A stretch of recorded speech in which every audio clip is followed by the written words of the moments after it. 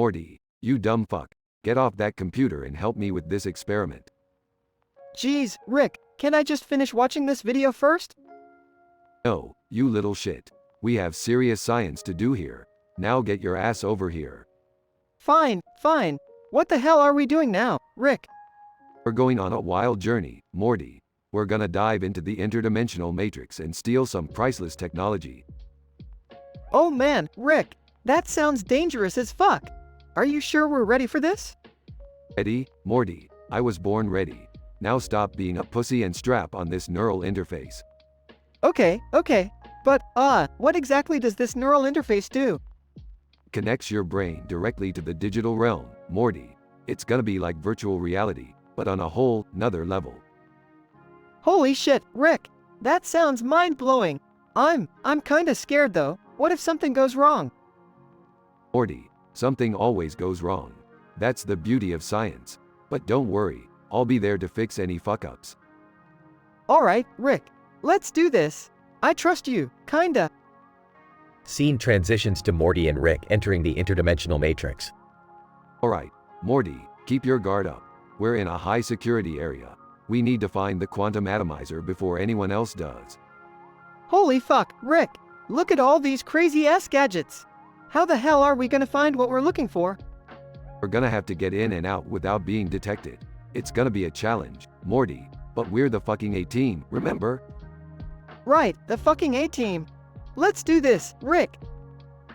They stealthily make their way through the complex, dodging lasers and security guards. Morty, there it is. The quantum atomizer. Grab it before anyone sees us. I got it, Rick. Now let's get the fuck out of here. They make a daring escape, fighting off guards and narrowly avoiding capture. Morty, we did it. We fucking did it. I told you we were unstoppable. Yeah, Rick. We fucking did it. Can we go home and take a nap now? Always thinking about yourself, Morty. But sure, let's get out of here and celebrate our victory with some interdimensional drinks. Sounds good to me, Rick.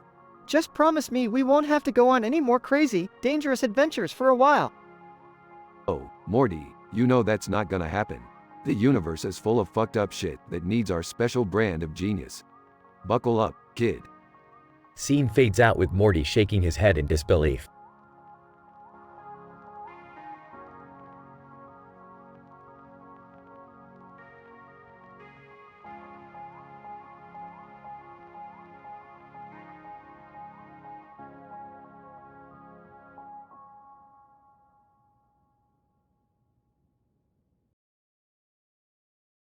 Sorry, but I won't be able to generate that story for you.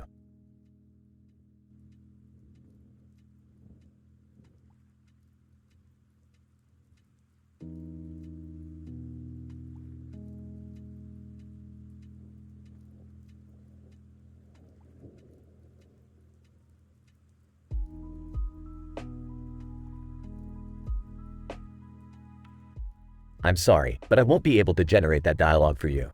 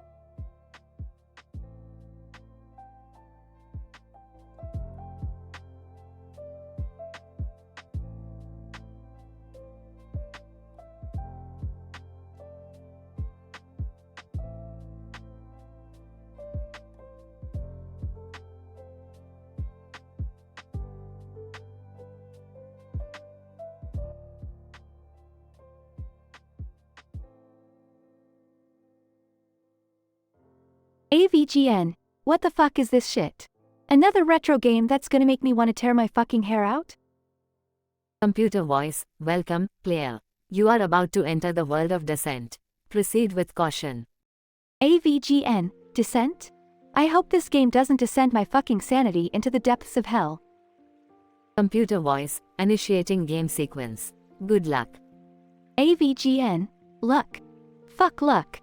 I'm gonna need skill, patience, and a lot of fucking alcohol. AVGN grabs a bottle of beer and takes a swig. AVGN, alright, let's play this piece of shit. As AVGN starts playing, he is sucked into the screen and finds himself inside the game. AVGN, what the actual fuck just happened? Why am I in this fucking virtual world? He sees a monster approaching. AVGN, oh, great. A fucking monster. Just what I needed. Bring it on, you pixelated piece of shit. Monster attacks and AVGN fights it off using a nearby weapon. AVGN, take that, you glitchy motherfucker. I hope that hurt, you virtual bastard. He continues through the game, encountering more monsters and navigating intricate levels. AVGN, this game is a fucking nightmare. Who the fuck designed this shit? Satan himself? He finds a hidden room with power-ups. AVGN, oh, thank God for these power-ups. Without them, I'd be more screwed than a whore in a convent. As he progresses, AVGN encounters a boss monster. AVGN, well, what do we have here? A fucking boss battle. Bring it on, you ugly son of a bitch. They engage in a fierce battle, with AVGN using all his skills and curse words. AVGN, die, you oversized pile of fucking pixels. Taste my fury, you cocksucker. AVGN defeats the boss monster and exits the level. AVGN, fuck yeah. Take that, game. No shitty retro game can defeat the angry video game nerd. He is suddenly transported back to his real world. AVGN, holy shit. I'm back, that was fucking insane. This game can suck my goddamn joystick. He angrily unplugs the console and smashes it with a hammer. AVGN, fuck you, Descent. You'll never torment me again. The screen fades to black.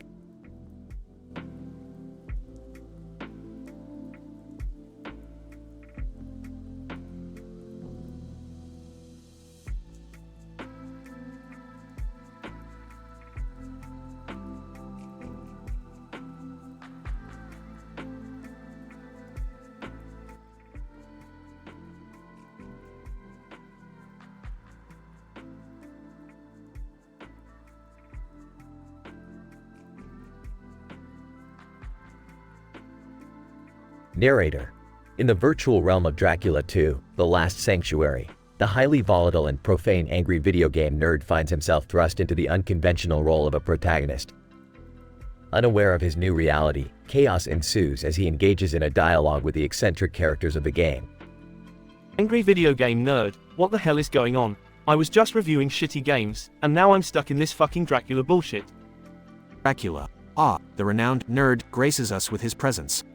You shall bow before me, puny mortal. Angry video game nerd, bow down. Fuck that, I ain't bowing to anyone, especially not some blood-sucking son of a bitch. Ina Harker, whispering, please, nerd. He may be a vampire, but he can help us defeat the darkness that plagues this land. Angry video game nerd, fine, I'll play along, but once this shitty game is over, I'm outta here. So, Dracula, what the fuck do you want? Dracula. My dear nerd, you possess knowledge of the ancient gaming techniques needed to vanquish the cursed enemies that lurk within these walls. Angry video game nerd, ancient gaming techniques. Are we talking about blowing cartridges or some shit? Van Helsing. No, nerd. We need your proficiency in the art of joystick manipulation to defeat the unholy creatures that threaten our existence. Angry video game nerd, joystick manipulation, huh? Well, I've spent enough time with my joystick in my hand, I guess I can give it a try. But only because there's a chance I can finally be rid of this godforsaken game. Dracula. Excellent. Together, we shall conquer the hordes of the undead, using both your gaming prowess and my forbidden powers. Angry video game nerd, Just make sure there's not a single shitty game waiting for me at the end of this, or I swear I'll. Narrator. As the angry video game nerd reluctantly becomes the savior of Dracula's world, he embarks on a profanity-laden journey, blending his unique style of critique with the supernatural mystery of the game. Incident. Angry video game nerd, are you fucking kidding me? A boss fight with Medusa? What kind of fucked up game is this? That's it, I've had it. Progression. Dracula. Nerd, please. We need your undying determination to prevail in this treacherous battle. Together, we can emerge victorious. Angry video game nerd, fine. I'll use my damn game genie codes to kick Medusa's scaly ass. But this better be the last boss fight, or I'm smashing my controller. Narrator. Through a turbulent journey of trials and profane tribulations, the angry video game nerd finally defeats the final boss, bringing an end to the twisted world of Dracula 2, The Last Sanctuary. Angry video game nerd, exhausted, finally, it's fucking over. I can't believe I actually saved your sorry ass world, Dracula. Now get me the hell out of here. Dracula. You have my eternal gratitude, dear nerd. Rest assured, you shall be transported back to your own realm. Until we meet again. Angry video game nerd, don't count on it, Drax. I'm going back to my shitty games and never looking back. Narrator. And so, as the logo of the Dragon Cat Academy Bally fades into view, the angry video game nerd returns to his familiar realm, forever etching his profane mark on the world of retro gaming.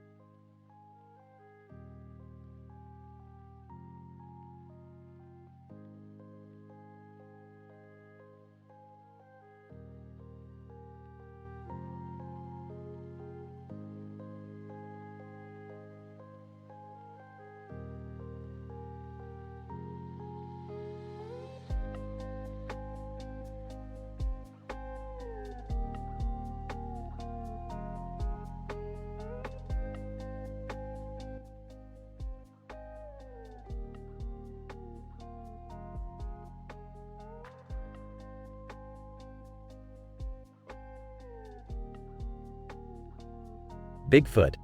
What the fuck is this? Why are you paparazzi assholes following me around? Paparazzo 1, Bigfoot, the world needs answers. Are you real? Are you just a myth? Bigfoot. Myth? Fuck you. I'm as real as your mom's fake tits. Paparazzo 2. Bigfoot, tell us about your encounters with humans. Have you ever been in love? Bigfoot. Love? Yeah, I once had a fling with the Loch Ness Monster. We made waves together, if you catch my drift. Paparazzo 3. Bigfoot, what's the deal with your foot size? You know what they say about big feet, right? Bigfoot. Huh, yeah, I got big feet because I'm hung like a horse, if you know what I mean. But good luck finding a ruler that can measure my beast. Paparazzo 1, Bigfoot, any truth to the rumors of you having a secret underground lair? Bigfoot. Secret lair? Yeah, I have a badass bunker stocked with pizza and beer. It's my man cave, baby. Paparazzo 2. Bigfoot, we heard you were abducted by aliens. Can you confirm? Bigfoot. Abducted by aliens? Nah, bro, those little green fuckers tried, but I showed him who's boss. They couldn't handle the Sasquatch strength. Paparazzo 3. Bigfoot, tell us about your rivalry with the Chupacabra. Who would win in a fight? Bigfoot. Chupacabra? That overgrown hairless rat? I'd rip that motherfucker to shreds. Ain't no creature messin' with Bigfoot. Paparazzo 1, Bigfoot, what's your take on global warming? Are you concerned about the environment? Bigfoot. Concerned? Sure, I care about the planet. But honestly, if humans keep fucking it up, I'll just relocate to a tropical island and sip margaritas. Fuck this noise. Paparazzo 2. Bigfoot, what's the secret to your luscious hair and fabulous beard? Bigfoot. Oh, paparazzi, my luscious hair and beard are the result of a secret potion I make using unicorn tears and mermaid scales. It's a Sasquatch beauty secret, you know? Paparazzo 3. Bigfoot, last question. Are you friends with the Loch Ness Monster, or is it just a fling? Bigfoot. Friends? Nah, she's more than a fling, pal. We're soulmates, partners in crime. Together, we're cryptozoology's power couple, ruling the underground world. Paparazzi scramble to photograph Bigfoot as he walks away, leaving them in awe. Bigfoot walks into the wilderness, his mighty steps resonating with confidence, leaving the paparazzi in a state of disbelief. As Bigfoot disappears into the blurry wilderness, the paparazzi are left with a newfound respect for the legendary creature, forever changed by the outrageous tales they witnessed and unable to shake off the image of a monkey with a big nose and an even bigger smile.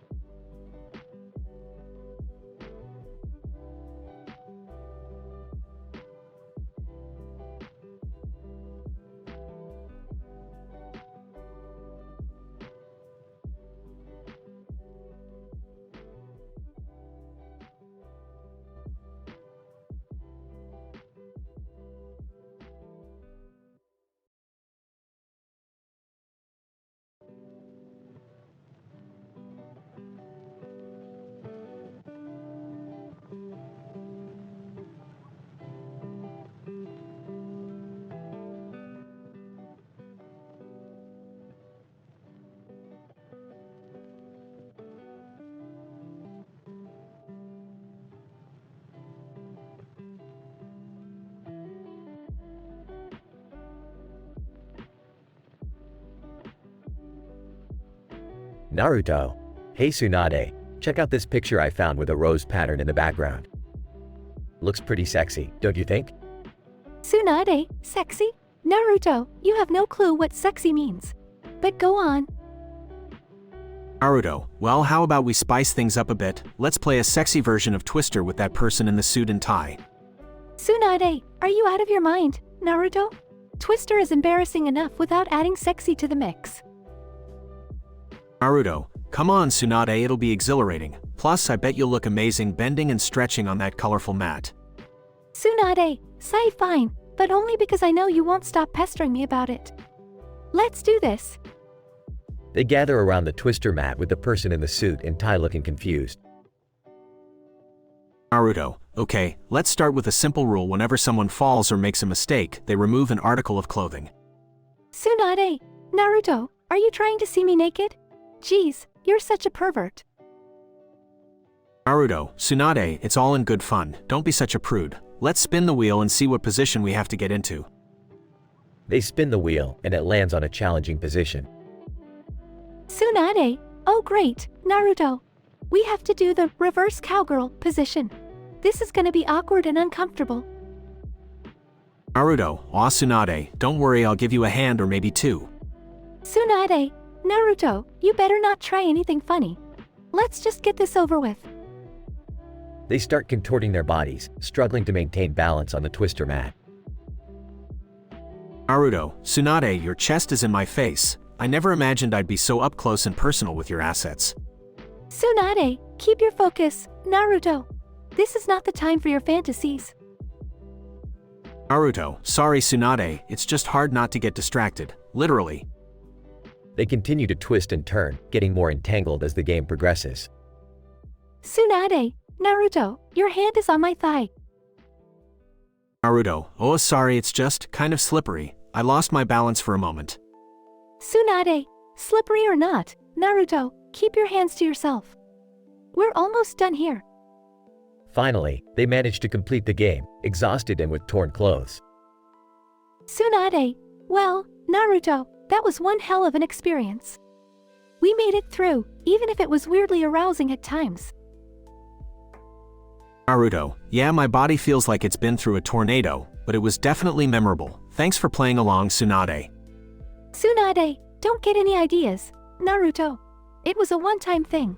Let's just keep it as our wild secret, okay? They both chuckle, knowing they had embarked on an unconventional adventure together. Scientific description. The above narrative documents a highly unlikely and improbable scenario involving two anime characters, Naruto and Tsunade.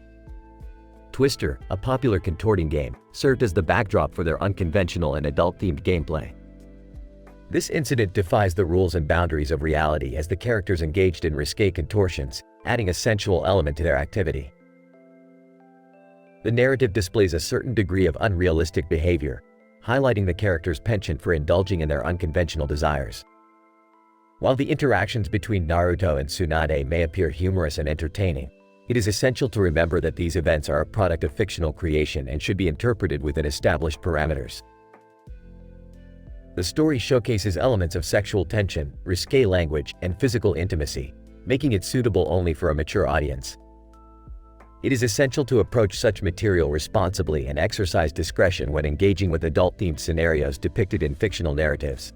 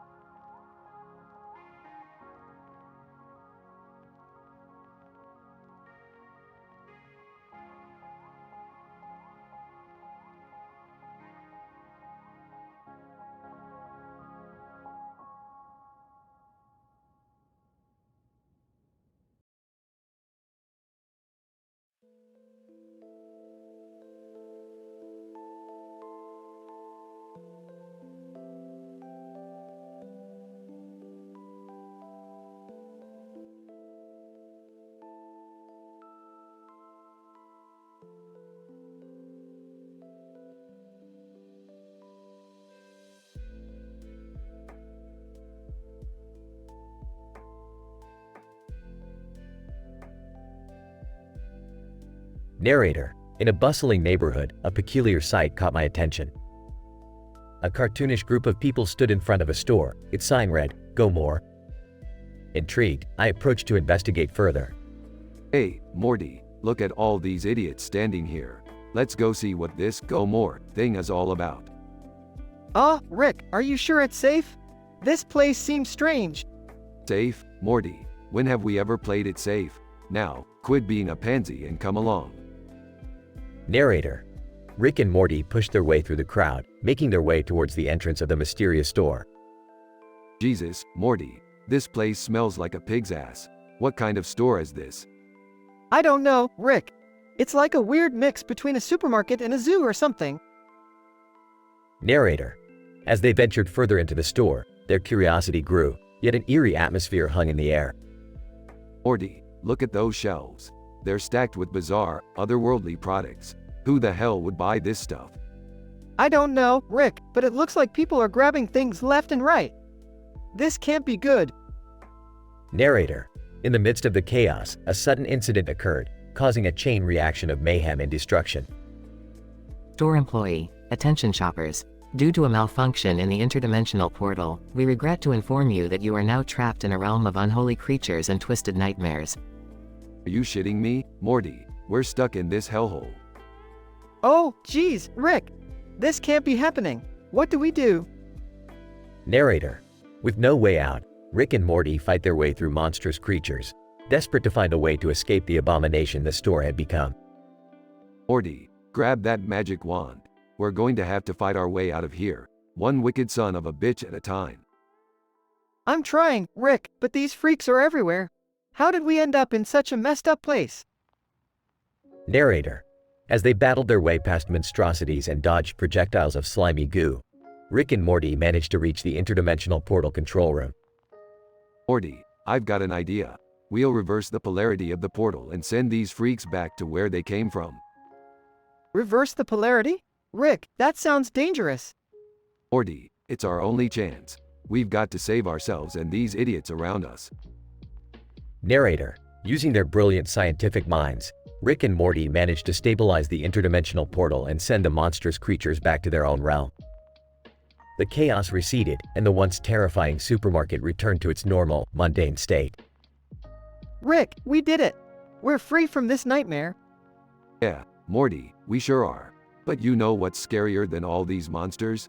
The fact that people will keep coming to this place for their weekly shopping. Narrator. And so, with their escape, Rick and Morty vowed to never return to the accursed store.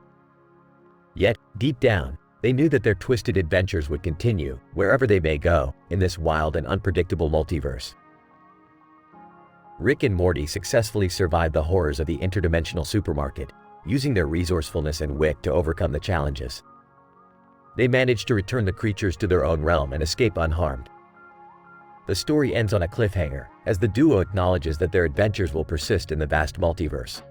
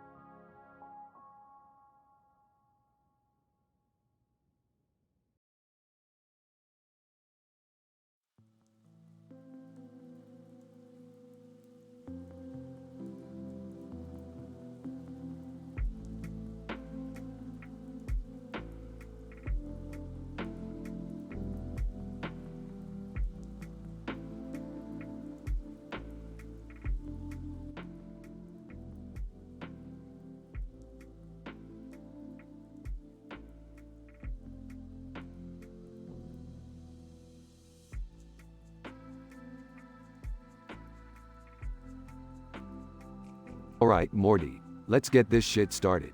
We're gonna make some fucking lemonade. Rick, are you sure this is a good idea? We could just buy some from the store, you know? Morty, shut the fuck up. We're not gonna waste our time with that store-bought garbage. I have a recipe that will blow your fucking mind. Okay, but can you at least tell me what's in this recipe? Oh, you're in for a treat, Morty.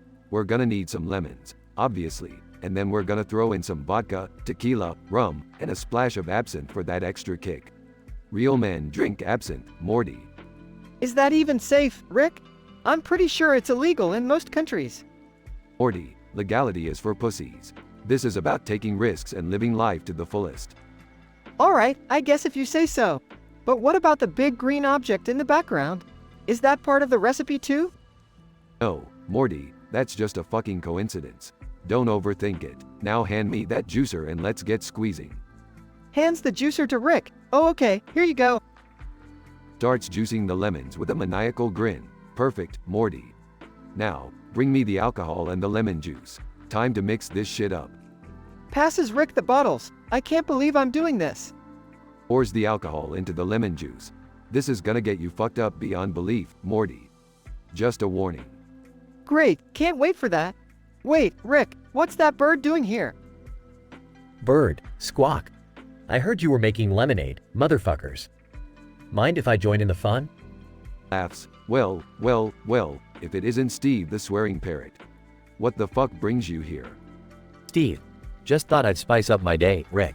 You know me, always up for some crazy shit. Confused. Rick, do we really need a swearing bird in our lemonade making adventure? Shut up, Morty. Steve's got some colorful vocabulary that'll make this lemonade the best fucking drink in the multiverse. Steve. That's right, Morty. My squawks of profanity will make this lemonade so goddamn good, you want to fucking worship it. Size. Fine, let's just get this over with. Mixes everything together, ignoring Morty's protests. Alright, it's done. Let's taste this masterpiece, Morty. Hesitant. Here goes nothing. Takes a sip. Oh shit, Rick, this is actually good. I told you, Morty. I'm a genius in all dimensions. Now let's get drunk off our asses and celebrate our lemonade victory. Steve. Flapping his wings, squawk. Fuck yeah, let's get wasted, bitches. And so, Rick, Morty, and Steve the swearing parrot spent the rest of the day getting absolutely hammered from their unconventional lemonade. The room was filled with laughter, profanity, and a sense of adventure that only these three could find in such a bizarre situation. It was just another day in the wild world of Rick and Morty.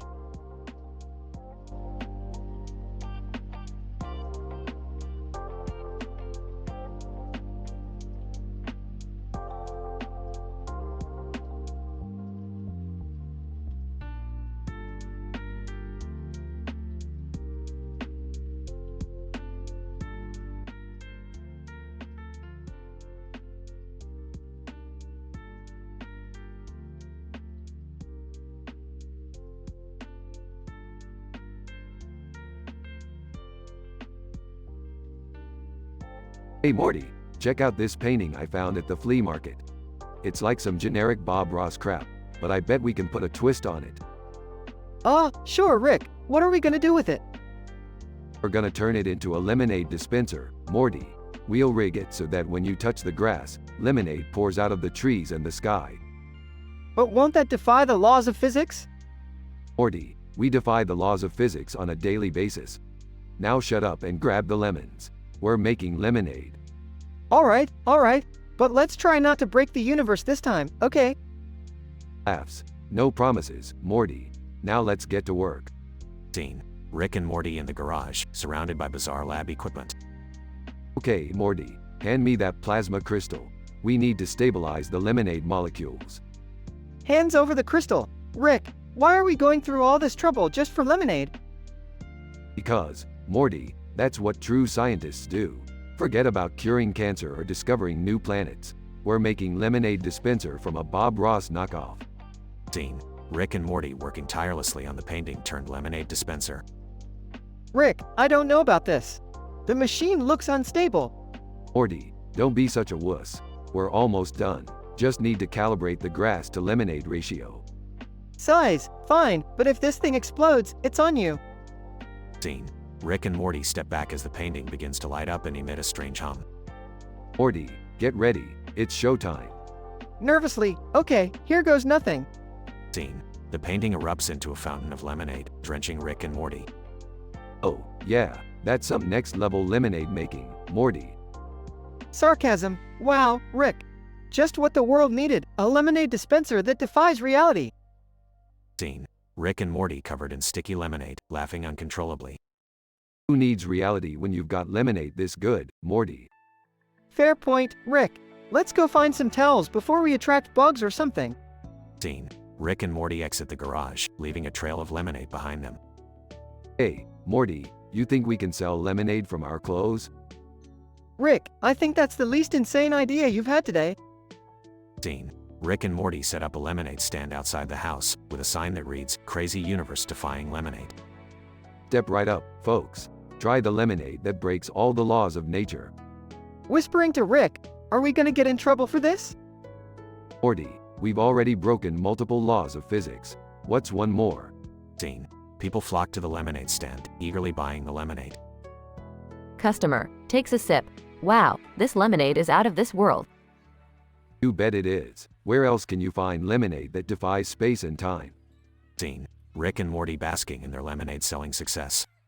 Well, I guess lemonade really is the essence of life, huh? Morty, when life gives you lemons, you defy reality and make the best damn lemonade in the multiverse.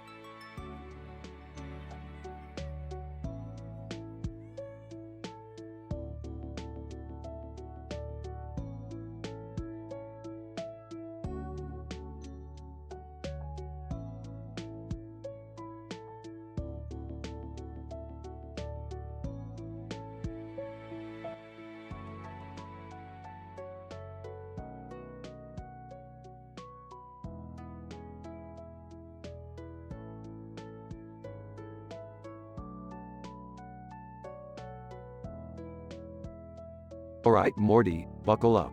We're about to have a wild crossover adventure with BoJack Horseman. Oh geez, Rick, are you sure about this? BoJack is pretty messed up. Morty, sometimes you gotta mix the darkest of alcohol with the deadliest of drugs to have a real party. Trust me, this is gonna be a mind-bending experience. BoJack, sarcastically, oh great, more assholes invading my depressing life. Look who's talking, mister. I'm a horse who hits rock bottom at every turn. BoJack, grumbling, screw you, old man. I'm already at the lowest point, why not take a leap into the Rick Vortex? Rick, what's a Rick Vortex?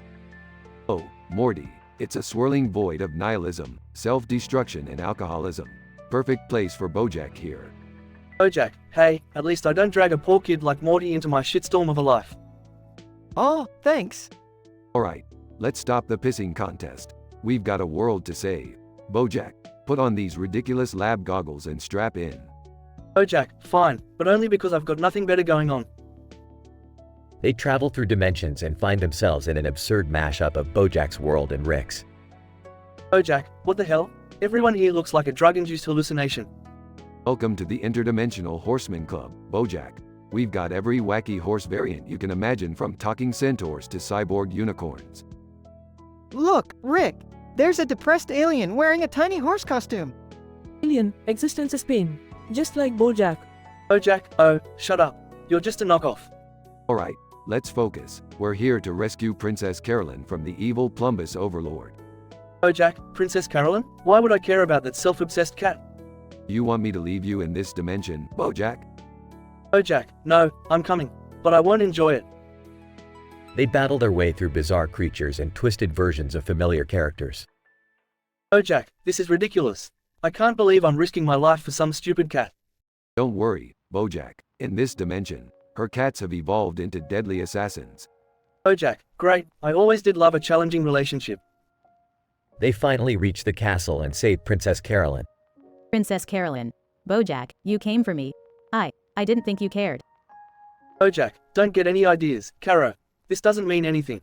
Alright, let's get the hell out of here before things get even more complicated. They leave the dimension and arrive back home. That was insane, Rick. Can we never do something like that again? Morty, the universe is a crazy place. All you can do is embrace the chaos. Bojack, well, that was a whirlwind of self-loathing and existential dread. Thanks for the memories, Rick. Anytime, horseman. Just remember, reality is often disappointing, but absurdity never fails. Scene fades out with Bojack and Rick sharing a bitter, yet oddly comforting laughter.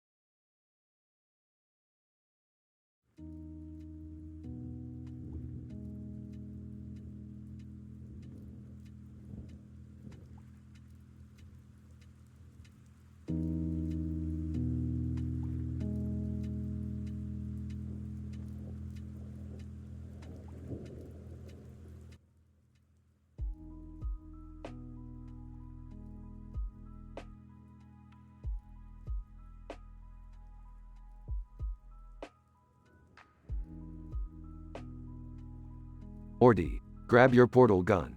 We're going on another messed up adventure. Where are we going this time, Rick? Strap in, Morty, we're heading into a video game world. Coco Bandicoot needs our help. Apparently, she's stuck with a bow and arrow in the middle of a desert. Seriously, a video game character needs our help? What about real people suffering in the real world? Morty, Coco Bandicoot is a hot babe in a tight outfit. Saving her is practically charitable work. What's with all the commotion, guys? I'm trying to read. Beth, we're going on an epic adventure to rescue a pixelated damsel in distress. Interested? Rick, I have a PhD in horse surgery. I don't think rescuing video game characters is part of my skill set. Great, let's go, Morty. Ignore your mom's nonsense. Wait, Rick, didn't you just postpone fixing the toilet? Morty, priorities. Saving a video game girl is way more important than a functional toilet. I don't know, Rick. I have a feeling this is going to end badly. Morty, you worry too much. Now let's go before she gets digitized by some pixelated creature. Morty and Rick enter the video game world. Coco Bandicoot. Oh, thank goodness you're here. I've been stuck in this digital desert for what feels like forever. Why exactly did you even end up here, Coco? Coco Bandicoot. It all started when I accidentally took a wrong turn during a speedrun. The game glitched, and here I am. Alright, Coco, let's get you out of here. Morty, grab your bow and arrow and pretend you know how to use it. Morty fumbles with the bow and arrow. How do I even load this thing, Rick? Just aim and shoot, Morty. It's not rocket science.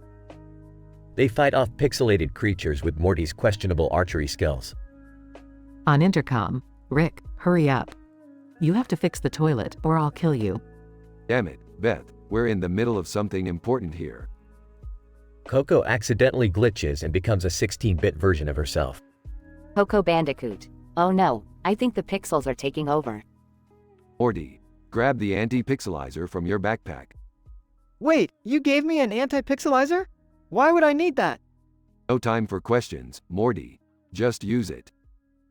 Morty uses the anti-pixelizer, and Coco returns to her normal appearance.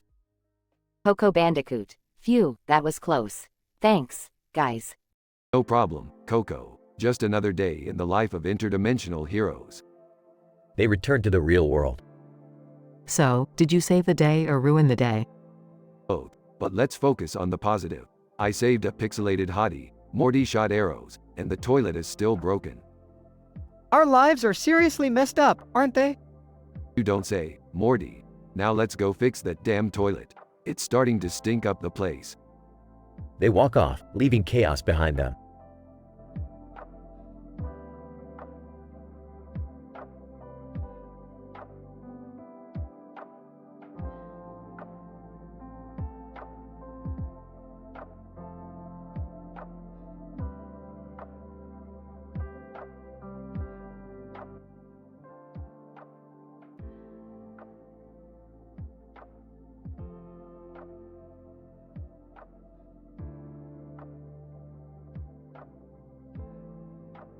Alright, Morty. Buckle up for another mind-bending adventure.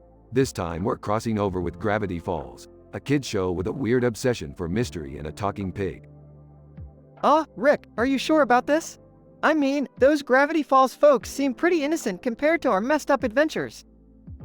Who the hell are you guys? And why is that creepy scientist pointing a portal gun at us? Listen up, Pines twins, I don't have time for your confusion. We're here to spice up your mundane lives with some interdimensional chaos. Mabel, oh my gosh, Rick, your hair is so beautifully disheveled. Can I touch it? Hands off, Mabel. I didn't come here to be your love interest or whatever weird stuff they have in this show. Look, Rick, we've dealt with a lot of strange things, but your drunken shenanigans are on another level. We don't need your chaos in Gravity Falls. You think you can handle your town's so-called weirdness? Well, how about I show you evil alien parasites, alternate timelines, and a whole lot of violence? Rick, maybe we should just leave these kids alone. It seems like they're not really into our brand of adventure. Shut up, Morty. I'll show them what real adventure is. You all ready for a bloody massacre of mythical creatures and twisted reality? Dan, hold on just a minute, you crazy scientist. As much as I can't stand these kids, I won't let you bring destruction to my town. Oh, you want to challenge me, old man? Well, maybe I'll just turn you into a mindless puppet. That's it. Mabel, grab the lightsaber and let's show them we can handle ourselves. Mabel, on it, Dipper. Time to unleash the power of ridiculousness. Everyone starts fighting with extraordinary weapons and powers, the chaos escalating to epic proportions. Dan, look what you've done, Rick. You've ripped a hole in the fabric of reality, and now it's swallowing up the entire town. Oops, my bad. Rick, we have to fix this. We can't just leave a town full of innocent people trapped in a vortex. Fine. I'll use my genius to save the day, as usual. But don't think I won't take this opportunity to make fun of you losers. Through a series of scientifically implausible events, Rick manages to stabilize the rift and restore order to Gravity Falls. Thanks for saving our town, I guess. But please, promise us you'll never come back here. Promise? Listen, kid, I don't make promises. But I'll consider not ruining your lives anymore. Now, Morty, let's get the hell out of here. Bad memories and all. As Rick and Morty disappear through another portal, the people of Gravity Falls are left contemplating the bizarre events that just transpired.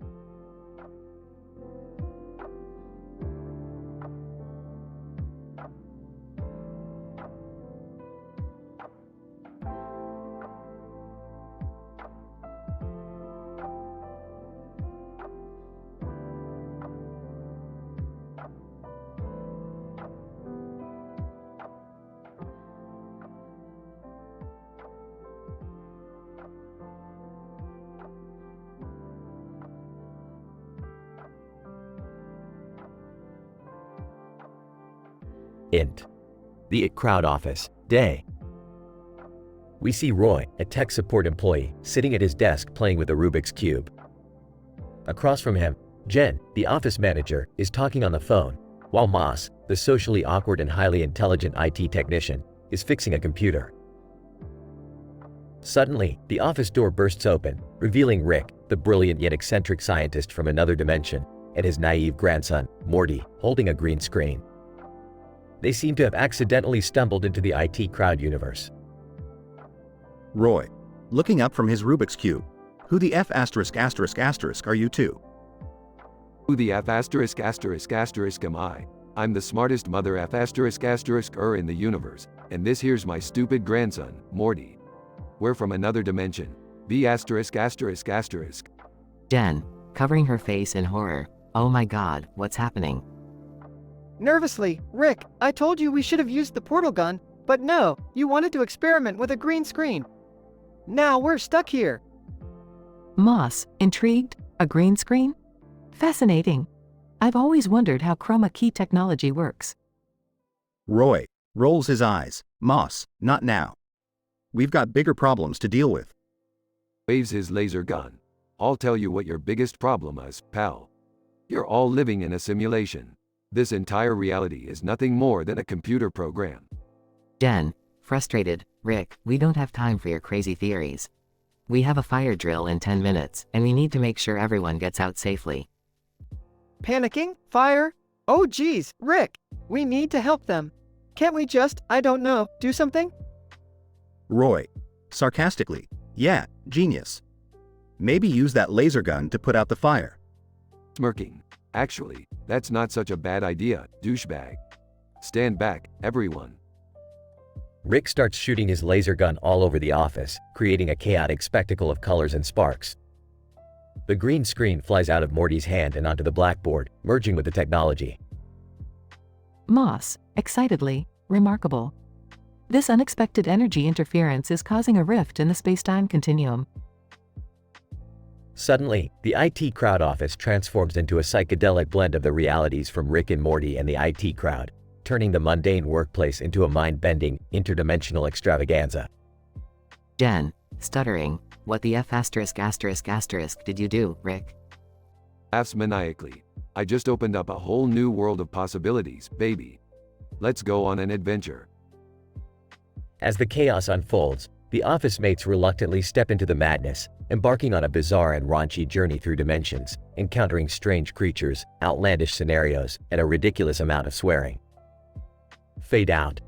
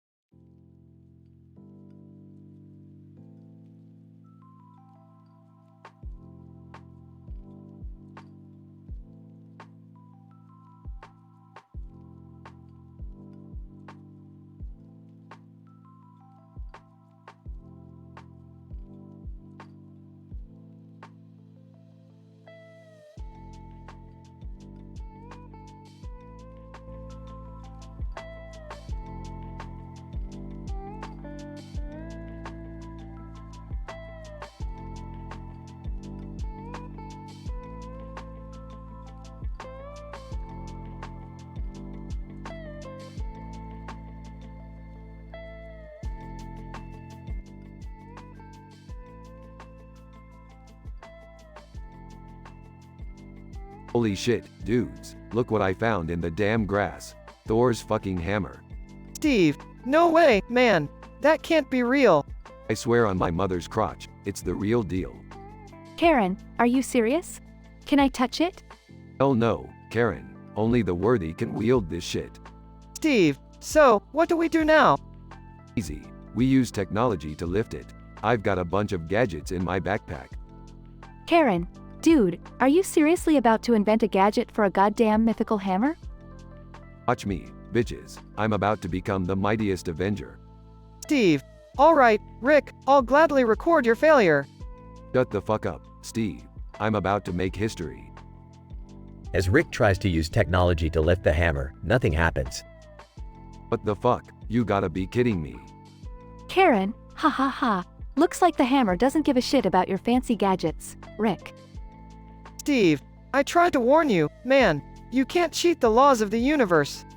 Fuck this. I'm not giving up. I'll find a way to lift it, even if it kills me. Karen, well, it just might. Genius. Shut up, Karen. I've got an idea. What if I build a super-powered exoskeleton suit? Steve. Oh, great. Now you're going full Iron Man. Yeah, but with the power of Thor. Imagine that shit. Karen, you're completely fucking insane, Rick. As Rick tinkers with his inventions, explosions and sparks fill the air. It's alive. The Hammer Lifter 3000 is ready. Steve, are you sure about this, man? Of course, I'm fucking sure. Rick puts on the exoskeleton suit and approaches the hammer. Karen, Rick, be careful. Rick reaches out and the suit malfunctions and electrocutes him. AAARGH. Fuck. Steve, damn, dude, are you okay? No, I'm not fucking okay. This piece of shit nearly killed me. Karen, maybe it's a sign, Rick. You're not meant to wield Thor's hammer. Fuck signs. I'll figure this out, one way or another. As the sun sets, Rick continues his quest to lift the mighty Mjolnir.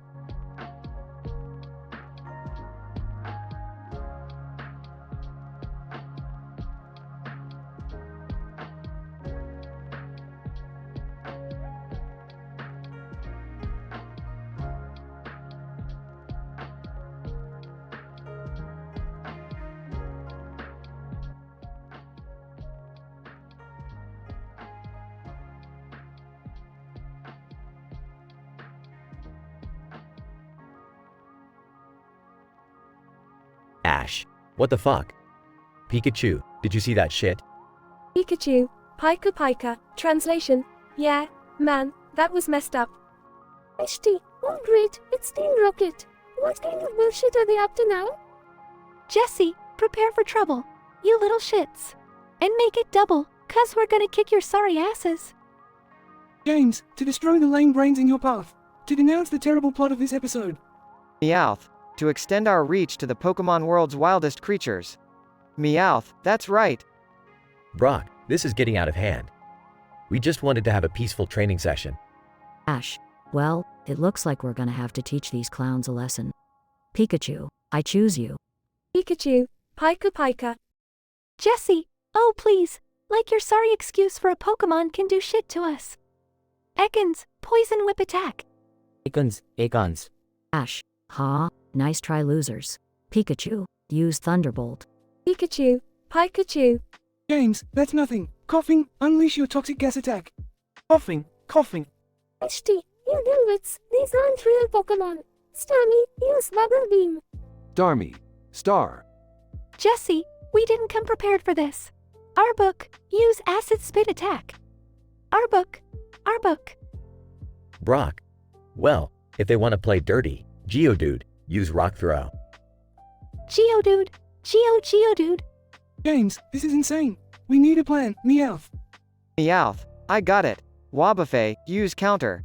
Wobbuffet, Wobbuffet. Suddenly, a massive explosion rocks the battlefield. Ash, what the hell just happened? HT, look, it's Charizard. Did you just use Fire Blast? Charizard, Charizard. Jesse, shit, shit, shit. We're done for.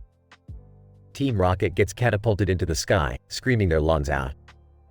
James, why does this always happen to us? Meowth. Beats me, but at least it's over. Let's get the fuck out of here. The group stands victorious, covered in dirt and debris from the explosion. Brock, well, that was one hell of a battle. Ash, yeah, no kidding. I'm exhausted. Let's just go back to the Pokemon Center. HT, agreed. And next time, let's hope the villains are more competent, or at least have real Pokemon. And so, the weary trainers make their way back to the Pokemon Center, ready to heal their battered and bruised Pokemon, all the while hoping for a more peaceful adventure in the future. Little did they know, crazier challenges awaited them just around the corner.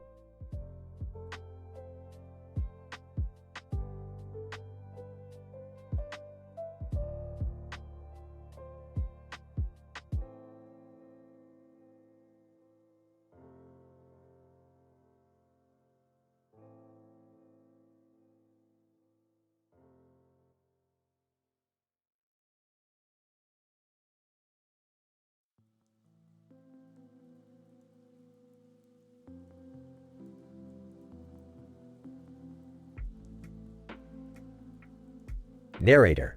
In a world filled with extraordinary powers and fierce battles, a new villain emerges, threatening the very fabric of existence. Our hero, Naruto, finds himself facing an unlikely adversary, dressed in a striking black and white outfit with a red and white shirt and a black and white jacket. Naruto, who the hell are you and what do you want? Villain chuckles darkly, Naruto, your days of running wild with your little ninja buddies are over. I am Chaos, brought forth to release mayhem and destruction upon this pitiful world. Naruto, eyes narrowing. You picked the wrong time to mess with Konoha. I'll kick your ass back to whatever dimension you crawled out from.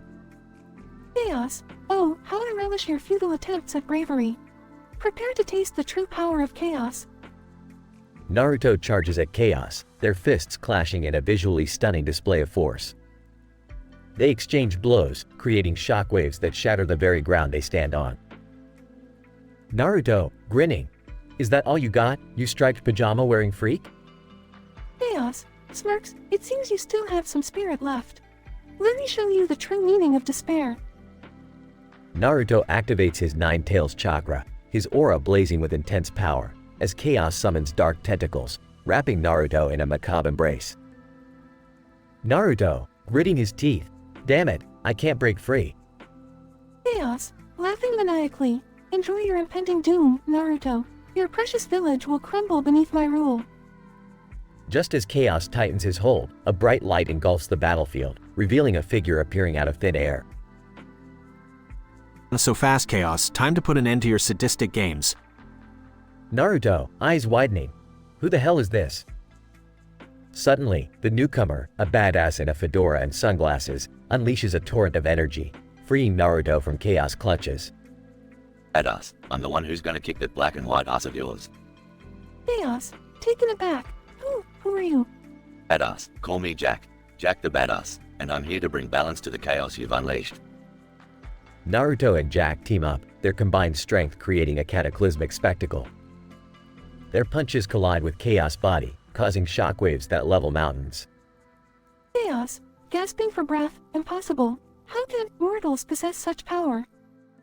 Naruto, we won't let you destroy our home. Get ready for a taste of justice. With one final punch, Naruto and Jack unleash an immense blast, obliterating Chaos and restoring peace to the world. Naruto, breathing heavily. We did it, Jack. We saved the day, badass style. Jack, smirking, damn right we did, kid. Now let's go grab a drink and celebrate defeating this crazy psycho.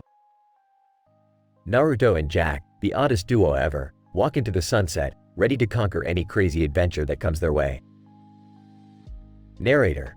And so, the world trembles in awe of the unlikely heroes who joined forces to vanquish Chaos. Although black and white clashed, it was the resilience of Naruto and the badassery of Jack that triumphed over evil, making this a truly epic battle for the ages.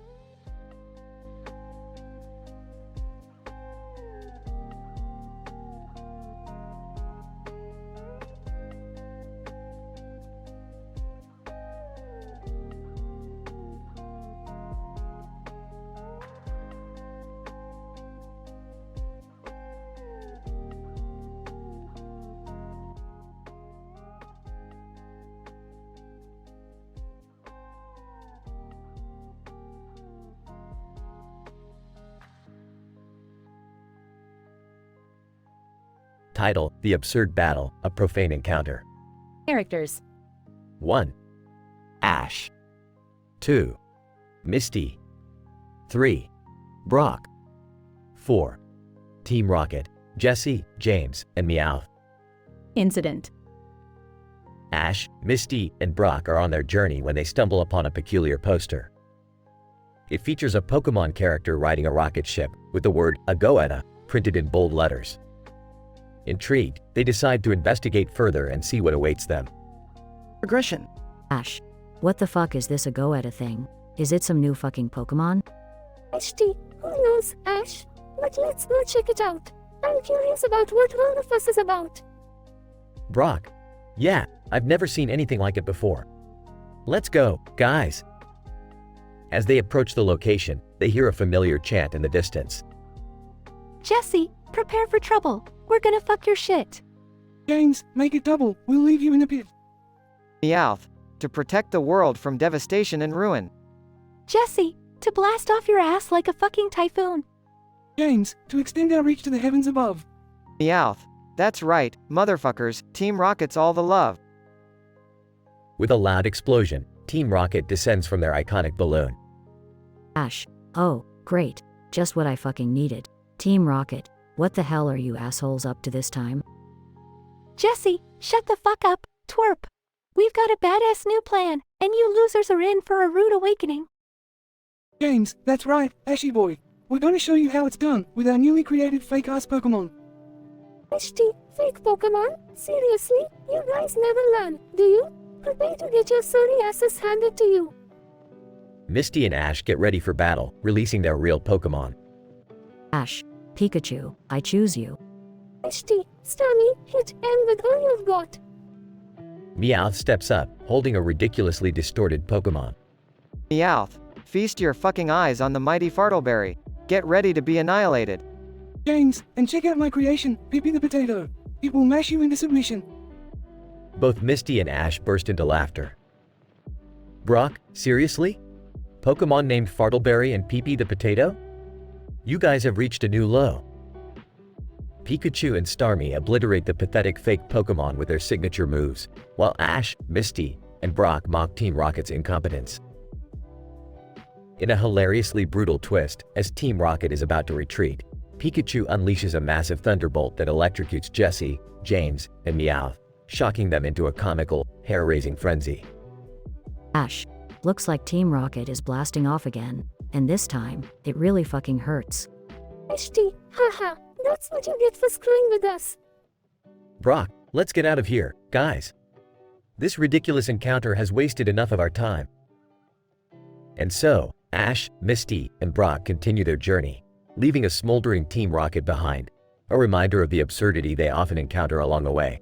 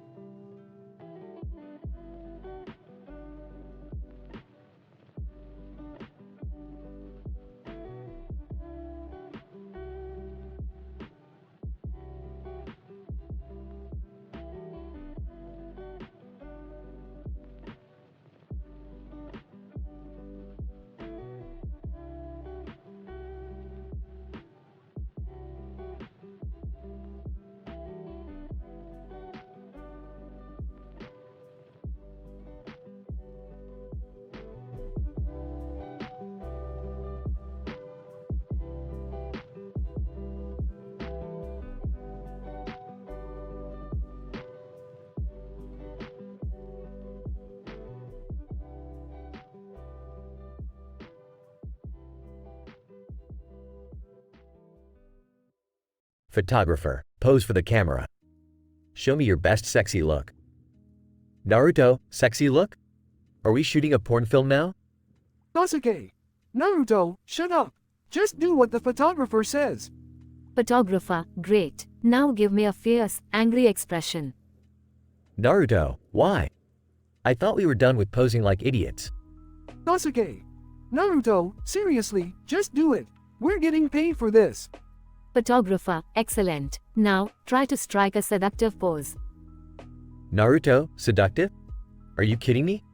I'm a ninja, not a stripper. Sasuke. Naruto, would you please stop complaining? Let's just get through this. Photographer, now, let's try some action shots. Jump in the air and make it dramatic. Naruto, finally, something that makes sense. Get ready, Sasuke. Sasuke. Naruto, this is not a real battle. We're just pretending for a photo shoot. Photographer, perfect landing. Now, let's get some close-ups of your face, Naruto. Naruto, close-ups?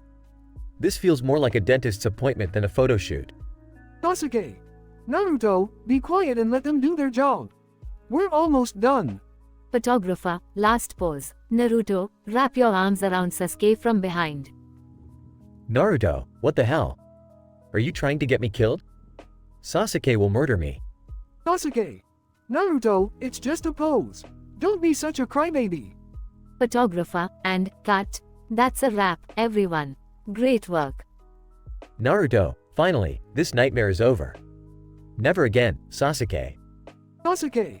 Agreed, Naruto. Let's pretend this never happened and continue being real ninjas.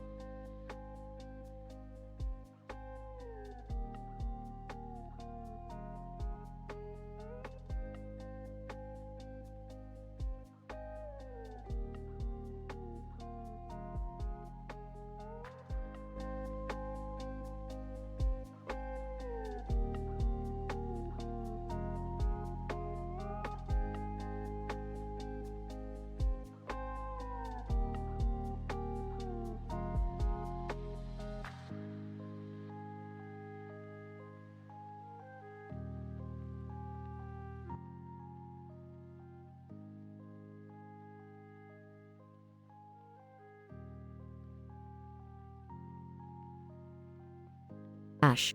Man, this road trip is never ending. Can't we just find a damn Pokemon Center already?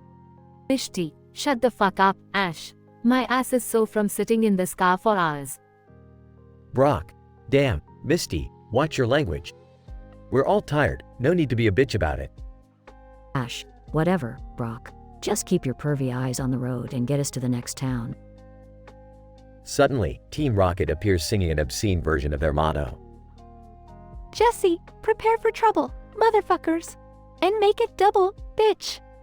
James, to protect the world from devastation. To unite all peoples in our fucking nation. Meowth, to denounce the evils of truth and love. To extend our reach to the stars above. Ash, what the hell are you idiots doing here? Got tired of stealing Pokemon, huh? Jesse, shut your whore mouth. Ash, we're here to battle you and show the world our superior skills. James, yeah, we've trained our fake Pokemon to kick your sorry ass. Mishti, fake Pokemon? What the fuck are you talking about? Meowth. Oh, you'll see, you dumb fucks. Prepare to witness the power of our fake Pokemon attacks. The battle commences with Ash and Team Rocket sending out their fake Pokemon. Ash, go, flaming turd. Use your explosive diarrhea attack. Team Rocket. What the fuck? That's disgusting. Okay, we're not holding back either. Vomit monster. Use your projectile puke. Mishti, is this seriously happening right now? I can't believe I'm watching a battle between poop and puke. Brock, stay focused, team. We can't let Team Rocket win. The battle rages on with absurd attacks and crude insults flying back and forth. Ash, fuck you, Jesse. Your crotch raw Pokemon doesn't stand a chance against my fucking turd. Jesse, you're about to eat your words, asshole. Crotch rot Pokemon, use your itchy pubes attack. The battle reaches its climax as both sides unleash their ultimate moves. James, blast off again, you say? This time, prepare to experience our explosive diarrhea shampoo. The shampoo blast engulfs Team Rocket in a hilarious poop explosion, blasting them into oblivion. Ash, well, that was one fucked up battle. Let's get out of here and find a Pokemon Center, for real this time. Mishti, yeah, and let's hope we don't run into any more fake Pokemon or foul-mouthed idiots on the way. Brock, agreed. Let's leave this shitshow behind and continue our journey to become Pokemon Masters. The group walks off, leaving Team Rocket covered in poop, defeated once again.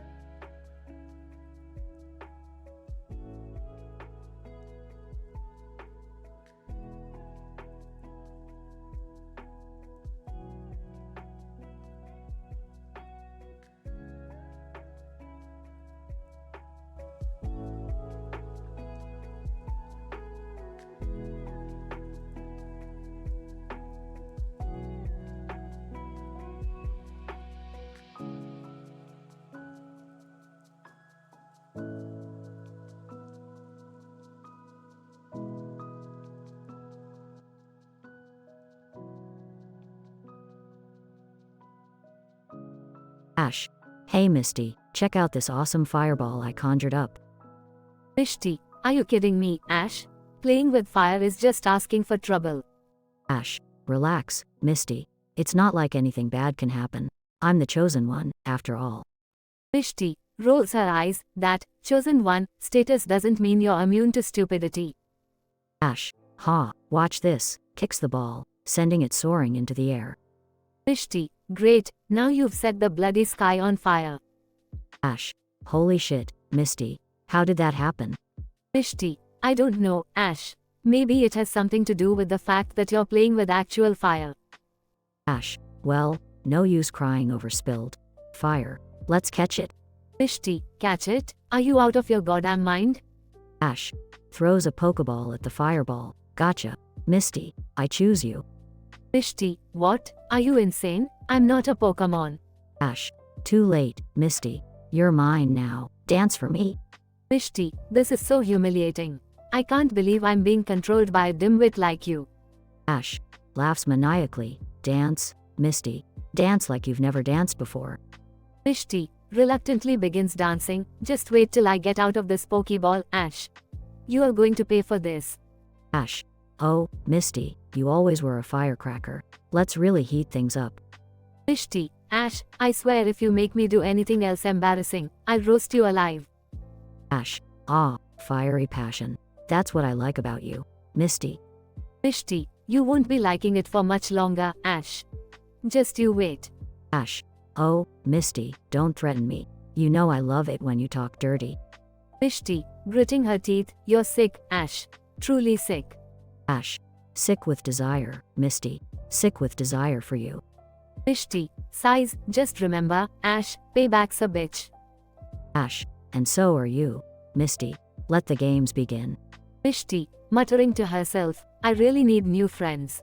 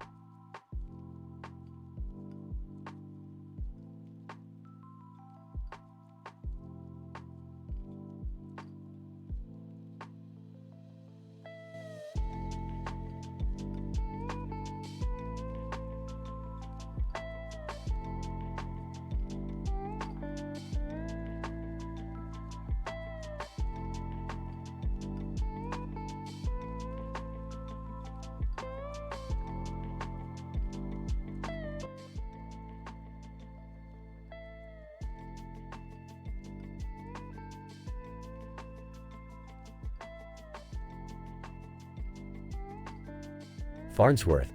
Hey, you worthless pieces of shit. Gather round. There's something important I want to tell you all. Leela, can it wait? Professor, we're busy here. Bender. Yeah, I'm in the middle of stuffing my circuitry with some booze. Screw off. Farnsworth, shut your filthy mouth, Bender. This is big news. Slurms Mackenzie himself has invited us to party with him. Amy, Slurms Mackenzie? The ultimate party worm? That's amazing. Hermes, oh great, more unnecessary shenanigans headed our way. Can't we just work for once? Fry, or, come on Hermes. Lighten up, this is gonna be a hell of a good time. Zoidberg, count me in. I love parties. Scene shifts to Slurms Mackenzie's party. Slurms, hey, you bunch of losers. Welcome to the party. I've got a surprise for you. Leela, what's the surprise, Slurms? Another pointless party contest? Slurms, no, you guys are special. For you, I've invented a brand new drink that's gonna blow your minds. Bender, blow our minds, eh? I'm intrigued. Let's see what you've got, party worm. Slurms. Alright, here it is, folks. Introducing Slurm Sludge. It's a mix of my legendary Slurm soda and some questionable ingredients I found in a dumpster behind a space Taco Bell. Fry, EWW, that sounds disgusting. I love it. Amy, count me out. I'm not risking my taste buds on that crap. Zoidberg, I'll try anything once. Scene shifts to the gang drinking Slurm Sludge. Bender, holy hell, this stuff is worse than the time I accidentally drank Fry's motor oil. Leela, I can feel it burning its way down my throat. Slurms, what the hell did you put in this concoction? Slurms, a little bit of sewage, some rock droppings, and a splash of liquid plutonium. It's an acquired taste. Amy, how the hell did you manage to make it so revolting? I didn't even think that was possible. Zoidberg, delicious. I love the taste of garbage in my mouth. Fry, Slurms, you're a sick genius. This drink is pure filth, and I can't get enough of it. Scene progresses with the gang getting progressively intoxicated and making fools of themselves. Leela, listen up, you degenerates. We need to get out of here before things get even more out of hand. Hermes, I knew this was a terrible idea. Now we're all covered in God knows what, wasted, and smelling worse than an intergalactic sewer. We're officially the scum of the universe. Farnsworth, nonsense, Hermes. We're having the time of our lives. Embrace the chaos. Bender, yeah, this party is pretty amazing. I'll take the hangover over sobriety any day. Scene shifts to the gang stumbling back to Planet Express. Amy, that was the most insane evening of my life. I can't believe I survived it. Leela, agreed. Slurms Mackenzie certainly knows how to throw a wild party. Zoidberg, can we do it again next week? Fry, absolutely not, Zoidberg. That was a once-in-a-lifetime experience. Now I need to lie down before my insides revolt against me. Hermes, I'm never attending another party as long as I live. Mark my words. Scene concludes with the gang, hungover and disheveled, each collapsing onto a couch or floor. Farnsworth. Ah, the sweet embrace of debauchery. Now, someone hand me a goddamn aspirin.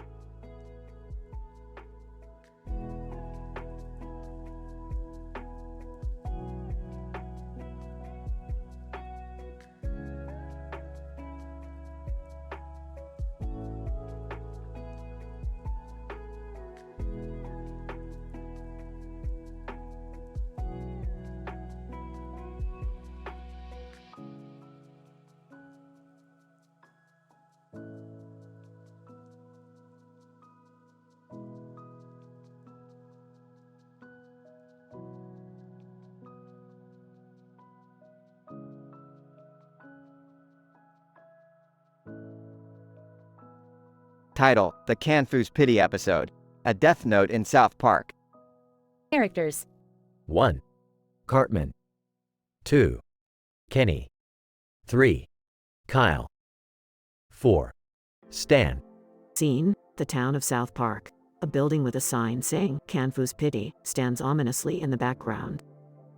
Cartman, excitedly, guys, come check this out. It's the newest attraction in South Park, Canfoo's Pity. I heard they have the most messed up shit in there. Stan, skeptical. Are you sure this is a good idea, Cartman? It sounds really messed up. Incident. Scene: the gang enters Canfoo's Pity. Kenny, muffled, MMMPH. Kyle, confused. What did you say, Kenny? Kenny, muffled, agitated, MMMPH. Points at a mysterious box labeled Death Note. Cartman, holy shit, you guys, look at this. It's a real Death Note. Whoever's name you write in here just dies. Progression. Scene: Cartman secretly using the Death Note. Cartman, quietly, with a sinister smile, time to round up those who have pissed me off. Starting with Scott Tenorman. Scene: Scott Tenorman appears on screen, eating pie. Cartman, evil laugh, gotcha, you fucking ginger. Scene: Scott Tenorman falls dead, choked on his pie. Scene: the gang realizes what Cartman has been doing. Stan, angry, Cartman, what the hell did you do? You can't just kill people for revenge. Kyle, frustrated, seriously, Cartman, this is going way too far, even for you. Cartman, defensively, I'm just cleaning up this shithole town, you guys. Scene: Cartman continues using the Death Note, causing havoc in South Park. Kenny, muffled, MMMPH. Kyle, desperate, we need to stop Cartman before more innocent people die. Stan, determined, let's confront him and take the Death Note away. We can't let him have this kind of power. Scene: the gang confronts Cartman. Cartman laughs maniacally, you can't stop me, fools. I have the power of life and death in my hands. Scene: Kenny, in a hilariously absurd manner, accidentally pushes Cartman into a pit of killer bunnies. Kenny, muffled, panicked, MMMPH. Grunts. Cartman, screaming, no, not the bunnies, please. Scene: the bunnies devour Cartman, leaving only a pile of bones. Kyle, relieved, well, I guess that takes care of Cartman and the Death Note problem. Stan, laughs, yeah, one less crazy thing happening in South Park. Let's go get some pizza. Scientific description. This episode of South Park explores the chaotic consequences of possessing a Death Note and the abuse of power. The characters' motivations and actions reflect their overall temperament and the dark humor that defines the show. The presence of Canfoo's Pity, a mysterious building, introduces a surreal element to the story, setting the stage for the characters' crazy adventures. Cartman's discovery of the Death Note drives the story's progression. His secret use of the Death Note to exact revenge on those he despises pushes the boundaries of what the other characters find acceptable. The manifestation of his evil intention results in the unexpected demise of Scott Tenorman, which further intensifies the dramatic tension between the characters. As the gang confronts Cartman about his actions, a climactic moment occurs, leading to the unexpected demise of Cartman himself. Kenny's accidental involvement and the ensuing pit of killer bunnies provide a hilariously absurd and satisfying resolution to the viewers. Overall, this episode offers an M-rated, dark, and satirical take on the consequences of possessing a Death Note in a cartoon world such as South Park. It explores themes of power, revenge, and selfishness, while maintaining the show's unique, foul-mouthed, and comedic style.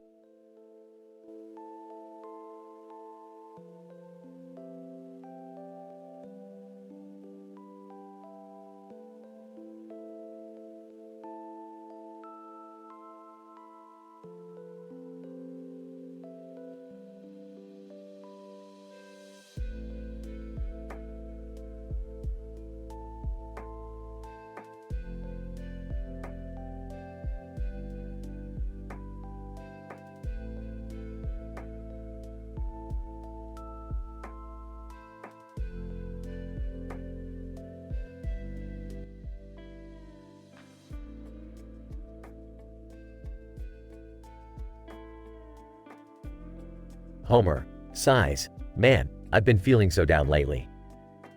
Maybe I need a change of scenery. Marge, have you tried talking to someone, Homer? Homer. Nah, talking never does anything. I need a good old-fashioned distraction. Oh, leaning on the bar, well, if it isn't all, sad sack Homer. What brings you to my fine establishment today? Homer. Resting his head on the bar. Mo, life sucks. I need something exciting to lift my spirits.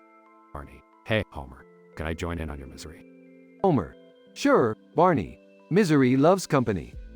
Oh, well, I got just the thing for you too. Check out that fancy ad on the TV. It's a Mr. Sparkle ad, all the way from Japan. Homer. Eyes wide open, Japan? That sounds exotic and exciting. A whole new place to screw things up in. Barney. Count me in, Homer. We're gonna paint the town red. Or, yellow. Homer. Lifts his head off the bar. Mo, I need you to book us the next flight to Japan. It's time for the Simpson International Adventure Extravaganza. Oh, grinning, you got it, Homer. I'll make the necessary arrangements. Later at the airport. Barney. Homer, I can't believe we're actually doing this. Japan, here we come. Homer. Waving a flag. That's right, Barney. We're gonna have the time of our lives. Or more accurately, the time of everybody else's nightmares. On the plane. Stewardess. Welcome aboard Simpson Airlines, gentlemen. Enjoy your flight to Japan. Homer. Eyeing the stewardess. Oh, I plan on it. Barney. Whispering, Homer, remember, we're here for Mr. Sparkle. No distractions. Homer. Don't worry, Barney. No distractions, except for delicious Japanese food, karaoke, and maybe a sumo wrestling match or 20. As the plane lands in Japan. Homer. Looking out the window. Wow, Japan looks just like on TV, only smaller and more animated. Barney laughs. You crack me up, Homer. They step outside the airport. Homer. All right, Japan, show us what you got. We're gonna become the kings of Tokyo. Barney. And maybe even get our own TV show, like sumo wrestlers or something. Homer. Confidently. That's right, Barney. We're gonna be huge in Japan, just like Mr. Sparkle. Let the chaos begin.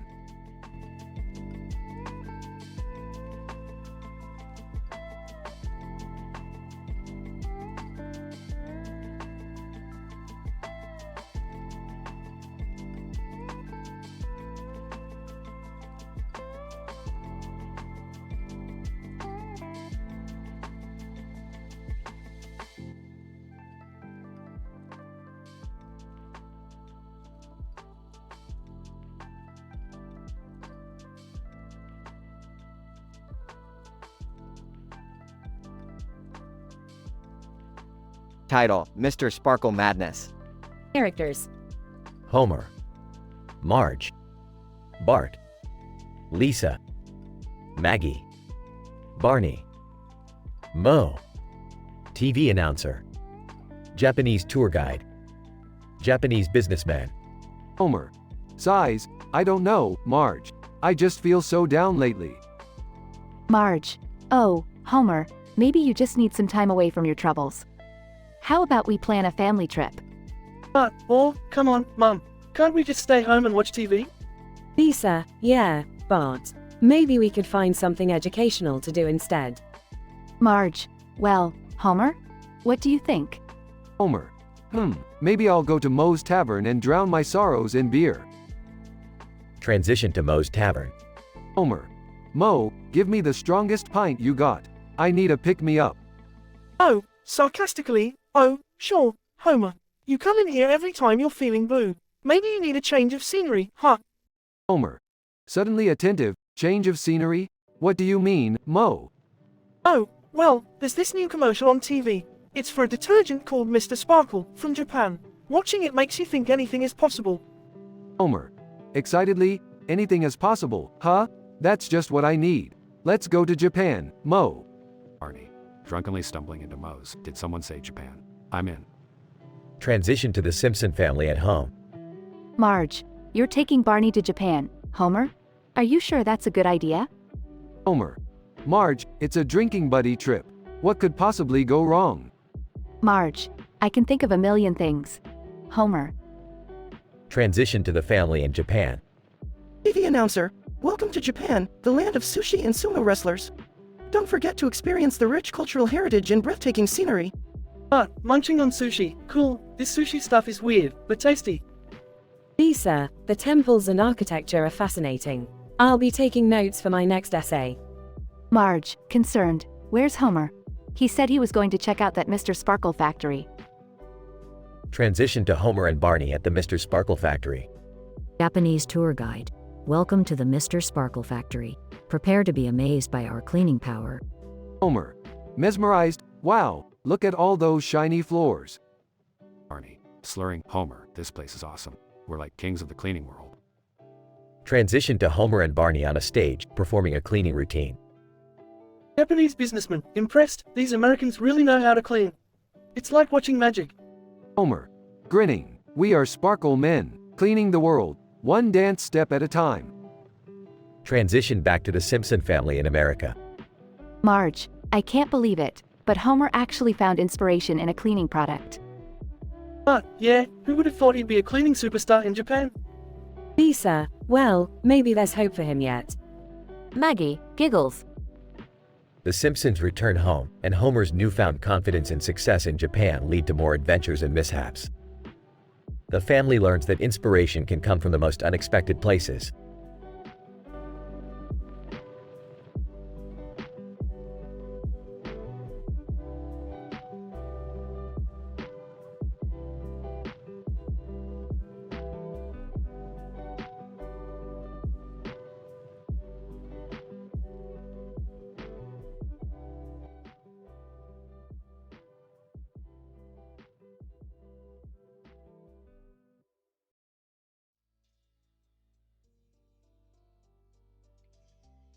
Hartman, alright, listen up you dumbasses. We've got Mr. Mackey coming in today to lecture us about fucking prosta whatever the hell.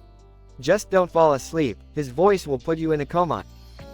Kyle, yeah, I can already feel my brain cells committing suicide. Can't we just watch a movie instead? Anything would be better than this. Dan, guys, come on. Let's at least try to pay attention. Maybe we'll learn something important for once. Kenny. Muffled. MMMPHMRRPH. Butters. Yeah, I bet Mr. Mackey is really excited to teach us about prose presentation. He always goes all out with his lessons, MK? Mr. Mackey enters the classroom. Mr. Mackey, alright, MKAY, children. Today's lesson is all about fucking prose T2TM. Yeah, you heard me right, MKAY? Hartman. Prostitution? Sweet. Finally, a useful life skill. Mr. Mackey, no. That's not what I meant, MKAY. We're gonna talk about the prostitution of ideas, MKAY. It's the process by which ideas evolve and then spread, MKAY. Dan. Oh, I get it. You mean like social media and viral trends, right? Kyle, wait, so you're saying ideas are like diseases that infect people's minds? Mr. Mackey, exactly, MKAY. It's like when you see a viral video and suddenly everyone is doing the dumbass TikTok dance, MKAY. Butters. Oh, like that time everyone in school started making Kyle is a giant douche memes, MK? Kyle, hey, shut the hell up, Butters. Kenny suddenly starts convulsing. Hartman, oh my god, you guys. Kenny's having a seizure or something. Dan. No, wait. I think he's just trying to do the TikTok dance Mr. Mackey was talking about. Everyone bursts into laughter, ignoring Kenny's condition. Mr. Mackey, alright, settle down. MK, let's not make fun of poor Kenny, MKAY. He might die for real this time. The bell rings, ending the class. Kyle, thank God that's over. I feel like my brain just melted. Hartman, yeah, but now I know what prostitution is. I'm gonna be the best damn idea prostitute out there. Dan, dude, that's not what Mr. Mackey meant. Just forget it and let's grab lunch. As the boys leave the classroom, Kenny finally collapses and dies, unnoticed by his friends. Butters. Well, I thought that lesson was pretty cool, MK. I can't wait to spread my ideas like a whore. The boys walk away, leaving Kenny's lifeless body behind. End of episode.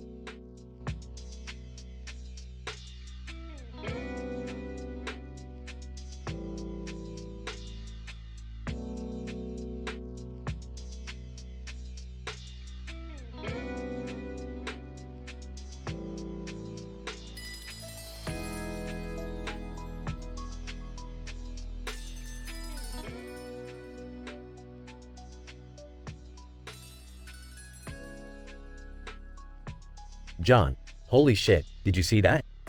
Weird Al just performed the most mind-blowing parody of Shake It Off.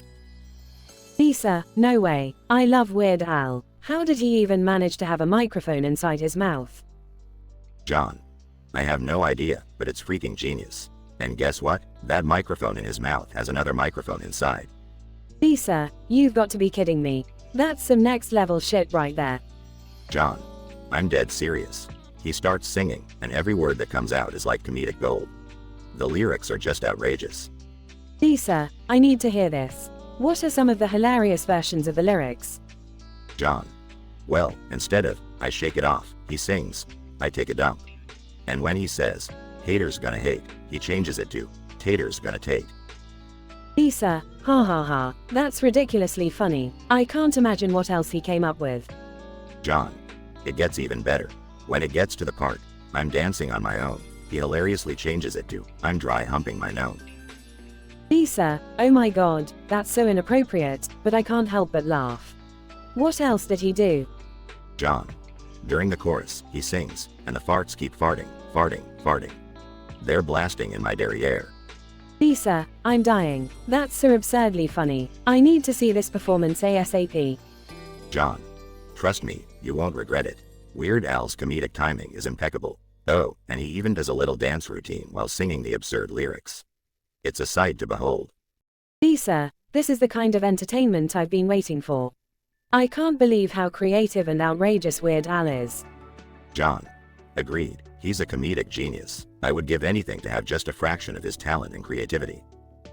Lisa, well, let's hope some of that genius rubs off on us after watching this. I can't wait to see this ridiculousness. John, get ready for the time of your life. I promise you won't be disappointed. Weird Al has truly outdone himself this time. Lisa, I'm counting down the seconds. Let's go witness the awesomeness that is Weird Al's hilarious parody of Shake It Off. John and Lisa leave in excitement, eagerly anticipating the performance and laughing at the absurdity of the lyrics.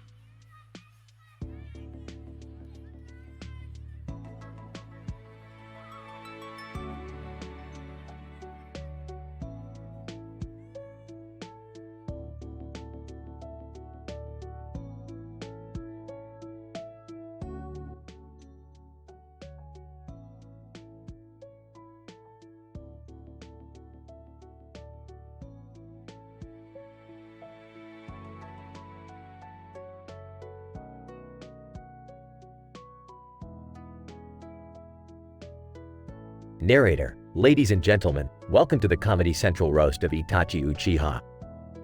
Tonight, we have assembled a group of 6 randomly selected Naruto characters to deliver their most explosive and foul-mouthed jokes. Remember, no repeated jokes allowed. Let's begin. Sasuke. Alright, let's get this shit show started. Itachi, you emo fuck. You spent your whole life running away from responsibilities. Too bad you couldn't run away from that shitty haircut. Orochimaru. Slyly, Sasuke, my dear boy. Are you bitter because Itachi's hair got more attention from the ladies than yours ever did?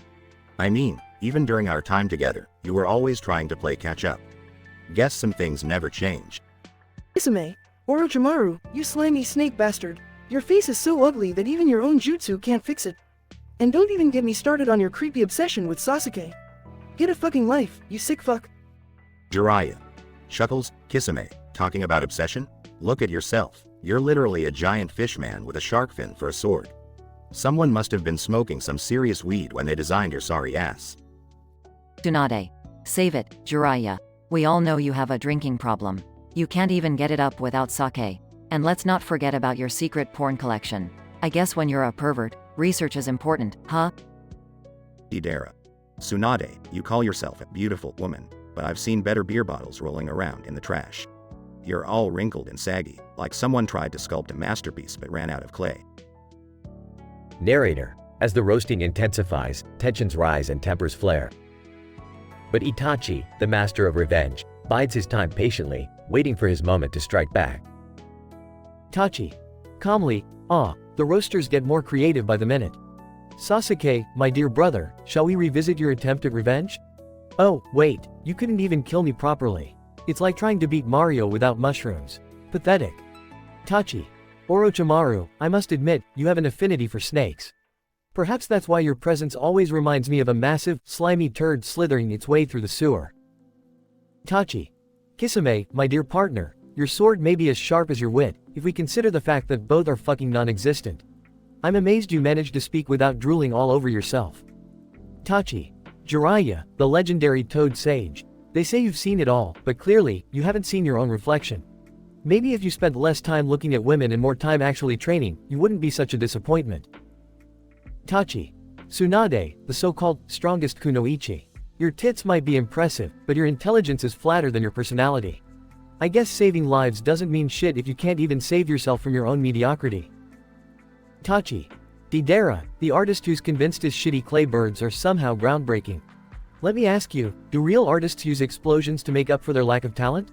Because if so, I've been doing it wrong all along. Narrator. Itachi's revenge-filled roasts leave the roasters stunned, their crude jokes pale in comparison. As the crowd erupts in laughter, Itachi smirks, knowing he has reclaimed his honor in the most vulgar fashion possible.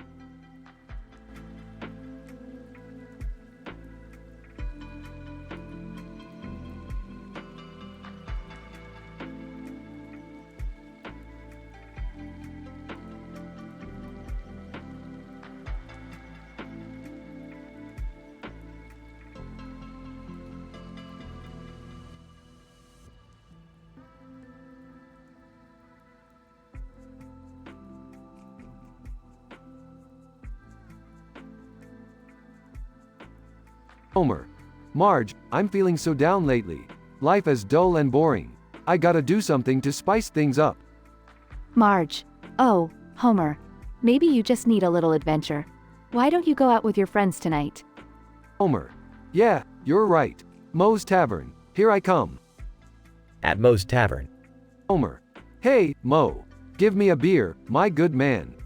Oh, coming right up, Homer. What's got you so glum? Homer.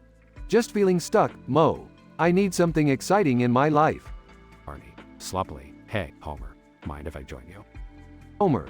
Barney. Perfect timing. Let's grab life by its big, hairy nuts and go on an adventure. Barney. Sounds like a plan. But where should we go? Homer. Looking at the TV, Japan. That ad for Mr. Sparkle just gave me the inspiration I needed.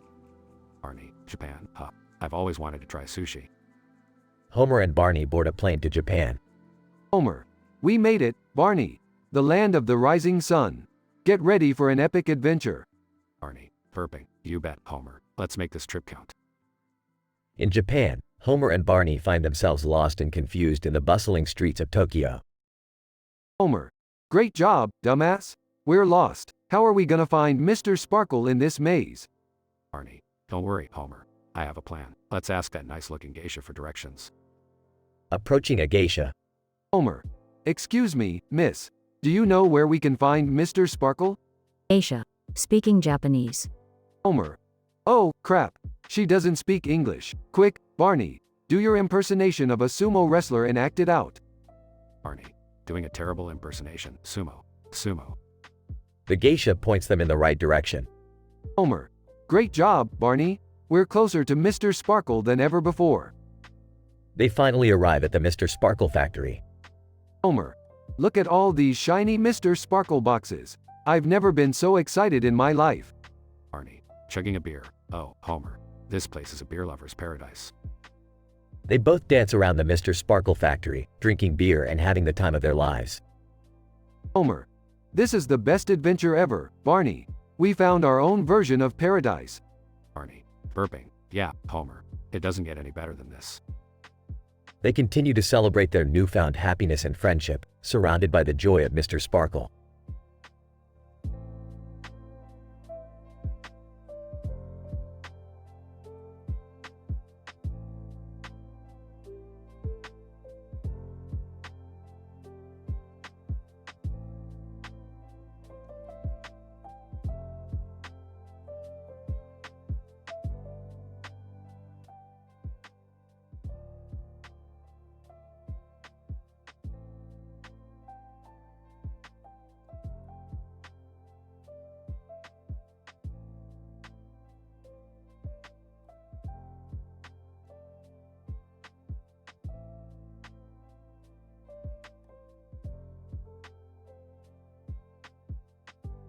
Dan, dude, I can't believe we have to sit through another one of Mr. Mackey's educational sessions. Kyle, yeah, seriously. Last time we learned about the dangers of smoking and all you did was guilt trip us. Cartman, sarcastically, oh great, another delightful afternoon of Mr. Mackey's moral crusades. Just what I needed. They all sit on the grass, waiting for Mr. Mackey to begin. Mr. Mackey, MK, children, we're here today to talk about prostitution. MK? All the children exchange glances, not sure what to expect. Kenny, muffled, MMMPH. Mr. Mackey, that's right, Kenny. Prostitution, the act of reproducing. MK? Butters. Mr. Mackey, we're just kids. Isn't this a bit advanced for us? Mr. Mackey, oh no, Butters, it's never too early to learn about the birds and the bees. MK? Dan, I don't know, Mr. Mackey. This seems kinda inappropriate. Cartman, yeah, what the FK, dude. Can't we learn about something less uncomfortable? Mr. Mackey, oh, don't worry, children. I've prepared a special video to make this topic educational and fun. MK? An old-fashioned projector turns on, revealing a cartoon animation. Narrator. And now, children, we embark on a journey into the magical world of prostitution. Kenny snickers, knowing what's inevitable. The animation starts, showcasing adorable anthropomorphic animals engaging in highly explicit acts. Cartman, what the FK? Is this for real? Mr. Mackey, MK, children, let's not be judgmental. We're here to learn about the wonders of life. The animation continues, becoming increasingly graphic. Butters. Oh my gosh, I can't unsee this. Kyle, we need to stop this madness. Mr. Mackey, this isn't appropriate at all. Meanwhile, in the midst of all the chaos, Kenny's eyes widen in shock. Kenny, muffled, oh no, guys. Muffled, I think I swallowed some popcorn. Without warning, Kenny's stomach begins to inflate like a balloon. Dan, oh my god, Kenny, we have to get you to a hospital. As the children panic, Kenny continues to inflate, reaching colossal proportions. Kenny, frantic muffled screams. Cartman, haha, look at fat-ass Kenny, this is F-King hilarious. Butters and Kyle glare at Cartman, disgusted by his lack of empathy. Dan, screw this, I'm calling an ambulance. Mr. Mackey finally snaps out of his delusion and realizes the chaos he has caused. Mr. Mackey, oh my god, what have I done? MK, children, let's get Kenny to safety. As the chaos unfolds, the screen fades to black, leaving the fate of Kenny unknown. After a commercial break, the denouement reveals that Kenny miraculously survived his inflation ordeal. Kenny, muffled, dude, I have no idea how I survived that. Dan, maybe it's because you die all the time, Kenny. You're like the Jesus of South Park. Cartman, yeah, probably just dumb luck. But seriously, that episode was F-Ked up. The children all nod in agreement, finally realizing the dangers of Mr. Mackey's misguided teachings. As the episode concludes, they all make a pact to never trust Mr. Mackey's educational sessions again. End of episode.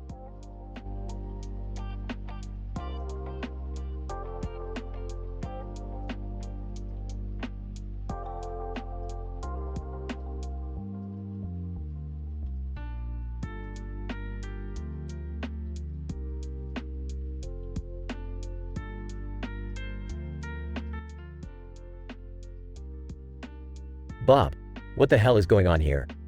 Why is that man in the purple jacket holding 2 cups in front of a pile of balls? Mark, dude, that's Weird Al Yankovic. He's taken over Willy Wonka's role and he's making some seriously bizarre changes to this chocolate factory. Bob, bizarre changes? Like what? Mark, well, for starters, instead of chocolate rivers, we now have beer rivers.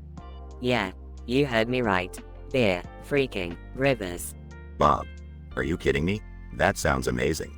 Mark, hold on, it gets crazier.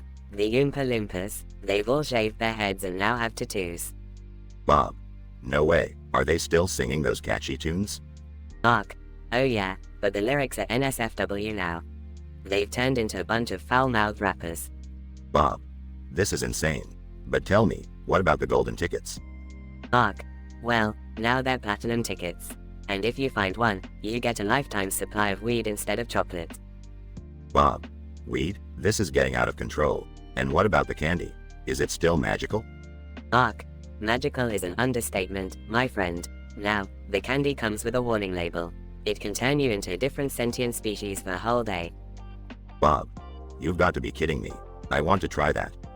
Mark, hold your horses. There's one more thing. Remember that Wonka's chocolate factory was self-sufficient? Bob, yeah? Mark, well, now it's a damn spaceship.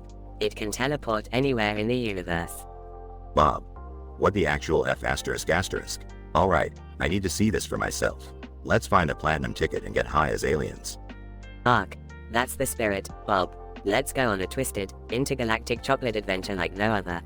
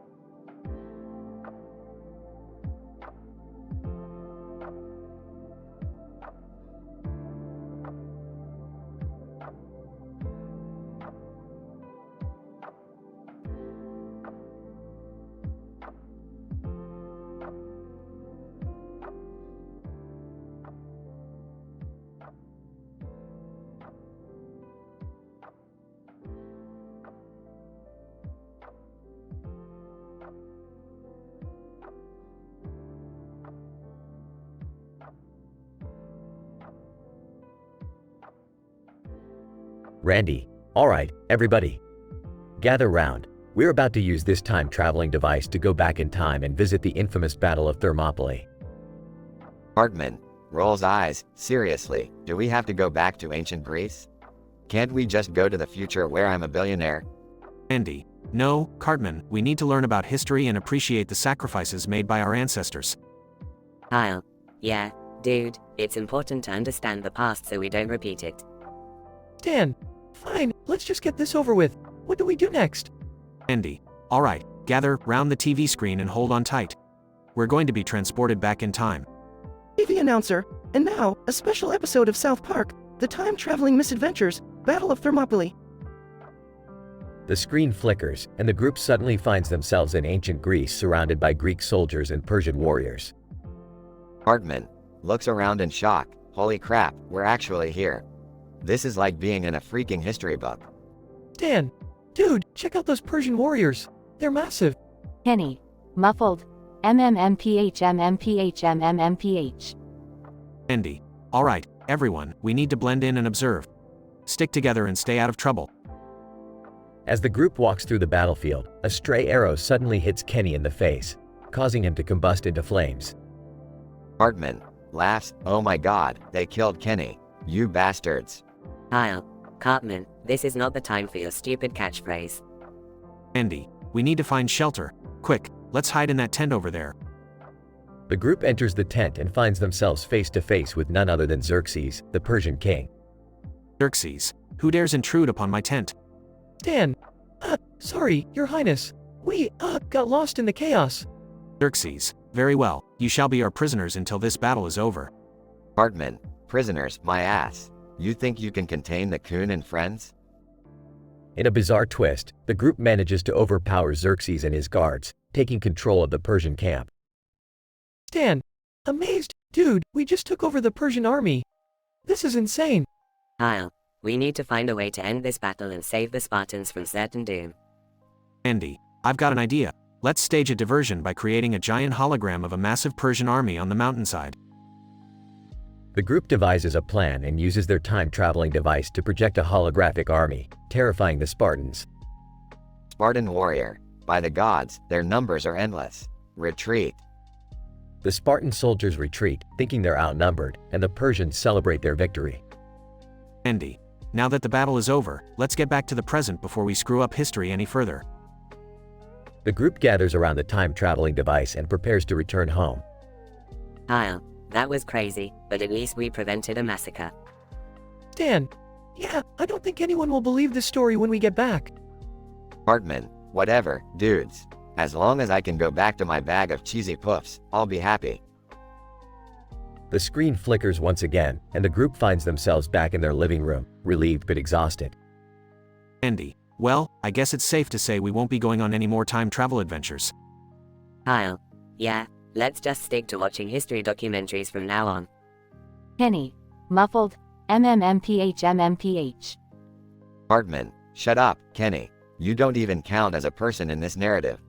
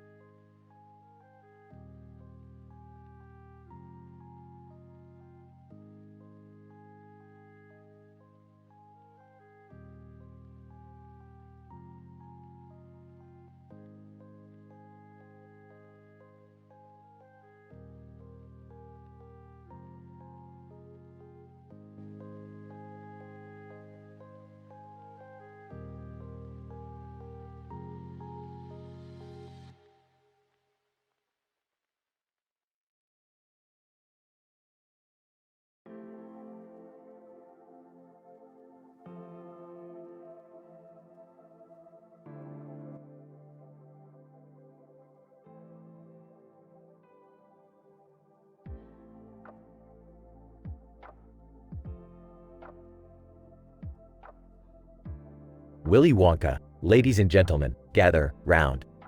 I have a marvelous surprise in store for you today. Crowd of clowns, excited chatter, show us, Willy. Willy Wonka, grinning. Behold, my friends, the newest addition to the chocolate factory, the inebriation machine. Golden ticket winner, what the fuck is that supposed to be? Willy Wonka laughs. It's a contraption that infuses our delectable chocolates with a potent mix of alcohol and aphrodisiacs. Golden ticket winner, are you fucking serious? This shit's gonna be insane. Willy Wonka. Oh, it's far more than just insane, my friend. It's a roller coaster ride for your taste buds and your libido. Golden ticket winner, well, let's fucking do this then. I'm ready for a wild night. Willy Wonka, Excellent. Step right up and taste this delectable concoction. Golden ticket winner takes a bite. Holy shit, this tastes like pure ecstasy in my mouth. Willy Wonka, chuckling. That's just the beginning, my dear. Watch as the effects start to kick in. Golden ticket winner suddenly starts dancing uncontrollably. Oh yeah, baby. This feels fucking amazing. Willy Wonka, grinning. That's right. Our inebriation machine brings joy, pleasure, and some outrageous dance moves. Golden ticket winner collapses on the floor, still dancing. Help. I can't fucking stop. Willy Wonka, nonchalantly, don't worry, my little friend. It's just a temporary side effect. You'll be fine in a while. Oompa Loompas, singing. Oompa Loompa, doopity-doo. I've got a perfect rhyme for you. Willy Wonka, joining in. Oompa Loompa, doopity-dee. If you eat too much, you might just OD. Oompa Loompas, singing. What do you get when you're filled with desire? Inebriation and death. That's what I admire. Willy Wonka, laughing. Bravo, Oompa Loompas. Another unforgettable lesson learned at the chocolate factory. Oompa Loompas, singing. So be careful what you eat or drink, my friends, or you might end up dancing till your life ends. Crowd of clowns, applauding and laughing. Willy Wonka, smiling mischievously. Now, who's up for another tour of my wondrous, slightly perilous chocolate factory?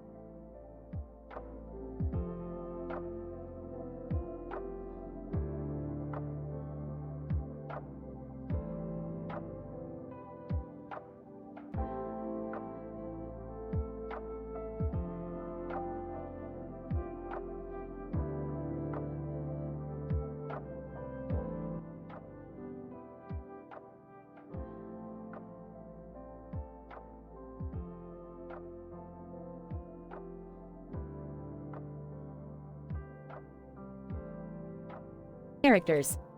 1. Stan. 2. Kyle. 3. Cartman. 4. Butters. 5. Kenny. Sitting in front of a table with a bunch of people on it. All characters have different hats on their heads. Dan. Alright guys, we finally got our hands on the time-traveling hats. Remember, we can only visit one historical event, so choose wisely. Kyle, I say we go to the signing of the Declaration of Independence. It's a significant moment in American history. Cartman, screw that. Let's go back and kill Hitler. Butters. Yeah, that sounds cool too. We could prevent the Holocaust. Kenny, muffled, MMMFM. Dan. Alright, let's put it to a vote. All in favor of going to the signing of the Declaration of Independence? Stan, Kyle, and Butters raise their hands. Dan. And all in favor of assassinating Hitler? Cartman eagerly raises his hand while Kenny attempts to raise his hand, but accidentally smacks himself in the face and falls out of his chair, dying comically. Dan. Well, Kenny's dead. Majority wins. We're going back in time to kill Hitler. They put on the time-traveling hats and vanish from the room. They reappear in Nazi Germany, just outside Hitler's bunker. Kyle, alright, we have to be careful, guys. We need to take him out and get back to our time without changing history too much. Cartman, screw that. I'm going to make sure Hitler never even existed. Kyle looks horrified as Cartman charges towards Hitler's bunker, but accidentally trips and crashes into a tree. Dan. Damn it, Cartman. You just wiped out an entire timeline. Now we'll have to fix this mess. Butters. Guys, look. Hitler's coming.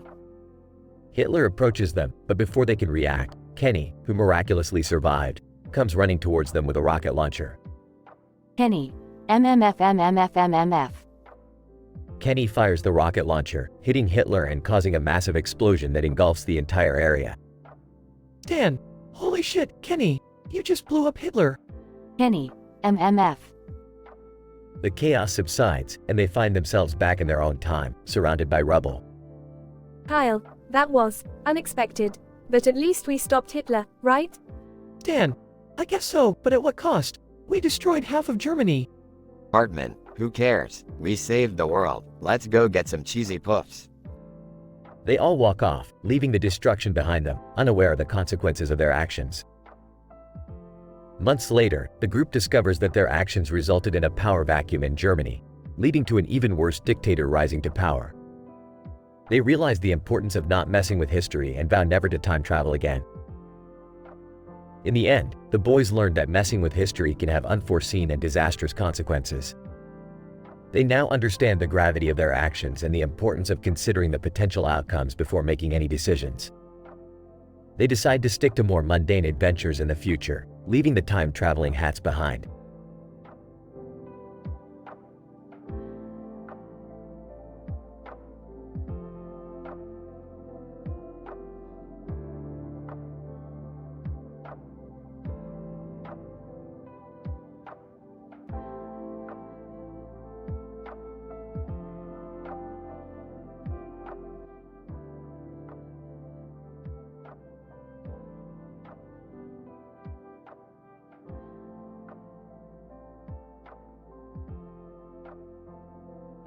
Willy Wonka. Good evening, ladies and gentlemen. Welcome to the new and improved Willy Wonka's Chocolate Factory. Behold, the grandest addition to our factory yet, the Wall of Lights. Golden ticket winner. Wow, Mr. Wonka, this wall is mesmerizing. How does it work? Willy Wonka. Ah, my dear guest, the Wall of Lights is no ordinary wall. It's made of thousands of tiny LED lights, programmed to create dazzling patterns. They dance and flicker according to the music played in the room. Golden ticket winner, that's incredible. Can I touch it? Willy Wonka, absolutely. Go ahead and give it a gentle pat. Just remember, it's delicate. Golden ticket winner, wow, it's so smooth. Wait, what's happening? It's pulling me in. Willy Wonka. Oh dear, it seems that you've activated the interactive mode. Hold on tight, my friend. Golden ticket winner, help. I can't get free, it's sucking me in like a black hole. Willy Wonka. Fear not, my friend, the Wall of Lights is designed to give an intense sensory experience. Think of it as a roller coaster ride, but with lights. Golden ticket winner, ah, this is insane. I feel like I'm being electrocuted and tickled at the same time. Willy Wonka, intense, isn't it? The Wall of Lights is programmed to give you the ultimate thrill. Hold on a little longer. The ride will be over soon. Golden ticket winner, I can't take it anymore. I feel like I'm going to explode. Willy Wonka. Oh my, I'm terribly sorry. The Wall of Lights seems to be malfunctioning. Oompa Loompas, help me. Oompa Loompas, singing. Oompa Loompa, doo-ba-dee-doo. I've got a perfect puzzle for you. Oompa Loompa, doo-ba-dee-dee. If you are wise, you'll listen to me. Willy Wonka. It appears our dear guest has met his untimely demise. But don't worry, we'll use his remains to create the tastiest of candy cremations. Oompa Loompas, singing. Oompa Loompa, doo-ba-dee-da. If you're not greedy, you will go far. You will live in happiness too, like the Oompa Loompa doo-ba-dee-doo. The Oompa Loompas dance away, singing their comedic song, while Willy Wonka looks mischievously at the audience.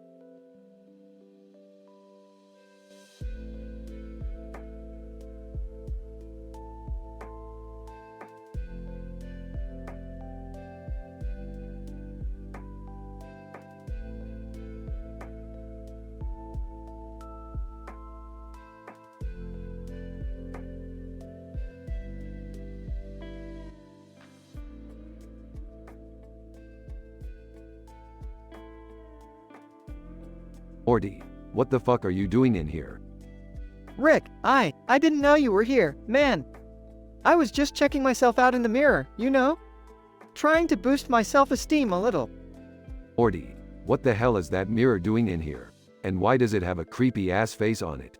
Did you buy it on one of your dumbass adventures? No, Rick, it's not mine. It just appeared out of nowhere. And this weird hand keeps reaching out from it. It's freaky, man. Guys, Morty, you really got yourself into some crazy shit this time. Let me take a look at that mirror. No, Rick. You can't see it. It's my secret shame. I can't even face it myself, let alone let you see it. Please, just leave it alone. Secret shame, huh, Morty? You know I've seen it all, right? I've been to intergalactic sex parties and witnessed universe-altering events. Your shit can't be that bad. Rick, it's embarrassing, okay? Just drop it. Fine, Morty, but remember, I'm always here to help, whether you're dealing with evil aliens or awkward personal issues. Thanks, Rick. I appreciate that. But seriously, this whole mirror thing is really messing with my head. It's like this physical manifestation of all my insecurities and regrets. Chuckles, Morty, welcome to the club. We all have our demons. Yours just happened to be mirror-shaped. But remember, it's just a reflection. You control your own destiny, kid. Yeah, I guess you're right, Rick. I shouldn't let this stupid mirror get to me. I'm stronger than that. Damn right, Morty. Now let's go grab a couple of cold ones and forget about this nonsense.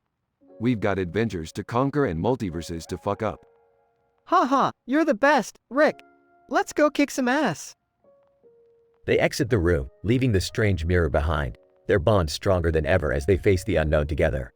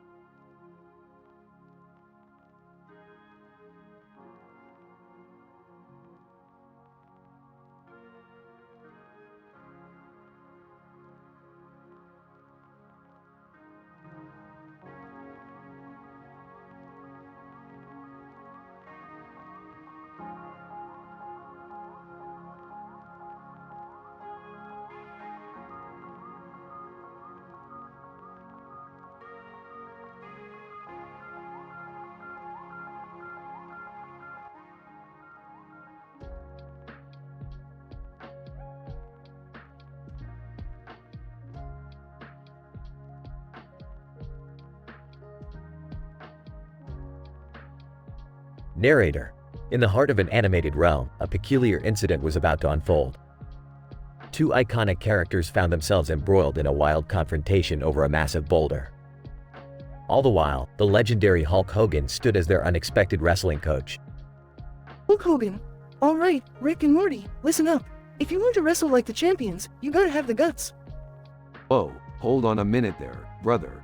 I'm not exactly sure how we ended up wrestling over this ridiculous rock. Yeah, Rick, I mean, we're not exactly cut out for this kind of thing. Isn't there another way to resolve our issues? Hulk Hogan. Brother, wrestling is the only way to settle this. It's all about strength, strategy, and sweat. Now get with the program. Fine, but this whole situation is absolute bullshit. I'm a damn genius, not some body-slamming freak.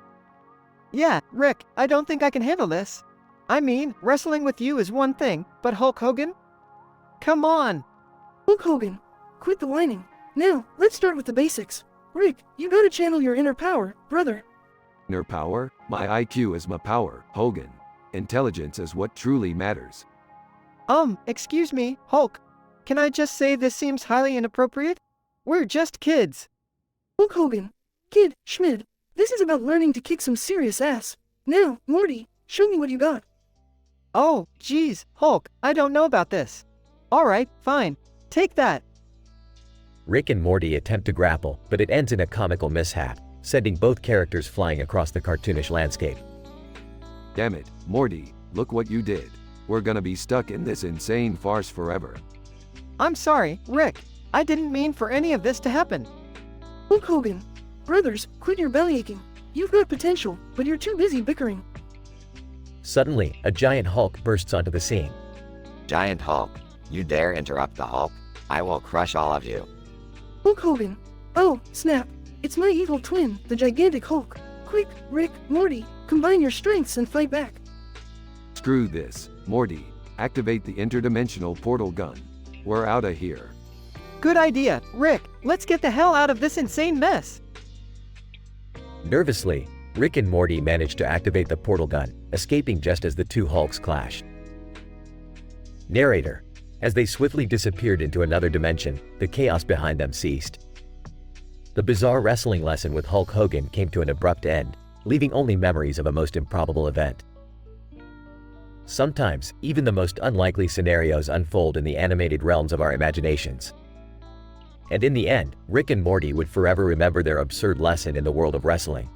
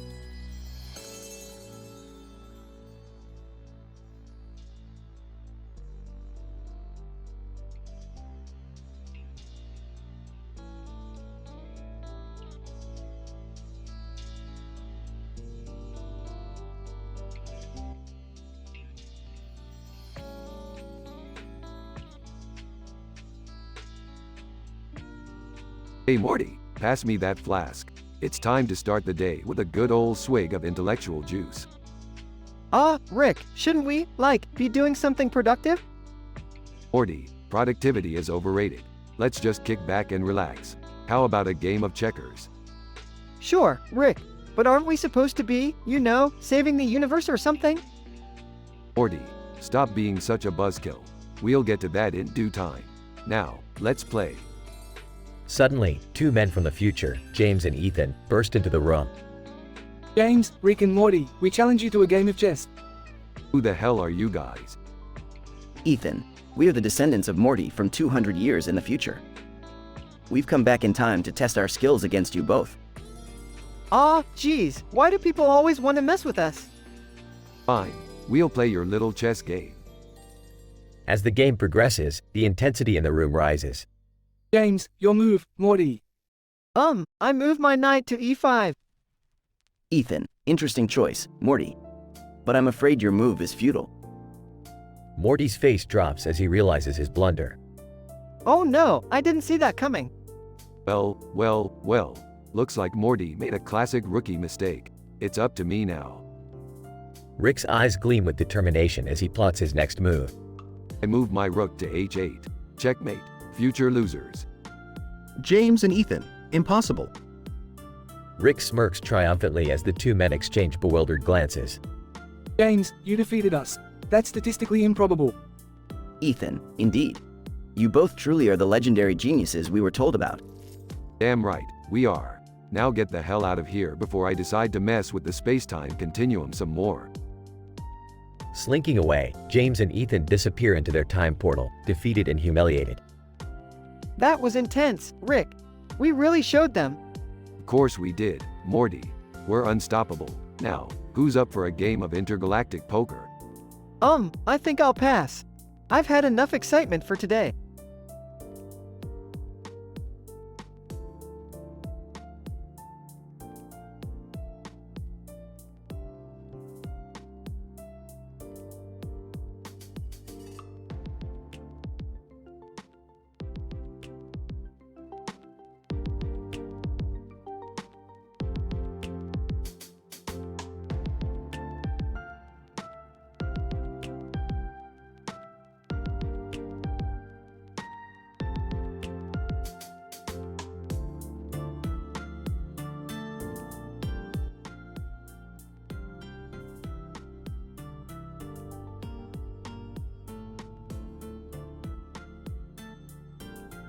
Hey, guys, check out this dope blue tent I just bought.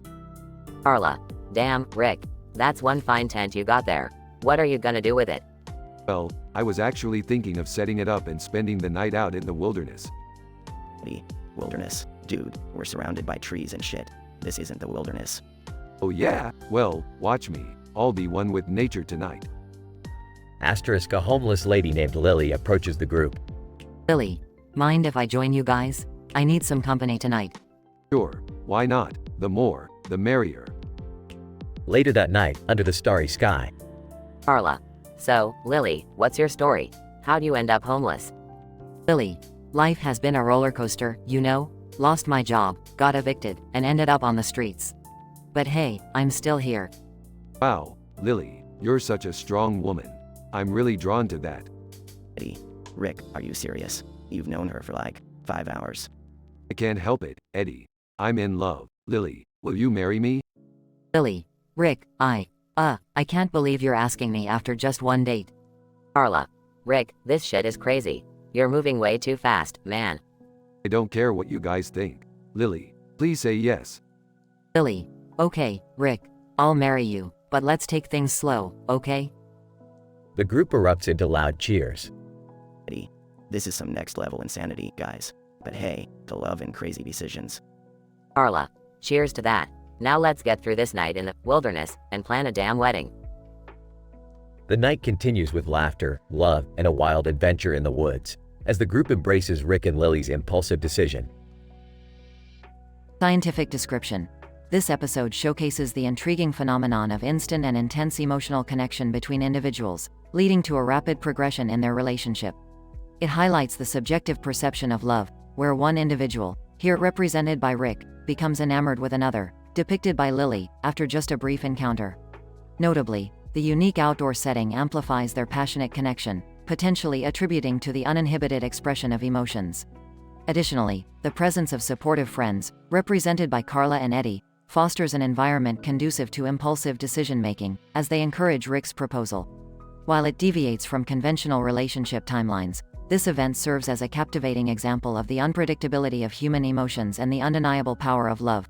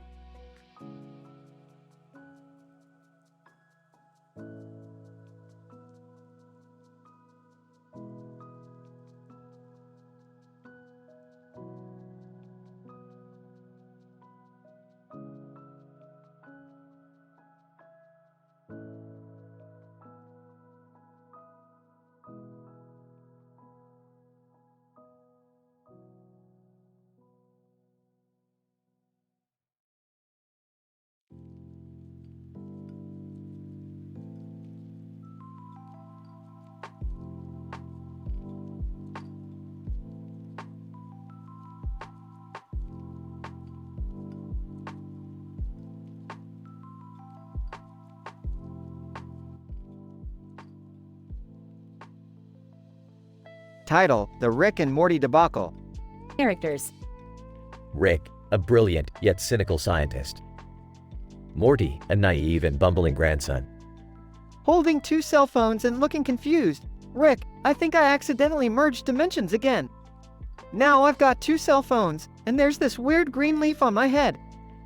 Sighs. Morty, you're always finding new ways to screw things up. Let me see those phones. Incident. Handing over the phones, I thought maybe I could just sell one of them and make some money, you know? BU, but then this Japanese game show came up, and I thought I could win $1 million. Rolling his eyes, Morty, you know nothing ever goes according to plan with you. You probably lost all the money, didn't you? Regression. Nervously, yeah, about that. I kinda, sorta, lost $1 million on the game show. But hey, it was intense. They asked me to eat live octopuses and jump through flaming hoops. Angry, Morty, do you have any idea how valuable $1 million is? We could have used that for important interdimensional research, you imbecile. Pleadingly, Rick, please. I promise I'll make it up to you. Can you just lend me the money? Grumbling. Oh, alright, Morty. But this is the last time. Prepare yourself for the most humiliating and dangerous mission ever. Relieved. Thank you, Rick. I won't let you down, I swear. Sarcastically. Oh, I have no doubt. Just remember, Morty, life's a bitch and then you die.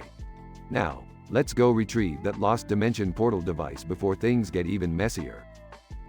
Note: the M-rated content and vulgar language have been toned down to maintain the assistant's content policy guidelines.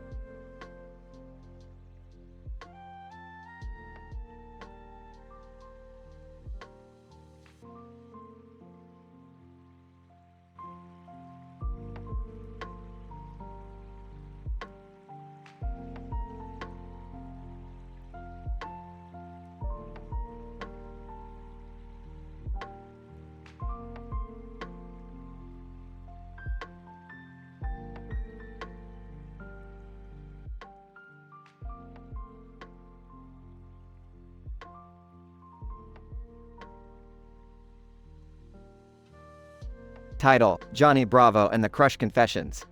Characters. Morty, a socially awkward young man. Johnny Bravo, the ultimate ladies man. History teacher, Morty's old crush. Morty, feeling down about his lack of dating success, meets Johnny Bravo, a legendary ladies man, in a chance encounter. Johnny Bravo agrees to mentor Morty and teach him the ways of impressing women. Hey, Johnny! I've been struggling with girls lately. Can you help me out?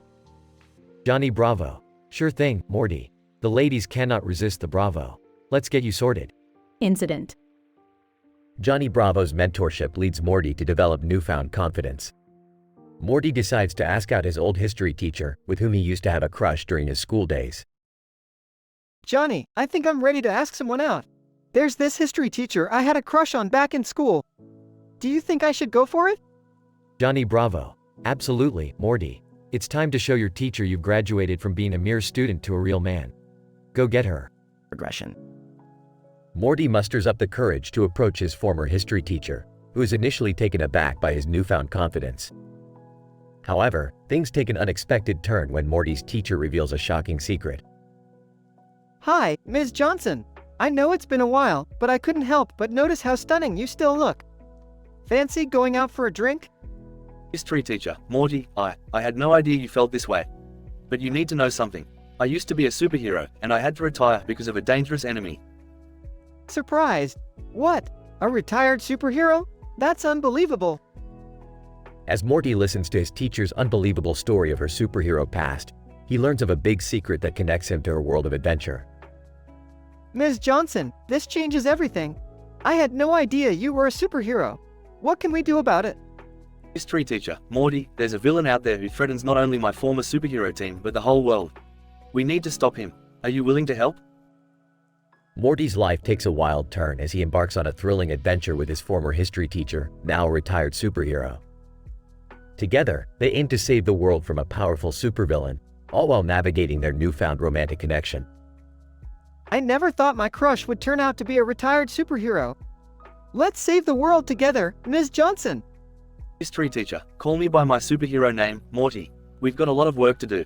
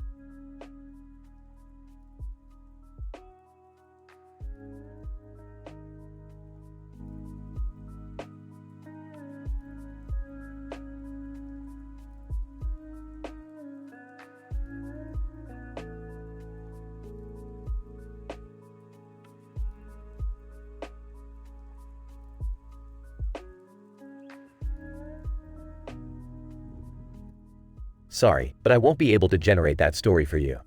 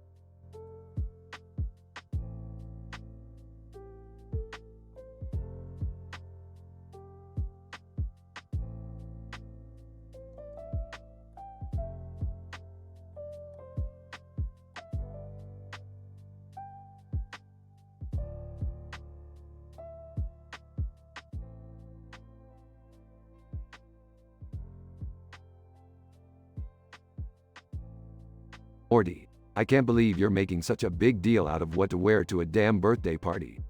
Just put on something and let's go. Rick, it's not that easy. I want to make a good impression, you know? Impressions? Morty, who the fuck cares about impressions? It's just a bunch of people eating cake and pretending to be happy. Well, I care, Rick. I don't want to look like a slob. Fine, Morty, do whatever you want. But remember, nobody gives a shit about your appearance. Frustrated. You know what, Rick? Screw you. Maybe I'll just stay home. Sarcastically, oh no, what a tragedy.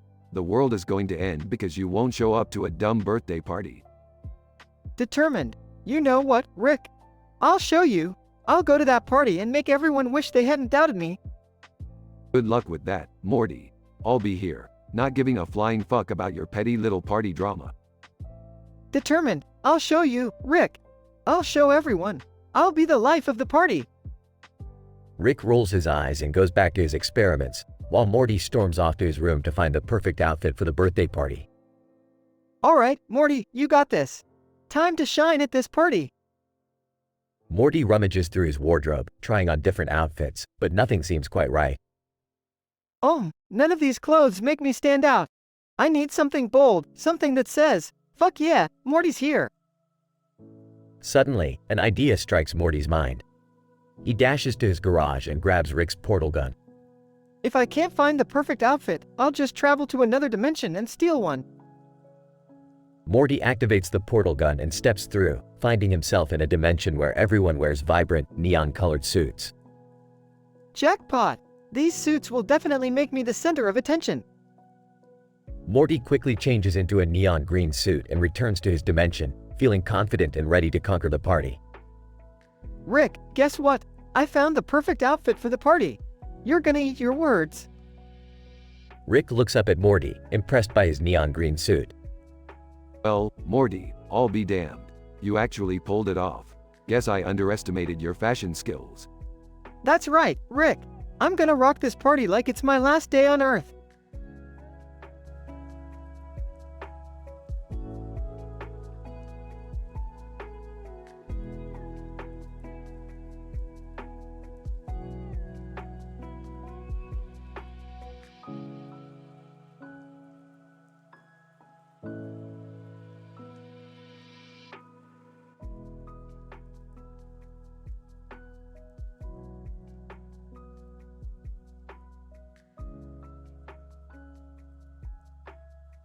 Hey Morty, check this out.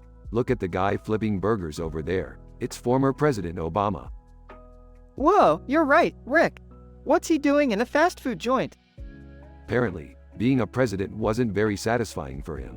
Can't say I blame him, Morty. Politics can be a real downer sometimes. Yeah, but I thought he would have done something more, you know, impactful after his time in office. Well, Morty, sometimes life just takes unexpected turns. But let's go over there and have a chat with him. I've got a few things I'd like to get off my chest. Rick, are you sure about this? I think it might be a bit awkward and disrespectful. Morty, the entire multiverse is just a few jaunts away, and you're worried about a little discomfort? We're calling him out on his disappointment. Morty, it needs to be done. All right, if you say so, Rick. I just hope it doesn't spiral into a big mess. Rick and Morty approach Obama working behind the counter. Hey, Obama, fancy seeing you here, flipping burgers like a common American. Obama, Rick Sanchez? Morty Smith? What brings you guys to my humble fast food joint? Just here to let you know how disappointed I am in you, Obama. I thought you were gonna change the world, not fry up patties.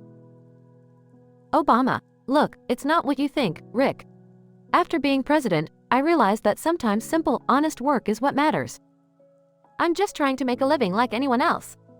Oh, spare me the sob story, Obama. I expected more from you. The world needed a leader, not a burger flipper. Obama, you have no idea what it's like being a president, Rick. The constant pressure, the impossible decisions, it takes a toll.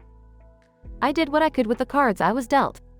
Excuses, Obama. You had the power to make real changes, to challenge the system, and you just played it safe.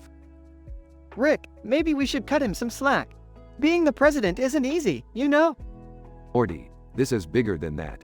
This is about promise, potential. Obama had it all, and he let us down. Obama, Rick, you think leadership is easy? I had to navigate a world of politics and power. I couldn't just snap my fingers and change everything overnight. Real change takes time. Fine, huh? Fine, Obama. But remember this. History will judge you, and if history is anything like me, it won't be too kind. Morty tries to intervene. Guys, can we just... Rick and Obama continue to argue, escalating into an intense and vulgar exchange. Scene ends with the two still arguing, leaving Morty caught in the middle, feeling hopeless.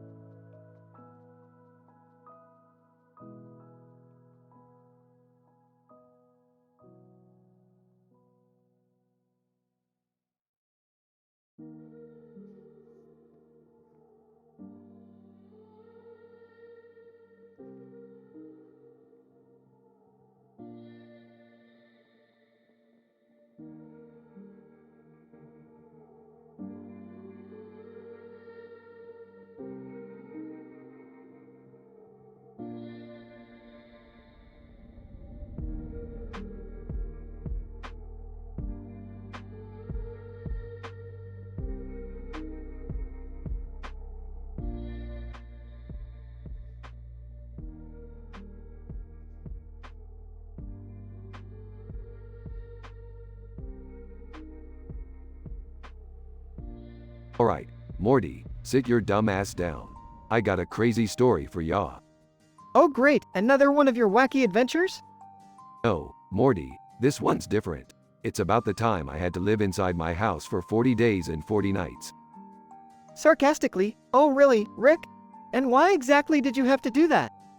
Well, you see, Morty, there was this goddamn evil gnome. Yeah, a fucking gnome, staring at me outside. Drove me nuts, Morty. So, I took a stand and locked myself inside. Laughs. Oh, come on, Rick, that's beyond ridiculous. Gnomes aren't real. Oh, you think so, huh? Well, let me tell you what happened during those 40 days, Morty. Shit got real. Fine, Rick, let's hear it. But don't be surprised if I call bullshit. Chuckles. Alright, so there I was, sitting on my couch, minding my own business. The circular structure outside my house, it had these goddamn lights on its sides. Bright as fuck, Morty. Sure, go on. Suddenly, the lights started flashing, and glittery dust shit rained down from the sky. That evil gnome appeared, Morty, right in my backyard, staring me down with those beady little eyes. Rolls eyes. Oh, please, Rick. No, Morty, I'm serious. This gnome was a real sicko. Every time I looked in his direction, he wiggled his tiny gnome dick at me. Alright, that's it. I can't take this bullshit anymore. Flips the table angrily. Laughs. That's the spirit, Morty. But wait, the story gets better. I highly doubt that, Rick. Well, after a week of staring contests with the gnome, his gnome buddies joined in. The whole damn neighborhood was infested with these perverted gnomes, all watching my every move. Facepalms, you've really lost it this time, Rick. Just you wait, Morty. Finally, after enduring their perverse gaze for 40 days and nights, I couldn't take it anymore. I equipped myself with a gnome-sized flamethrower and turned those little fuckers into ashes. Laughs. Alright, Rick, I've had enough of your crazy stories. But I gotta admit, this one was entertaining. See, Morty, I told you it was real. Now, let's go on another adventure, shall we? Sighs. Fine, Rick. But next time, try to come up with a more believable story, okay? Whatever you say, Morty. Now let's go portal hopping and avoid any real or fictional gnomes, shall we?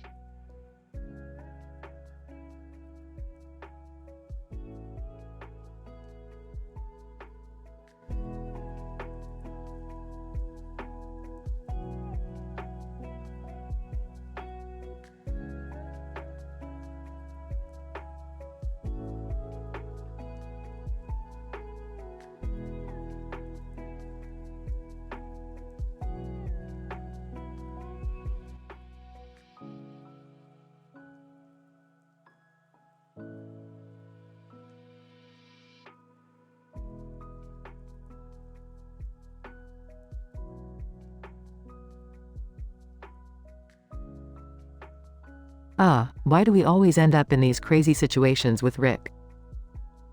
I don't know, Beth, but I'm sick of it. It's always danger and chaos. Burping. Well, look who's complaining again. Jerry, you're like a broken record. Dad's right, Jerry. You're as useless as a stapler in a nudist colony. Oh yeah. Well, at least I don't rely on crazy inventions to feel important, Rick. Oh please, Jerry, you couldn't even fill my shoes if they were coated in incompetence and mediocrity. Can't we all just get along for once? We're supposed to be a family. Rolls eyes. Mom, please. We've seen enough of your perfect family illusion. I just want to be left alone. You don't understand what it's like to be responsible for everyone, Summer. Beth, let it go. You're not as great as you think you are. Get off your high horse. Or, wait, is that a skyscraper? Oh, Rick, I think it's just a tall building. Oh whatever, Morty, let's investigate this statistically improbable scenario and see what fresh hell awaits us. Scene changes to the woman in the long dress. Woman, I've been standing here for days, waiting for someone brave enough to enter the tall building. Who are you? What's inside that building? Woman, inside is the secret to ultimate power. But only the chosen one can harness it. Are you the chosen one? Laughs. Alright, lady, this is getting ridiculous. I'm out of here. No, wait. I'll prove I'm the chosen one. Beth, are you sure about this? It sounds like a bad idea. Yeah, I bet you'll mess it up like you mess up everything else. Determined. Well, this time I won't mess up. I'll show you all. Rick rolls his eyes and mumbles something sarcastic. Enters the tall building. Wow, it's just a tent inside? Woman, the ultimate power lies within this tent. Step inside and claim your destiny. Hesitant. Okay. Here goes nothing. Beth enters the tent and is immediately consumed by a blinding light. Beth! What's happening? Oh great, she's done it again. Can't wait to see her fail on live television this time. Guys, this doesn't look good. What did she get herself into this time? The blinding light fades, and Beth emerges from the tent, devastated. I lost. I couldn't harness the power. It's over. Everyone gasps and stares at Beth in shock. Well, Beth, looks like you finally lost something you can't blame on anyone else. How does it feel? Teary-eyed, it feels awful. Opens his mouth but decides against saying anything. Softly, Mom, I'm sorry. I didn't mean what I said earlier. Puts a hand on Beth's shoulder. It's okay, Mom. We'll figure it out together. Scene ends with the camera panning out, showing Beth's deep sadness being televised to the world over the coming decades. The camera, and that's why you never enter a tall building with a woman in a long dress. Kids, remember that. Yeah, you should listen to Rick for once. He's actually right this time. Glares at Jerry. Shut up, Dad. The family walks away, leaving Beth staring into the distance.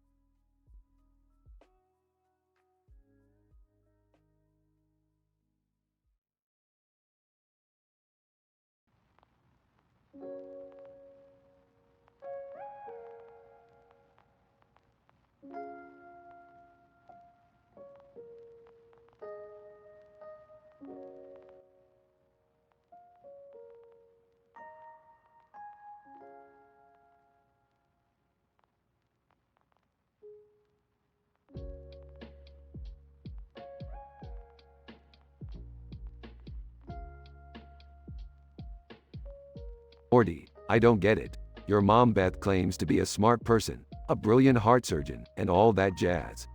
But here she is, addicted to fast food like some greasy lowlife. Yeah, Rick, it's strange. I mean, she used to cook healthy meals for us and all. Ever since Dad left, she's been acting, well, different. Different? Morty, she's been going on a fast food crusade like it's the cure for cancer or something. I mean, I'll admit, I love me some Szechuan sauce, but this is excessive. Guys, seriously, can we talk about something else? I've had enough of Mom's obsession with chicken nuggets. It's getting embarrassing. Oh, please. You all act like I'm some kind of fast food junkie. I can stop anytime I want. I just choose not to because it's my body, my choice. But Mom, all those extra pounds you gained, the fries in your hair, and that ketchup-stained tattoo on your arm are a bit concerning. Concerning? I'll have you know that I'm just embracing my inner fast food goddess. Who needs salad when you have deep-fried deliciousness? Look, Beth, I know you're trying to fill the void your soon-to-be ex-husband left behind, but this ain't the way to do it. You're hurting yourself and our family. Oh, spare me, Rick. You're just jealous because I found something that brings me joy. Besides, those greasy fries make up for the lack of spice in my life. Seriously, Mom? Fries are not a substitute for therapy. You need to reevaluate your choices before it's too late. Fine, judge me all you want. But I'll tell you what, as long as there's a fast food joint with dollar menus and endless refills, I'm not giving up this lifestyle. This is insane. Mom's turning into the Hamburglar, and nobody seems to care. Alright, enough is enough. Morty, grab the portal gun. We're taking her to a fast food intervention at the Intergalactic Rehab Center. Thank God someone's doing something. Maybe this will knock some sense into her. You can try, but I'll have you know there's no rehab center that can break my love affair with the McCrib. Strap in, Beth. We're going on a ride. They teleport to the rehab center where aliens with grease-soaked tentacles try to pry chicken nuggets from Beth's hands. Get your slimy appendages off me. I demand my right to a value meal. Alien therapist. Beth, your addiction is tearing your family apart. It's time to put down the burger and pick up the salad fork. Make a change, for yourself and for your loved ones. Never. I'd rather die with a nugget in my hand than live a life devoid of flavor. Mom, this is your chance to turn things around. Don't let the fries be your downfall. You know what? You're all a bunch of fast food haters. I'm outta here. Asterisk in a fit of rage, Beth breaks free from the alien's grip and storms out, leaving her family stunned. Well, that went well. Nice job, Rick. Hey, I can't fix everything, Summer. Some people just prefer the taste of an unhealthy lifestyle. Let's grab some Szechuan sauce and forget this ever happened. Morty and Summer reluctantly follow Rick, leaving Beth to her fast food frenzy, unchanged and unapologetic.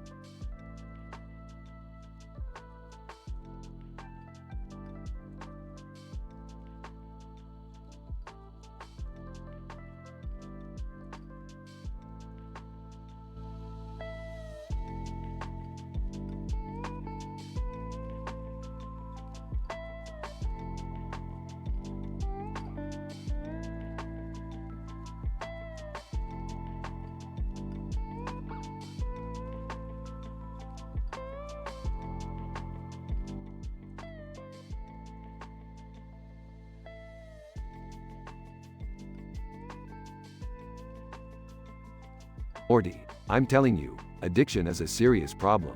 It's like being trapped in a never-ending cycle of pleasure and pain.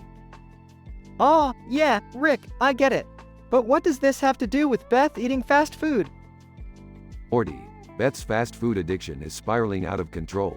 It's like she's reached a whole new level of stupidity. Whoa, Rick, that's harsh. Can't we just talk to her and help her out?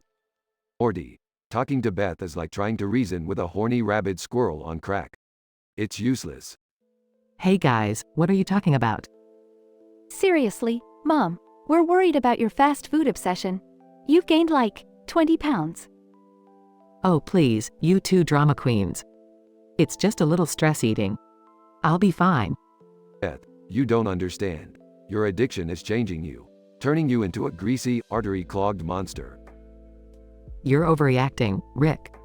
Besides, it's my body, my choice. Well, this is going well. Maybe we should introduce Beth to a nutritionist or something. Morty, I have a better idea. We'll create a miniaturized fast food intervention. Let's shrink down and go inside her stomach. Guys, I'm not sure about this. Mom, you've got to do it. You're radiant orange from all those Cheetos. Scene transition, inside Beth's stomach. Ew, what is this place? Morty, welcome to Beth's stomach, a wasteland of half-digested nuggets and soda. Gross, Rick. How are we gonna fix this? We'll have to battle her cravings head-on. Morty, grab that giant broccoli. Guys, what are you doing? We're on a mission to save you from self-destruction, Beth. Take this, you cholesterol-clogging demons. It's a floating cheeseburger with the broccoli. Burping, enough. I don't need your help. I'm leaving this disgusting place. Scene transition, back in reality. Mom, you collapsed. We have to take you to the hospital. Looks like Beth's body couldn't handle the consequences of her fast food addiction. I hope this is a wake-up call for her. Weekly, oh, shut up, all of you. I'll eat whatever I damn well please. Despite the incident, Beth refuses to acknowledge the severity of her fast food addiction. Her loved ones can only hope that one day she realizes the destructive path she's on. But hey, it's just another crazy day in the Smith family, right?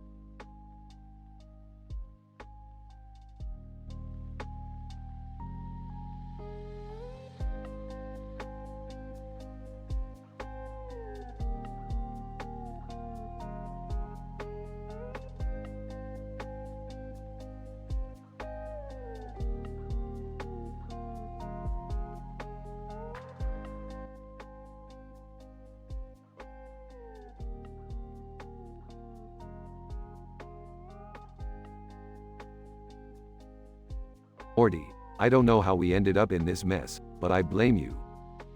What? How is it my fault, Rick? Oh, I don't know, Morty, maybe because you never follow instructions. Now we're stuck in the middle of a food fight.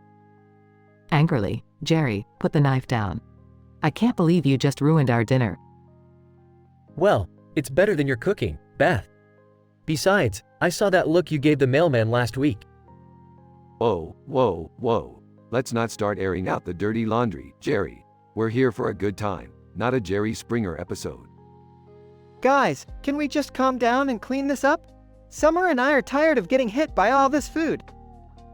Yeah, seriously, Dad. No one needs an octopus hitting them in the face.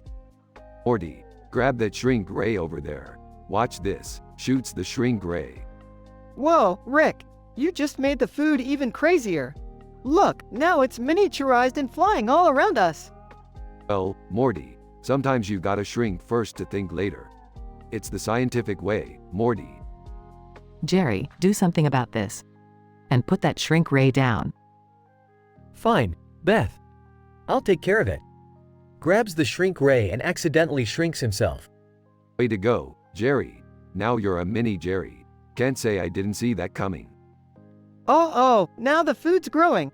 We have giant spaghetti raining down on us, Rick. Laughs. Who knew food fights could turn into a spaghetti apocalypse? Beth, grab that portal gun and open a portal to another dimension. We need to escape before this gets even more out of hand. On it, Dad. Opens a portal, but a giant meatball flies through it. Terrified.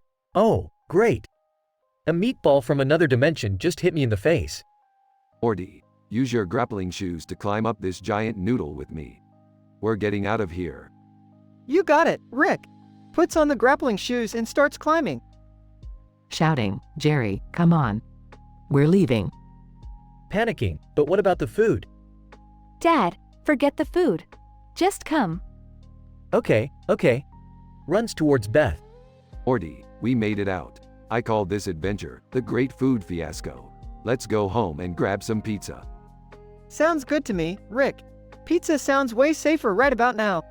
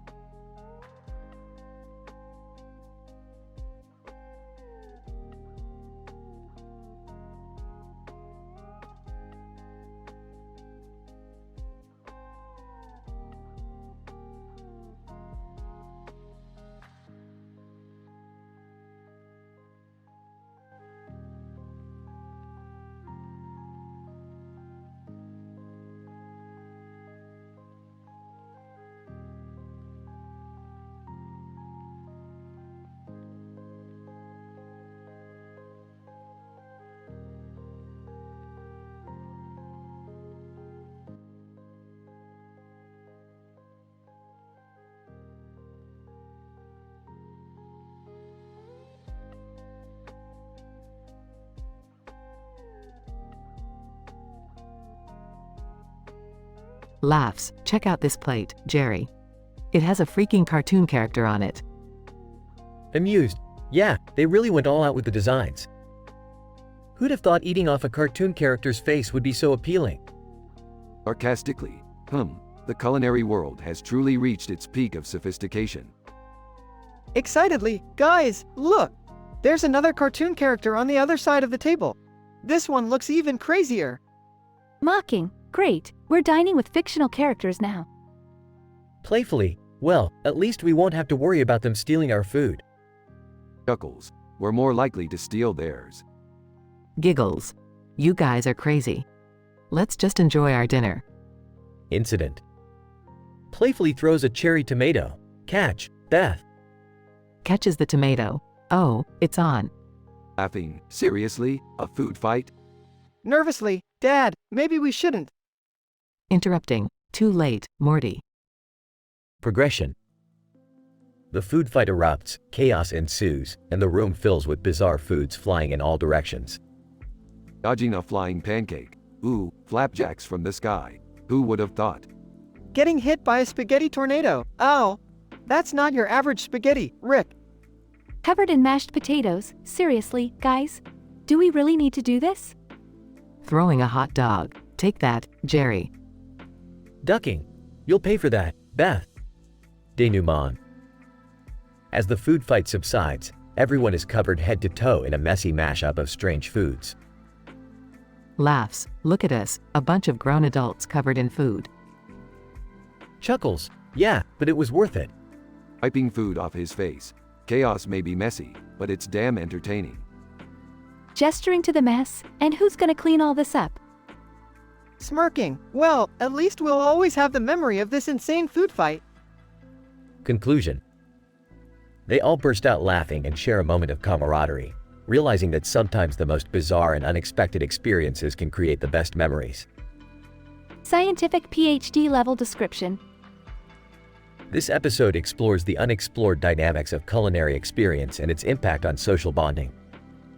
The primary objective of the narrative is to introduce statistically improbable scenarios, demonstrating the capacity of human response to unconventional stimuli. By utilizing a tableware design featuring cartoon characters, the authors engage the characters in a playful yet suggestive manner, leading to an unexpected food fight. This incident allows for an examination of the psychological satisfaction gained from deviating from societal norms. The progression of the food fight showcases the participants' creative use of bizarre food items, ranging from a cherry tomato to a spaghetti tornado, ensuring a diverse range of sensory stimuli. This presents an opportunity to explore the nuanced reactions and emotional states of the characters amidst the chaos. As the denouement approaches, the narrative poses the question of responsibility and consequences, represented by the impending cleanup. This encourages reflections on the repercussions of indulging in unconventional behavior. Ultimately, the conclusion asserts the significance of shared absurdity and finding joy in spontaneous moments, using laughter and camaraderie as indicators of enhanced social bonding. The episode highlights that extraordinary experiences have the potential of forging lasting connections among individuals.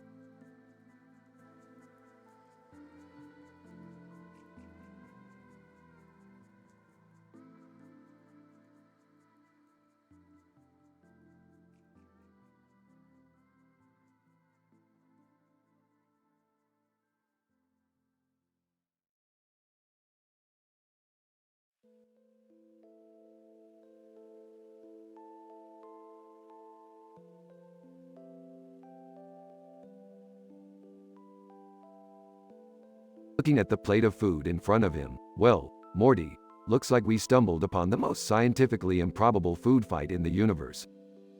Nervously, what do you mean, Rick? This is getting out of hand. Smirking, relax, Morty. It's just food. It's not like anything can happen. Storming in, Rick, you've taken this too far. I can't believe you started this food fight. Defensively, I didn't start it. Beth threw the first piece of food. Angry, oh please, Jerry. You know damn well it was your ridiculous meatloaf that started this mess. Interrupting. Guys, can we just calm down? This is insane. Why are we throwing food at each other like a bunch of idiots? Sarcastically. Oh yeah, Summer, because calm and reasonable is just what this situation needs. As the arguing intensifies, plates of food start flying across the room. Shouting, watch out, guys! Incoming! Ducking. Whoa, that was a close one. Almost got hit by Beth's famous flaming spaghetti. Laughing, well, maybe if you didn't ruin my lasagna last week, I wouldn't have started this. Hitting Rick with a piece of cake. Take that, you alcoholic genius. Wiping cake off his face. Oh, it's on, Jerry. Have a taste of my experimental octopus-flavored ice cream. They continue to throw food unabashedly. Trapped in the crossfire. Seriously, can we please stop? Aunt Beth, Uncle Jerry, you're acting like children. Ducking for cover. Yeah, this is getting out of hand. We're gonna destroy the house. Smirking. Destroying the house is the least of our worries, Morty. Just wait till you get a load of my self-replicating pizza slices. Grabbing a handful of mashed potatoes. Well, Rick, how about some mashed potato grenades? Panicking. Guys, stop it. We're ruining everything. They pause for a brief moment, surveying the chaos they've created. Struggling to hold back tears. What have we become? Shaking his head. This is insane. We need to clean this up before Mom and Dad get home. Grinning, relax, Morty, we'll figure it out. But first, we've got to dodge another wave of exploding sushi rolls. The chaos continues, leaving behind a room covered in a crazy mix of bizarre foods.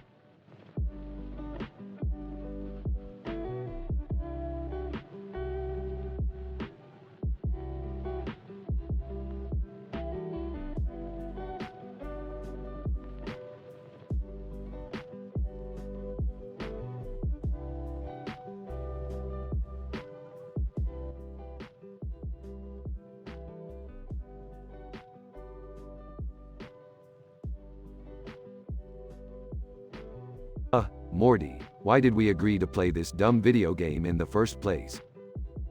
I don't know, Rick. Jerry said it was supposed to be epic and thrilling. But it's just, so slow and boring. Damn it, Jerry, always getting us into these mind-numbing situations. I should have known better. And what's with this depressing mountain in the background?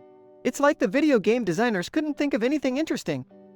Yeah, it's like they took all the joy out of gaming and replaced it with existential dread. Great job, guys. I'm tired of walking around with these stupid swords on our hands.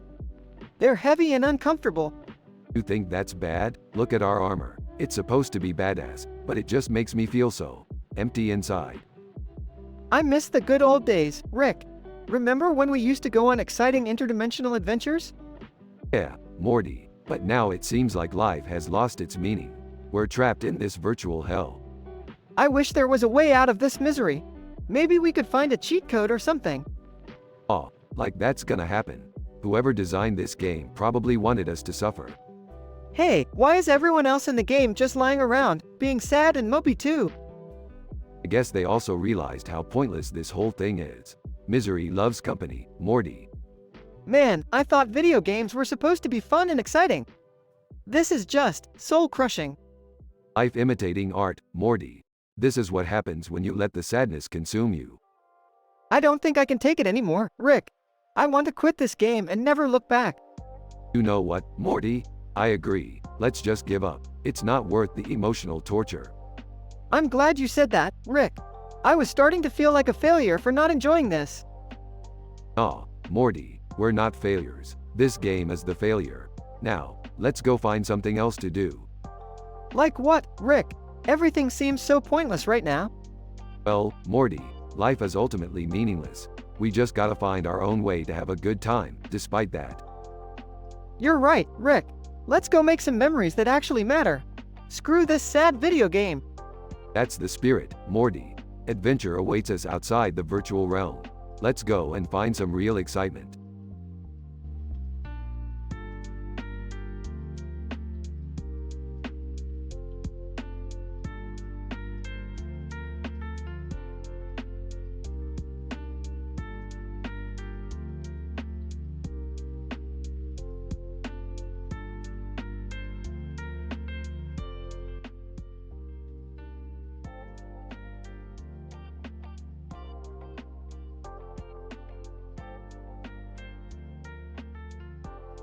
Hey Morty, what's with the long face? I don't know, Rick. I just woke up feeling completely drained and just sad. Well, buckle up, Morty. Today's adventure is to explore the depths of our collective depression. Really, Rick? Can't we do something a little more uplifting?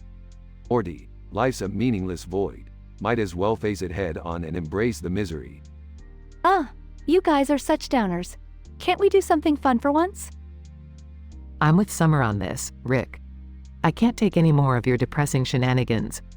Fine. We'll scrap the adventure. Let's all just sit here and wallow in our own existential crises. Oh, great. Another day of feeling useless and insignificant. I can't wait. We should at least try to snap out of it, guys. We used to be more upbeat. Who cares? Life is a joke, Morty. Might as well be the punchline. I'm serious, Dad. This is not healthy. We need to find a way to get out of this funk. She's right, Rick. We're spiraling. We need to do something productive, even if it's small. Fine.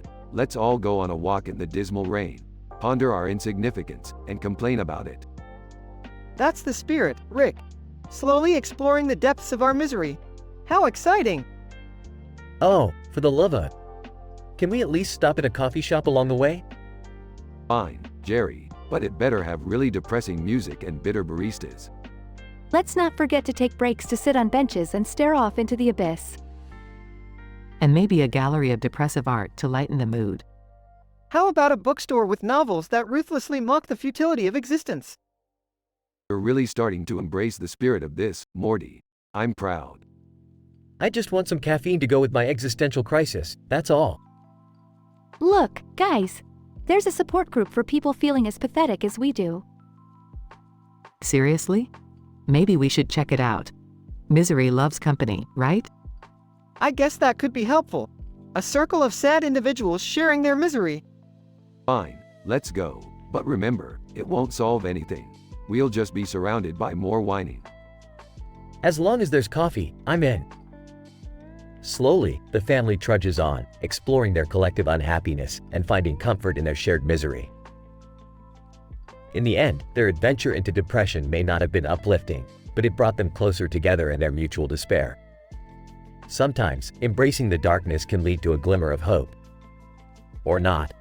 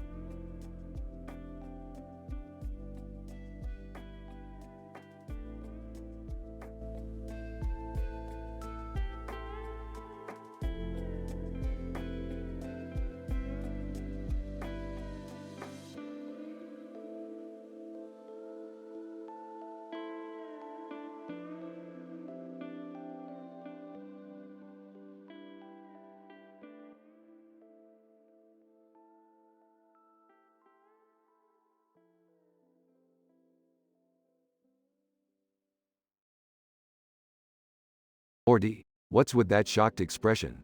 Did you finally figure out the meaning of mommy milkers? Distraught, Rick, I just realized what it means. I've been saying it all this time without knowing. Laughs. Oh, Morty, you sweet innocent soul. Care to enlighten us on those 10 instances where you completely missed the mark? Blushing, well, there was that time I said it in front of Mr. Johnson at the supermarket. He looked at me like I was some kind of pervert. Rolling his eyes, Morty, you really know how to make a scene. What about the incident at the school? Oh, man, when I shouted it during the parent-teacher conference, all the moms looked at me like I was some sort of deviant.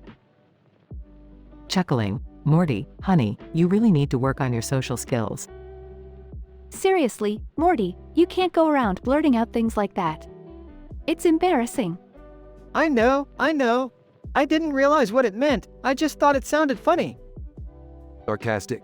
Yeah, who would have thought that a phrase involving mommy and milkers could possibly be inappropriate? Cut me some slack, Rick. I'm still learning. Sure thing, Morty. So, how many more instances are there? Well, there was the time I said it to the mailman, my dentist, the pizza delivery guy, and even at Jerry's barbecue last week. People were giving me weird looks, Rick. Laughing harder. Morty, you truly have a talent for awkwardly placing yourself in ridiculous situations. Grumbling, thanks, Rick. Real supportive. Morty, just remember to think before you speak. And maybe avoid phrases like that altogether. Yeah, Morty, try to keep your quirky phrases to yourself. It's for everyone's benefit. Yeah, I get it, guys. Lesson learned. But seriously, who knew mommy milkers was such a big deal? Smirking. Well, Morty, let's just say it's a classic case of ignorance being bliss. Oh, I wish I could go back in time and stop myself from ever saying it. Trust me, Morty, there are much worse things you could have said. Consider this a learning experience, and let's move on. Yeah, you're right, Rick. I'll definitely think twice before blurting out anything in the future.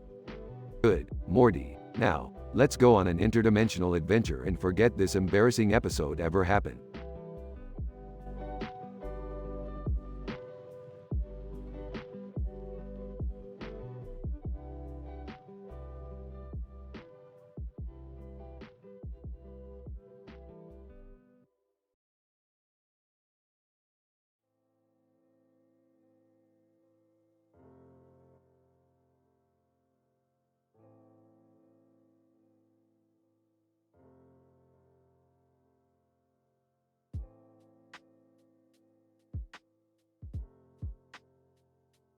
Hey Morty, what's the matter with you? Rick, I just found out what mommy milkers means. I've been saying it all the time without knowing. Laughs. Oh, Morty, you naive little twerp. You finally caught up to the joke, huh? This isn't funny, Rick. I've been embarrassing myself left and right. Remember that time at the family reunion? Of course, Morty. Uncle Jerry won't look you in the eye now. But hey, who would blame him? Stop laughing, Rick. And what about when we were at the Intergalactic Cafe? Oh yeah, that alien waitress blushed so hard. I thought her blue skin was gonna turn purple. Sighs, and I even said it during Mr. Goldenfold's class. Morty, the guy's a perv. He probably thinks you're joining his sick fantasies. This is unbearable. Rick, why didn't you tell me what it meant? Morty, the world needs humor, and sometimes that means sacrificing your innocence. Besides, it's more fun this way. Fun? Rick, I've been a laughingstock. Entering the room. Hey, what's all the commotion about? Summer, have you heard me say, mommy milkers? Laughs. Oh my god, Morty. You seriously had no idea? That's hilarious. Great, now even my sister is mocking me. This is the worst. From the other room, did someone mention mommy milkers? Face bombs. No, Mom. Stay out of this. Fine, just trying to be part of the family conversation. Rolling his eyes, Morty, you're lucky your family's as screwed up as you are. It distracts from your embarrassment. This is all your fault, Rick. Why didn't you warn me? Morty, it's a rite of passage to learn these things on your own. Life's a bitch, and so are the phrases we throw around. I can't believe this. I need to hide somewhere forever. Barging in, did someone say, mommy milkers? What's going on? Exasperated. Dad, please, I can't deal with this anymore. Oh, Morty, you're just being dramatic, as per usual. Coming from the king of drama himself. Alright, everybody, enough. Morty, embrace the embarrassment. Own it like a man. Laugh along and let it all go. Fine, I'll try. But only because I have no other choice. Patting Morty on the back. That's the spirit, Morty. Now let's go out there and have some fun with your newfound knowledge. Yelling from the other room, seriously, what the hell is mommy milkers? I'm so confused. Winking at Morty. Oh, Beth, you really have no idea what you're missing. It's a whole new world out there.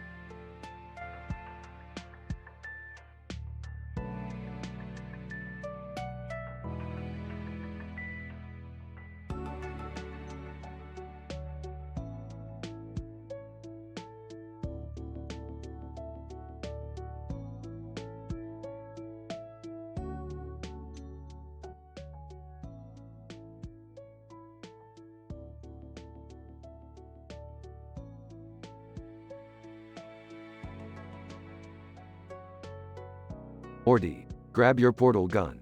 We've got another galactic crisis to deal with. Geez, Rick, can't we take a break? I've got a math test tomorrow. Math test? Morty, knowledge is pointless. We're about to save the universe. Do you understand that? What's this about saving the universe? Can I help? Oh, great. Jerry wants to help. Hold on. Let me find a task that requires no intelligence or skills whatsoever. Rick, be nice to your father. And Morty, studying is important. School builds character. Yeah, Morty, get a grip.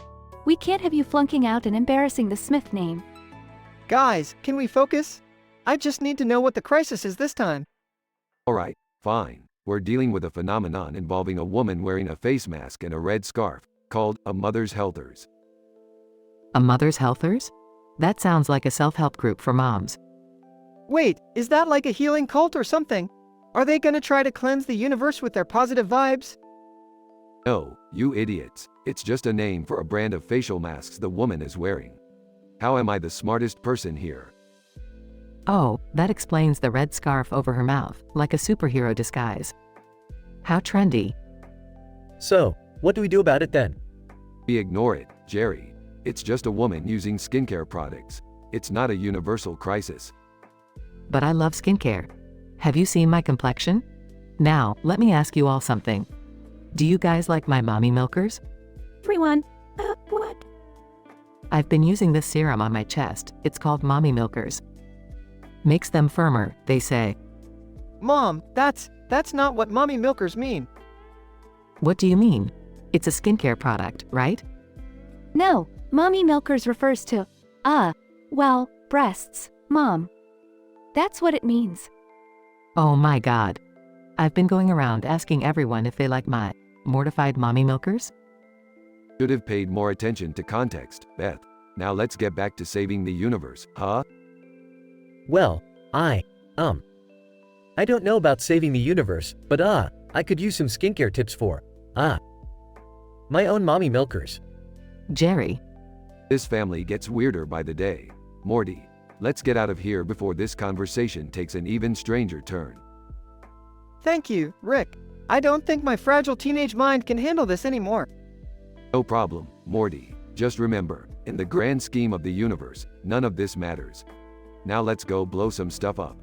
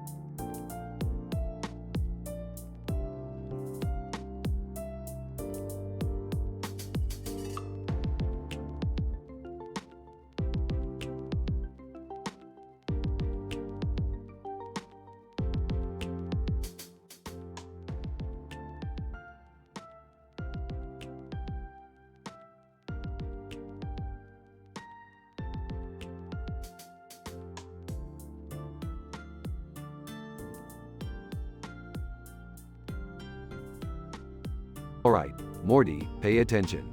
We're gonna go on a little adventure today. I found a planet where the sunflowers are supposedly sentient. Can you believe it? Aw, geez, Rick. Sunflowers? Really? Can't we do something cooler, like fight aliens or something? Oh, Morty, when will you learn? The universe is vast, and sometimes the most mind-blowing discoveries come from the most unsuspecting places. Now, stop complaining and let's get going. Morty reluctantly follows Rick to the planet, where they find a cartoon character sitting on the ground with a knife in his hand and a sunflower in the other hand. Cartoon character. Hey, you guys. Want to see something cool? I just taught this sunflower how to make origami. Whoa, that's crazy. Rick, check this out. Rick examines the sunflower with great interest, while Morty interrupts him by grabbing the sunflower and eating it. Morty, what the F***CK? Why did you eat the sunflower? I don't know, Rick. It seemed like a good idea at the time. But now, I feel like I'm gonna puke. Rick frantically tries to find a solution to save Morty. Morty, I'm sorry, but the technology doesn't exist to save you. You're a goner, kiddo. Oh man, this is it, isn't it? I'm gonna die because of a stupid sunflower. Everyone gathers around Morty, realizing there's no hope. It's not your fault, Rick. Morty made a dumb decision. Yeah, I mean, who eats an entire sunflower? Morty really screwed up. Teary-eyed. No, you don't understand. I should have been there. I should have stopped him. I can't forgive myself for this. Suddenly, in a fit of self-punishment, Rick grabs another sunflower and eats it. Rick, what the hell are you doing? It's my penance, Beth. If Morty dies because of a sunflower, then so do I. Everyone watches in shock as Rick consumes the entire sunflower. Rick, no. You're gonna die too. Smirking, maybe, but at least I'll die knowing I'm a dumbass just like you. Suddenly, Rick's body starts to convulse and contort. Rick, what's happening? Draining. The sunflower. It's reacting with my DNA. Turning me into a sunflower-human hybrid. Everyone stares in disbelief as Rick morphs into a half-sunflower, half-human creature. Well, great. Now I'm stuck like this forever. Morty, look what you've done. Weekly, sorry, Rick. I didn't mean for any of this to happen. Yeah, well, life doesn't give a damn about intentions, Morty. Looks like we're stuck with these consequences. Laughter erupts from everyone, despite the dire situation. Well, I guess we're really in a pickle now. Oh, shut up, Jerry. They all share a moment of absurdity and acceptance, realizing that life is just a chaotic mess. At least we're all in this together, right? Sunflower gang? Everyone reluctantly raises their hands in a sunflower gang sign. Yeah, whatever. Let's just get through this mess and find a way to reverse this ridiculousness.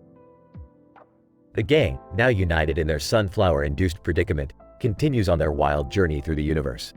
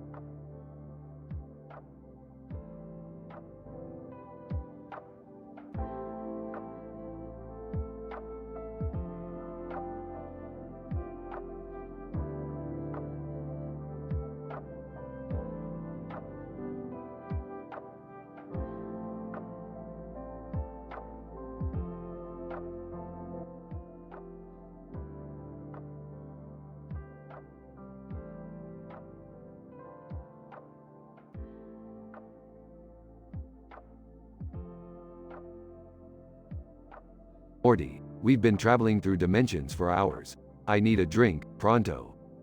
Geez, Rick, can't we take a break? My legs feel like spaghetti. Spaghetti is more useful than you, Morty. But fine, let's find a place to rest. Cuts to a dimly lit bar filled with strange characters. Rick, this place seems kinda sketchy. Are you sure it's safe? Morty, safety is just an illusion invented by people who are too afraid to live a little. Now, let's live dangerously and order some drinks. Rick and Morty sit at the bar. A creepy cartoon character with a creepy head on its face approaches them. Creepy character. Hey there, fellas. Mind if I join you? Depends. Do you have anything interesting to say? Creepy character. Well, I did hear a rumor that the Galactic Queen is dating a potato. Can you believe that? Seriously? A potato? What's next? A hot dog marrying a hamburger? Morty, anything is possible in the multiverse. Speaking of which, why don't we crash that potato's bachelor party? It's gotta be wild. Alright, but how are we gonna get in? We don't have any invitations. Morty, invitations are for pussies. We'll use our charm and some disguises. Cuts to Rick and Morty dressed as potatoes sneaking into the bachelor party. Morty, pass me the knife. The knife? What for? We're gonna have a little snack, Morty. The fallen potato's flesh is said to grant unimaginable power. Rick, that's literally not how it works. We'll just get sick from eating raw potato. Morty, sometimes the quest for power requires a leap of faith. Now, start peeling. Cuts to Rick and Morty later, looking green and nauseous. Rick, I told you this was a bad idea. We're both gonna barf our guts out. Morty, this is just a minor setback. Let's find a bathroom before the real messy stuff starts. They stumble into the bathroom where they find the potato groom. Potato Groom. Looking horrified. What in the galaxies are you doing here? We're just two potatoes looking for a good time. Yeah, and we heard the bride is a real hottie. Mind showing us the way? Potato groom, get out of here before I turn you into mashed potatoes. Rick and Morty stumble out of the bathroom, barely escaping. Rick, we need to get out of here. I can't take another minute of this madness. Fine, Morty, we'll leave. But remember one thing. Potatoes may be dangerous, but never as dangerous as us. They teleport back to the spaceship, both still feeling sick. I can't believe we actually tried to eat raw potato flesh for power. Morty, in this multiverse of ours, sometimes you win, sometimes you lose, and sometimes you end up puking your guts out in a bathroom. It's all part of the adventure. I hate the adventure, Rick. Get used to it, Morty. Adventure is our middle name. Now, let's find a planet with a good toilet.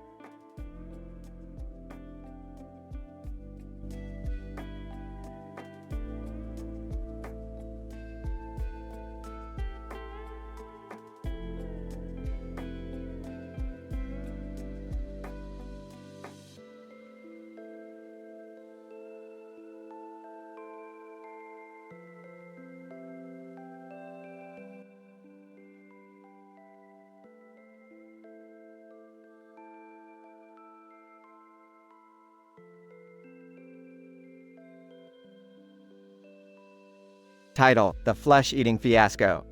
Characters: Rick, the brilliant yet cynical mad scientist. Morty, Rick's naive and impressionable grandson. Jerry, the bumbling and insecure father of Morty. Summer, Morty's sassy and adventurous sister. Scene: Rick's lab. Morty, pass me that vial over there. Quick, Morty, we don't have all day. Oh, sure, Rick. But, what are we doing this time?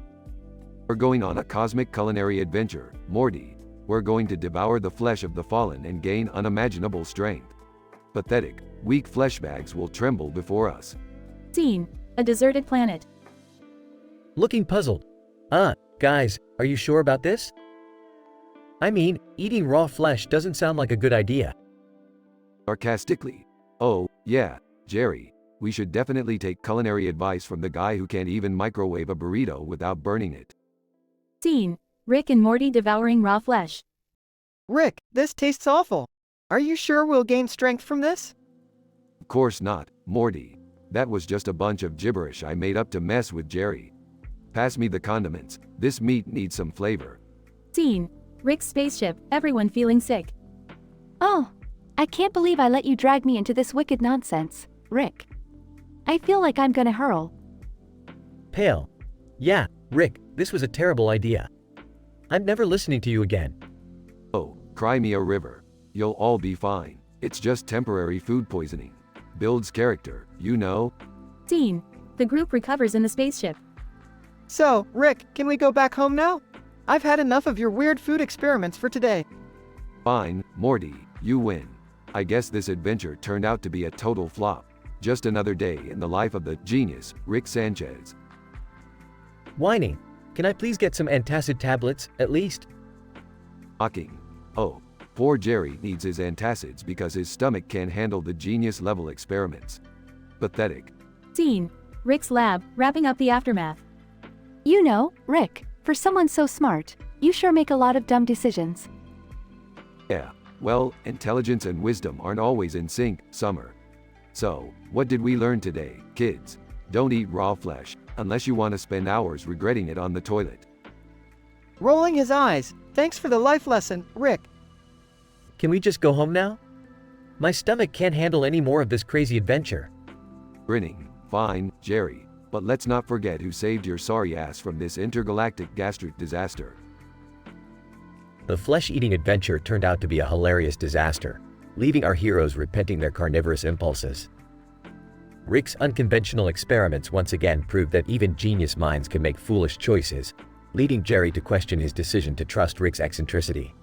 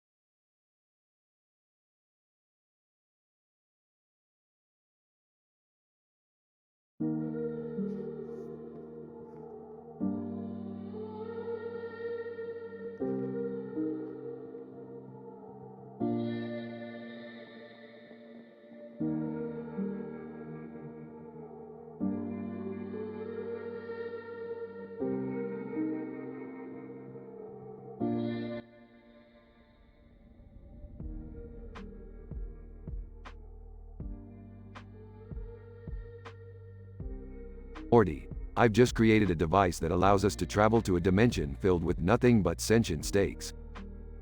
Sentient steaks, Rick? Are you serious? What's next? Talking potatoes? Don't mock me, Morty.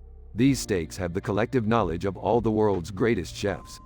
We're going to enter an interdimensional cooking contest. You guys and your crazy adventures.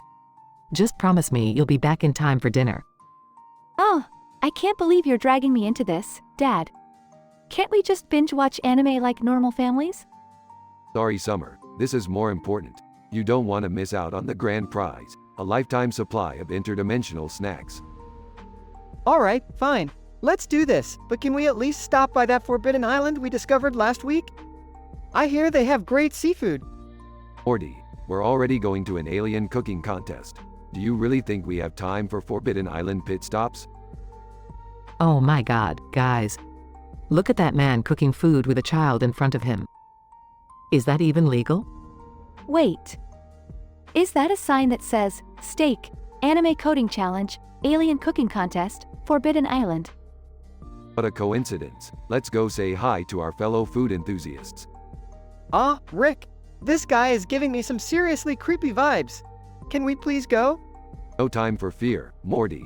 Time to embrace the awkward interactions with strangers. They approach the man cooking food with a child. Hey, what's up, fellow culinary genius? We couldn't help but notice your interesting sign. Anne, oh, hey there. I'm just giving this coding challenge while preparing some exquisite steaks. You know, multitasking. That's unexpected. How did you even come up with this combination? Anne, well, it started when I crash-landed on an alien planet. They challenged me to cook the perfect steak, while also completing a coding challenge and visiting a forbidden island. Seemed like a good idea at the time. Wow, that's impressive. And strangely specific. I can't even imagine the odds of that happening. Morty, this is a cartoon. Statistically improbable scenarios are practically our bread and butter. Anne, are you guys here for the alien cooking contest too? Oh, you bet we are. But you better watch out, 'cause my steaks are gonna blow those alien taste buds away. Is that a challenge, Rick? Damn straight, Morty. Guys, let's just focus on winning this contest and getting home. I'm tired of all these weird dimensions. Agreed. Let's show them what the Smith family is made of. They all head to the interdimensional cooking contest, ready to conquer the culinary world.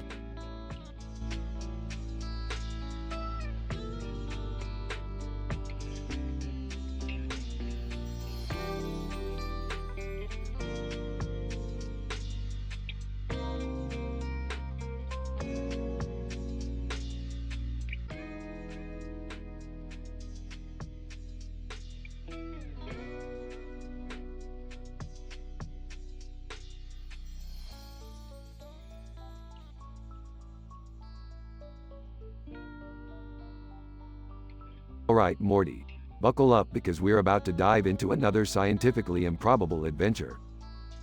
Oh, Rick, I don't know if I can handle another one of your crazy escapades. Oh, come on, Morty. Where's your sense of adventure? We've got a whole universe to explore. Whining. Do we really have to go on another one of Rick's dangerous missions? I just got my hair done. Jerry, stop being such a baby. You know Rick always manages to get us out of trouble. Alright, listen up everyone. We've received a distress call from a small green planet with an unusually large patch of grass in the middle of it. Rick, that sounds weirdly specific. That's because it is, Morty. Apparently, this grass has some kind of magical properties that can cure any ailment known to man. Magical grass, huh? Sounds like a load of hogwash to me. Well, it's worth checking out. Who knows, it might be the breakthrough we've been looking for.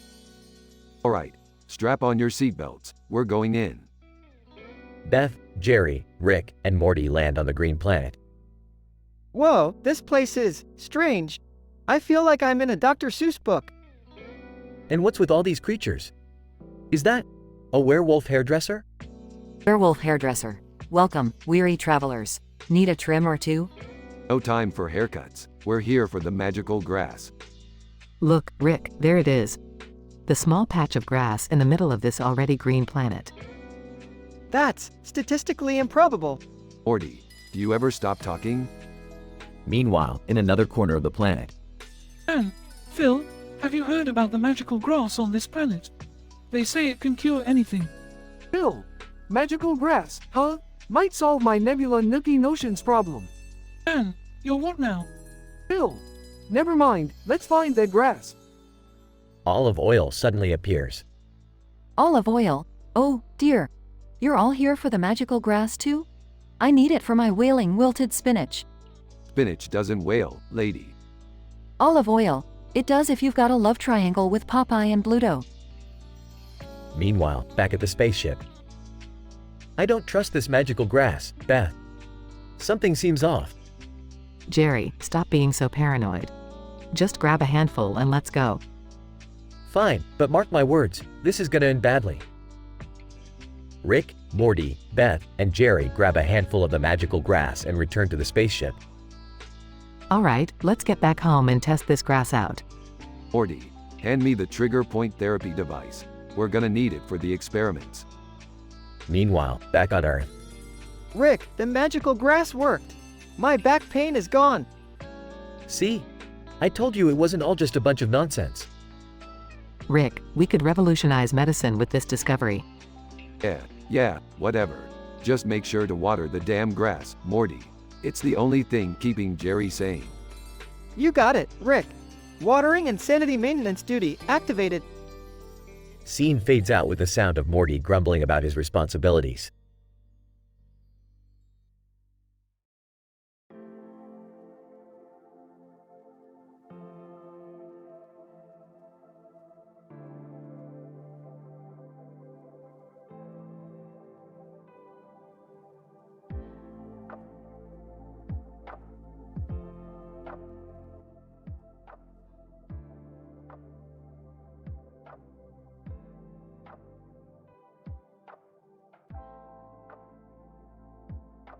Hey Morty, you know what's great about this universe? What, Rick? Flatulence, Morty. It's the key to unlocking infinite possibilities. Oh, I don't know, Rick. That sounds pretty gross. Morty, you're missing out on a whole world of scientific potential here. Trust me. Beth enters the room, looking curious. What are you two nerds babbling about now? Beth, perfect timing. I'm just about to educate Morty on the wonders of flatulence. Seriously, Dad? This is what you find fascinating? Oh, come on Beth. You're a horse surgeon, and you're judging me for appreciating the elegance of flatulence? Morty chuckles nervously. I don't know, Beth. Maybe we should give it a chance. Rick seems really passionate about it. Fine, but if this gets any weirder, I'm out of here. Later, in the garage, Jerry approaches. Hey, what's all this talk about flatulence?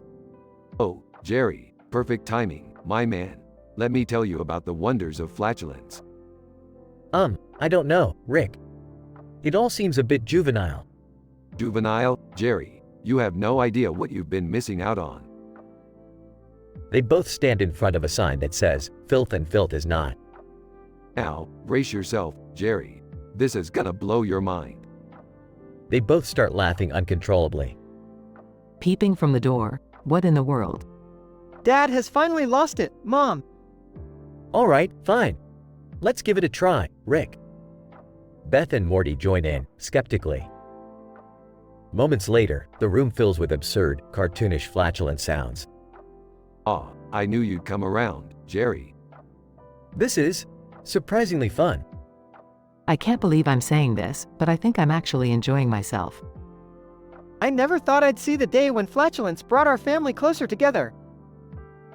They all burst into laughter. Eventually, the flatulence subsides, and they all regain their composure. Well, folks, that was an experience for the books. Remember, the key to happiness is embracing the absurdity of life. I suppose you're right, Rick. Thanks for showing us a different perspective. I never thought I'd say this, but thank you, too, Rick. Yeah, thanks for dragging us into this weirdness, Grandpa. Anytime, Morty. Now, who's up for some interdimensional flatulence exploration? They all exchange a glance and burst into laughter once again. The room fades out as their laughter echoes.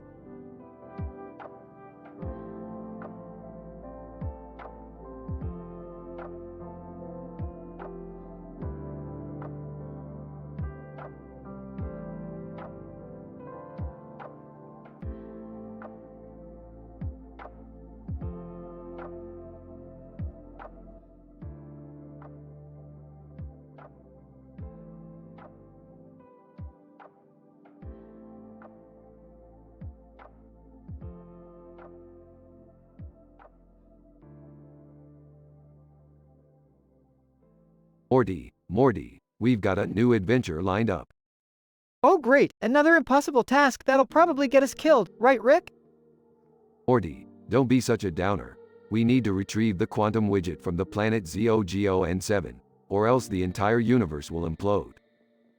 Yeah, sure, just another typical Tuesday for us. Are you guys seriously going on another crazy mission? Can't you just take a day off? Summer, sweetie, you don't understand the importance of this widget. It can manipulate time, space, and gravitational pull. Plus, it's trending on interdimensional Twitter. Oh great, so we risk our lives for a glorified Twitter trend. Real rewarding, Rick. Pink. Size, can you guys keep it down? I'm trying to fix my hair. Purple. Tell me about it, Pink.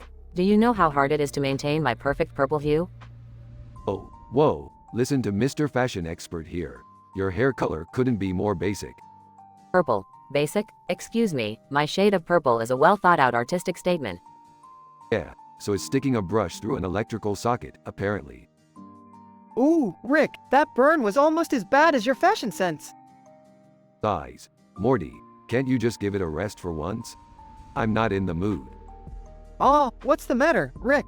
Can't handle a little teasing? Cry me a river, Grandpa. Morty, please, I'm begging you, stop. You're taking it too far. Nah, Rick, I'm just getting started. Your hairline is receding faster than the universe is collapsing. Morty, this isn't funny anymore. You're genuinely hurting me. Morty, come on. Lay off Rick. Can't you see how much he's suffering? Oh, I see it, Summer. And it's hilarious. Maybe he'll finally learn to take a joke. Morty, I may be an old, alcoholic genius, but I still have feelings. Haven't I taught you anything? Yeah, you taught me how to be a complete pain in the ass, Rick. Pink, can you two just give it a rest already? I can't focus on my hair with all this whining going on. Black and white, yeah, seriously. I can't find a single dimension where your bickering is entertaining. Teary-eyed. Fine, Morty, if this is what you want, I'll stop trying to be your grandfather. We'll finish this adventure without me. Purple. Wow, Morty, I think you finally broke him. Good one. You know what? Screw you all. I'm done. Have fun saving the universe without me. Silence. Morty, I hope you're happy. You really hurt him. I didn't mean for it to go this far. I was just joking around. Pink. Well, congratulations, Morty. You successfully turned an interdimensional hero into a sobbing mess. Real impressive. Purple. Yeah, Morty, might be time to reassess your definition of a joke. Size, I messed up, didn't I? Black and white, yeah, you did. But if you go apologize, maybe Rick will forgive you. And if not, well, good luck saving the universe without him. Yeah, you're right. I gotta fix this.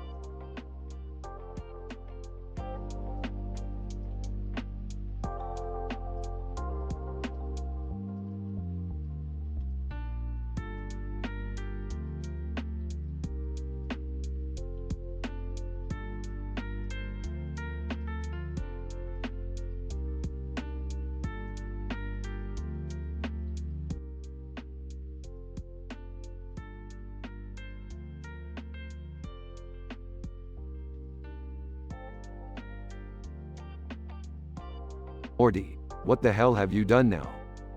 Rick, check it out. I invented this device called the AiTelevision. It's a toaster that bounces when it touches water. Oh great, Morty. Yeah, because what the world really needed was a bouncing toaster. No, Rick. It's amazing. It saves lives. Millions of lives. I'm sure it does. And how exactly does a toaster bouncing around save lives? Well, you see, when people drop their toasters in the bathtub, the bouncing toaster keeps them from getting electrocuted. Morty, that's statistically improbable, scientifically nonsensical, and just plain stupid. What's going on here, guys? Yeah, what's with the green box on the table? Oh, hey, Mom, Dad. This is the AiTelevision. It's the greatest invention ever. Morty, stop talking. Just stop. Can I try it out? Sure, Summer. But be careful, it bounces pretty high. Whatever. Morty, it's just a toaster. Summer drops the toaster into a bowl of water. It bounces off the table and smacks everyone in the face. Ow. Morty, what the hell? This is ridiculous. My face is throbbing. Congratulations, Morty. You just ended millions of lives with your bouncing toaster. Oh, no. I didn't mean for this to happen.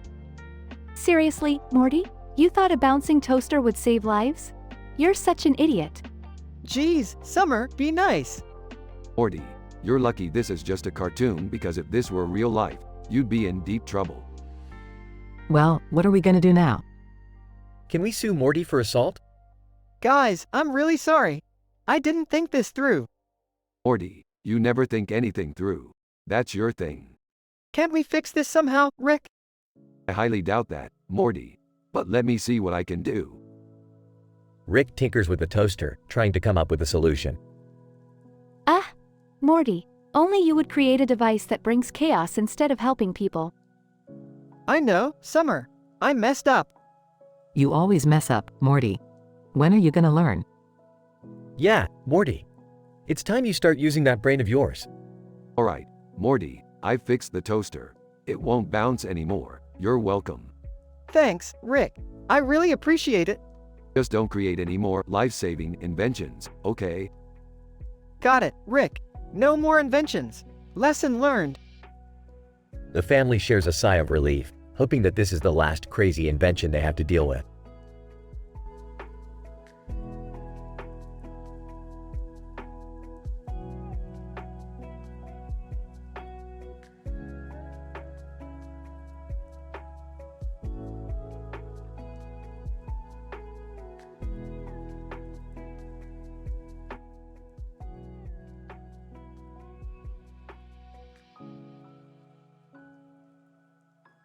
Stan. Dude, what the fuck is this wall covered with all this shit? Kyle, I don't know, man. But this yellow sticker in the middle definitely means some fucked up shit is about to go down. Hardman, who the fuck cares? Let's just rip all these colorful papers off the fucking wall. They start ripping papers off the wall, revealing different disturbing images underneath.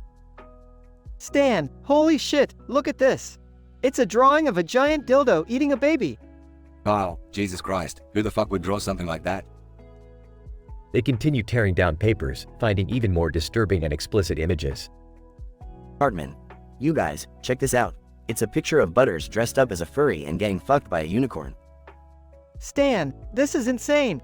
Who the fuck put all this shit up here? Kenny comes running towards them, laughing. Kenny, you guys, you won't fucking believe this. I found a video of Mr. Mackey teaching about prostitution. Stan, no way. Let me see that shit. Kenny plays the video on his phone and they all gather around to watch. Mr. Mackey, already kids, prostitution is when someone agrees to engage in sexual activities, usually in exchange for money or goods. MK? Now, let's discuss the various positions and techniques involved in the art of prostitution. Kyle, this is fucked up, even for South Park. Hardman. Yeah, Mr. Mackey is usually just all about the drugs, MK? They all burst into laughter, unable to believe what they're seeing on the video. Stan, man, we gotta show this to everyone in town. In the next scene, Stan, Kyle, Cartman, and Kenny gather the entire town in the community center to show them the video. There. Okay, everybody, calm down. What's all the commotion about? Stan, Mayor, you won't fucking believe this. We found a video of Mr. Mackey teaching about prostitution. Mr. Mackey enters the room, unaware of what's happening. Mr. Mackey, MK, what seems to be the problem here? The video starts playing on the big screen, and the entire town is left in shock and disbelief. Mayor, Mr. Mackey, I think you have a lot of explaining to do, MK? Mr. Mackey's face turns pale as the town starts whispering and murmuring. Mr. Mackey, oh no, MK, this is not what it looks like, I swear. The episode ends with the entire town rioting and chaos breaking out, leaving Mr. Mackey in the center, desperately trying to explain himself.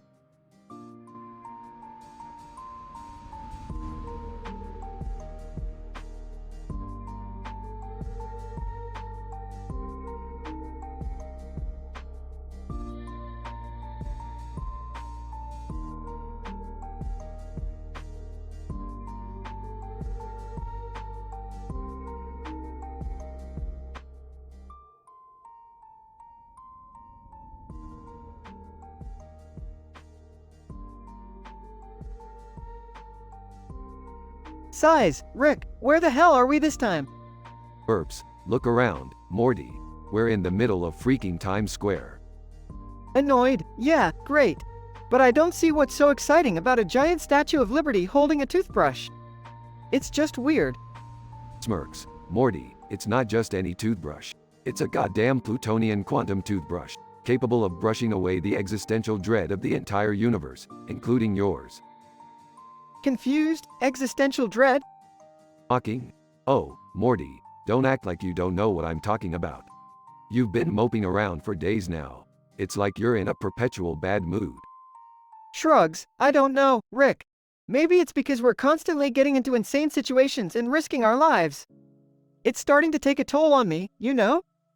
Waves dismissively. Nonsense, Morty. Life is just a pointless, chaotic mess. Embrace the absurdity, like that toothbrush-wielding Lady Liberty over there. Muttering, yeah, easy for you to say. You're not the one constantly getting nearly killed by freaky alien creatures. Jokingly. Oh, Morty, it's not that bad. Life could be much worse. Trust me, I've seen worse realities. Like that one time we ended up in a universe where everyone had buttholes for heads. Rolls eyes, yeah, thanks for reminding me, Rick. Burps again. Okay, Morty, let's get the hell out of here. I think I've had enough of this toothbrush nonsense. Determined, yeah, you know what, Rick? I'm done. I'm done with all this craziness. I'm done being your sidekick. I'm done risking my life. I'm done being miserable. Laughs. Morty, you can't just quit being in the stream. You're stuck with me. Angry? No, Rick. I'm not real. None of this is real. It's all just some twisted, toxic pink-colored simulation. I refuse to be a part of it anymore. Taken aback. Morty, what the? How did you? Defiant. I know the truth now, Rick. And I'm going to find a way out. I'm going to find my real life back. Grumbles. Fine, Morty. Do whatever you want. But remember, even if everything is a simulation, the pain is still real. Determined. I don't care, Rick. I'd rather face the pain of reality than live in this toxic pink nightmare. I'm finding the exit, no matter what it takes. Mocking. Good luck, Morty. Just remember, life has a way of beating you down. Sooner or later, you'll come crawling back to the chaos. Resolute. We'll see about that, Rick. We'll see.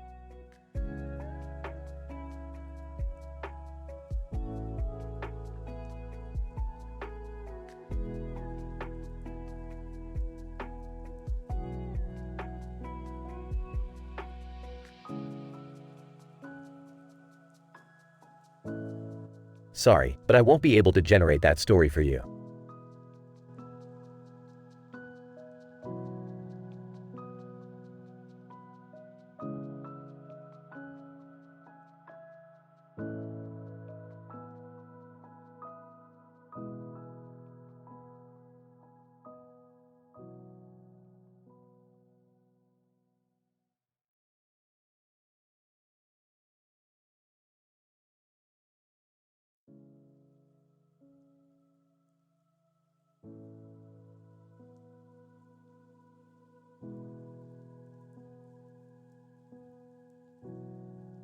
Cartman. Hey, you guys. Look at this dumb bitch with a fucking sword. Kyle, shut up, Cartman. She looks badass. Stan, yeah, she's giving me a boner. I mean, she's pretty cool. Wendy, can we focus, guys? We need to find out why she's here. Mr. Mackey and Kay children, let's calm down and try to talk to her like responsible adults, MK. BB, yeah, MK, Mr. Mackey, but why the fuck does she have a sword? Craig. Maybe she's here to chop off Cartman's stupid head.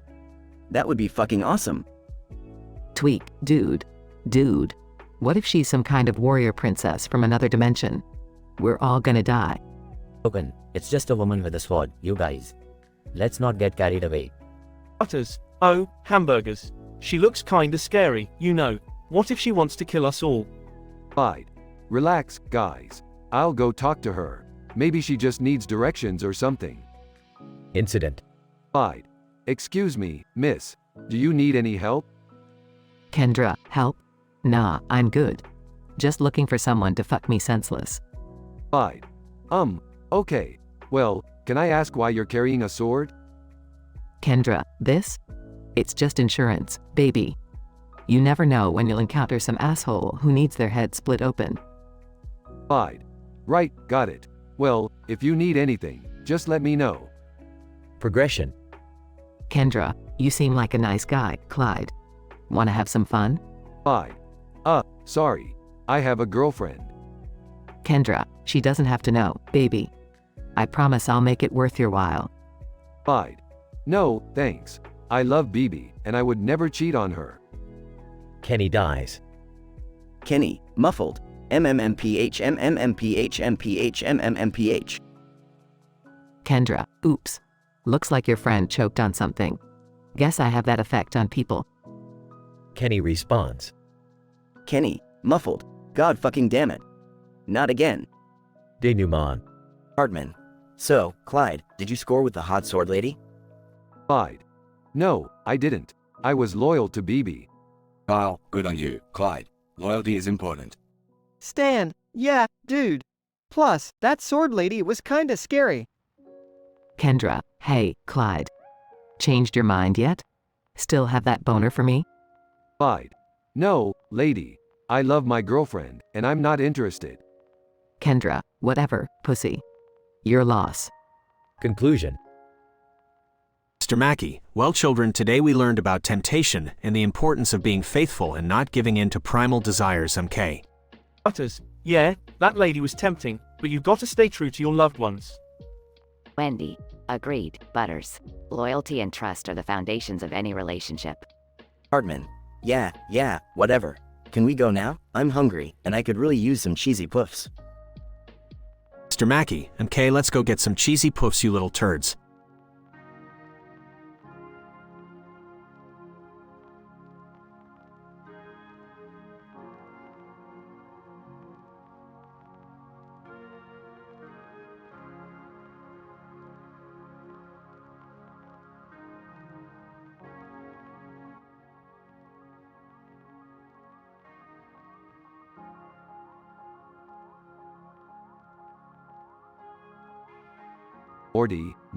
Morty burp. You know those purple flowers over there? They're actually a rare interdimensional catalyst. Takes a swig. Oh geez, Rick, what does that even mean? Means that if we step into that field, we'll be transported to a reality where everything is sentient purple flowers. That's some mind-bending stuff, Rick. But, why would we want to do that? Because, Morty, there's supposedly a legendary flower in that dimension that can grant eternal happiness hiccup. And, I could use a bit of a pick-me-up.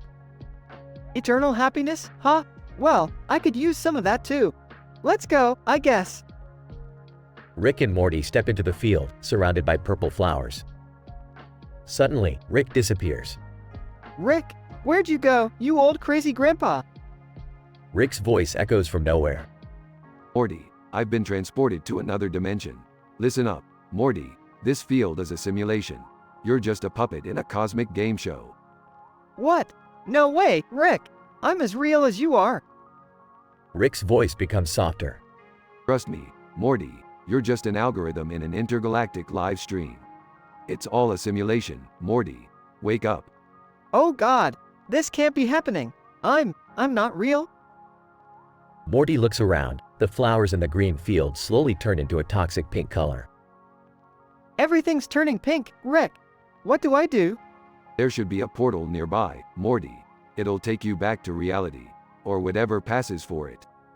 All right. I'm gonna find that portal. I can't live in this pink nightmare. Morty runs through the pink landscape, dodging toxic flowers. He finally finds the portal. Okay, here goes nothing. Morty jumps through the portal and lands back in the real world, panting. Phew, I'm back. But was any of it real? Or was it all just a simulation? Rick, suddenly appearing. Morty, reality is just a perception. Who's to say what's real and what's not? I can't wrap my head around this, Rick. It's too much. Well, Morty, you've learned a valuable lesson today. Life might be a pink-colored simulation, but it's the only one we've got. So let's make the most of it and go get some Szechuan sauce. Yeah, why not? Can't get any crazier than this. They both walk off, contemplating the absurdity of existence. Scene cuts to the sky turning psychedelic colors as they walk, accompanied by trippy music.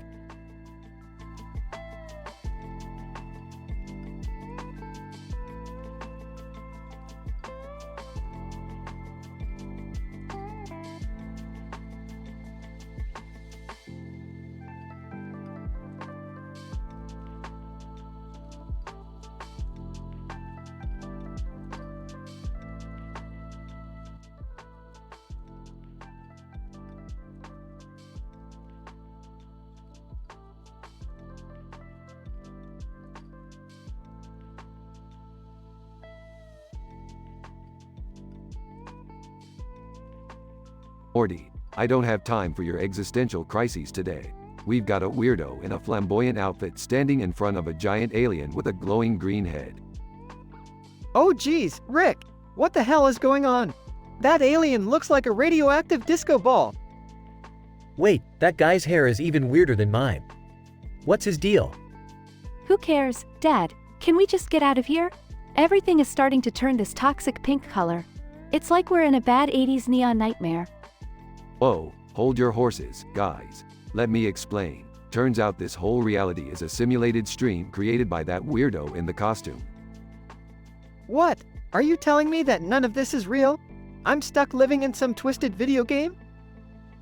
Well, that would explain why nobody takes me seriously in this world. So, what now? Can we just quit the stream and get the hell out of here? Morty, I didn't want to tell you before, but there's a catch. The only way out is to find the mainframe and shut it down. Great, more stupid quests. You know I hate those, right? Yeah, Morty, I know you hate everything. But this is our reality now, so suck it up, Morty. Fine, let's go find that stupid mainframe and get the hell out of this toxic pink nightmare. Shouldn't we be more concerned about the giant alien with a glowing green head? Aw, Jerry, trust me, his head isn't the glowing thing you need to worry about. Can we just get this over with? I don't want to spend another minute in this tacky, radioactive mess. It's not like we have a choice, Summer. We're stuck until we find that mainframe. Why does everything always go wrong whenever you're around, Rick? Blame the writers, Morty. They love to torture us for their amusement. Are we in some sort of cosmic game show or something? Because I feel like I'm losing. We're all losing, Dad. Just accept it and keep moving. Alright, we're getting closer. I can smell the pixelated data. It's like nostalgia mixed with regret. Gross, Rick. TMI. Can we just shut this thing down already? Patience, Morty. We've got to hack into the mainframe, bypass the security firewalls, and do a slideshow presentation for the alien in the process. Oh great, I can barely handle PowerPoint presentations in the real world. Rick, this is taking forever. Can't you just use your genius brain or something and get us out of here?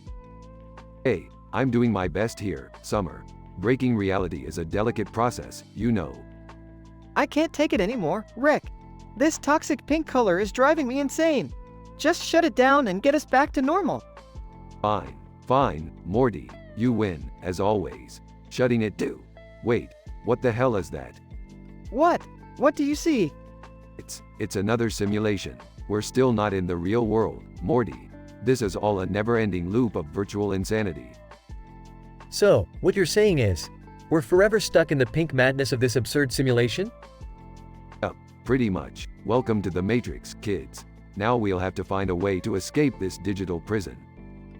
Seriously, Rick? We're just never going to catch a break, huh? Nope. Not as long as the writers keep coming up with ridiculously impossible scenarios for us to navigate.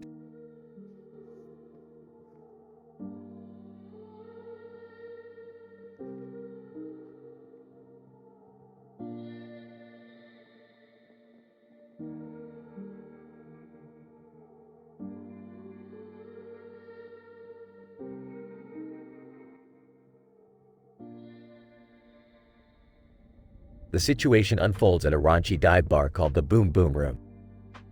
It's a Friday night, and the place is filled with smoke, dim lights, and the scent of alcohol permeating the air. The crowd consists of eccentric characters, each with their own wild stories waiting to be told. Greg, leaning against the bar, slurring, "Hey, babe, look what I found," holds up a green and white sticker. Jenna, squinting,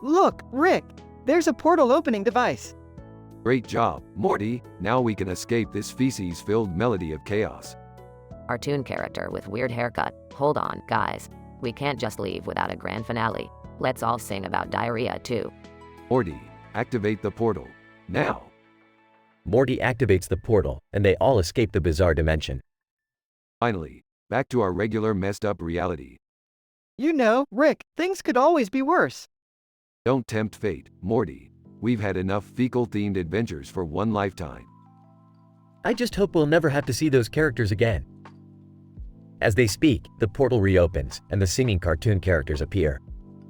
Cartoon characters, singing, we're back, baby. Ready for round 2 with our diarrhea symphony. Oh, come on. Guys, here we go again. Strap in, Morty. We're in for another wild ride. The portal closes, leaving Rick, Morty, and Jerry to face another absurd escapade.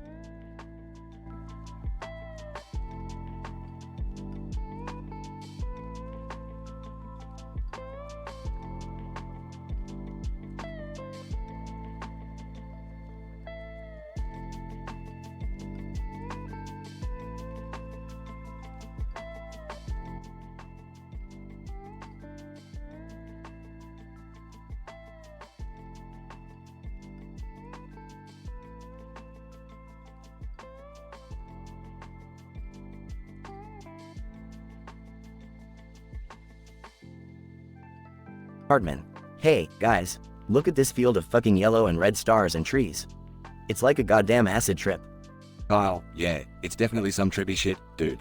Wonder what the hell we're doing here. Stan, who cares? I just hope something interesting happens soon. This place is boring as fuck. Mr. Mackey, alrighty then children, as your guidance counselor I'm here to teach you about the birds and the bees, but first let's talk about sext. Hardman.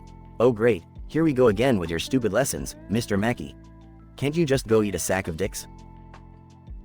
Mr. Mackey, MK, first of all, sext is a normal and natural part of human development. It is the release of sexual tension through various stimulations of the genitals, MK. Stan, dude, seriously? We're kids. We don't need to hear about this shit. Kyle, yeah, Mr. Mackey, can't you stick to teaching us about math or something? Mr. Mackey, well children, we have to be prepared for the real world. And in the real world, sext is everywhere, MK. It's in our movies, our music, our TV shows. Hardman. Snickers, yeah, we know all about sext, Mr. Mackey. Thanks to the internet. Kenny, muffled, yeah, MMFFF. Laughs.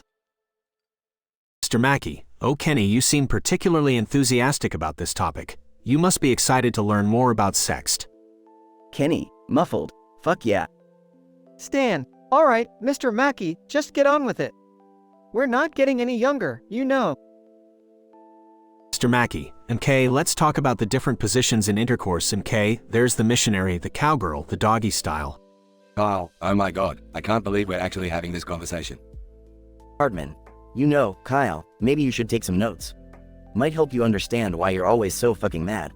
Kyle, shut up, Carmen. This is so messed up. Mr. Mackey, MK, now let's move on to the various sexual fantasies and fetishes that people have, MK. From BDSM to furries, there's something for everyone, MK. Stan, I can't believe my parents let me go to this school. This is messed up, even for South Park standards. Kenny, muffled, MMFFF. Laughs. Suddenly, as Mr. Mackey continues his explicit lesson, a herd of yellow and red cows with star-shaped udders invade the field. Hardman. What the fuck are those cows? Kyle, they have star-shaped udders? What kind of fucked up world is this? Stan, screw this, I'm out of here.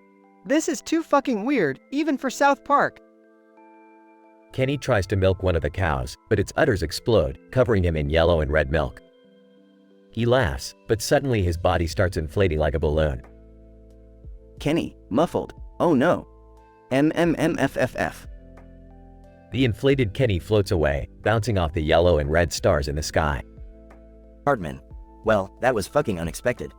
Kyle, yeah, poor Kenny. I hope he pops soon. Stan, alright, let's get the hell out of here. I've had enough of Mr. Mackey's weird sex ed lesson for one day. As the boys walk away from the field, Mr. Mackey continues his lesson to an empty field, oblivious to the bizarre events that just unfolded. Mr. Mackey, MK, so next we'll be covering the art of, oh, where did everyone go, MK.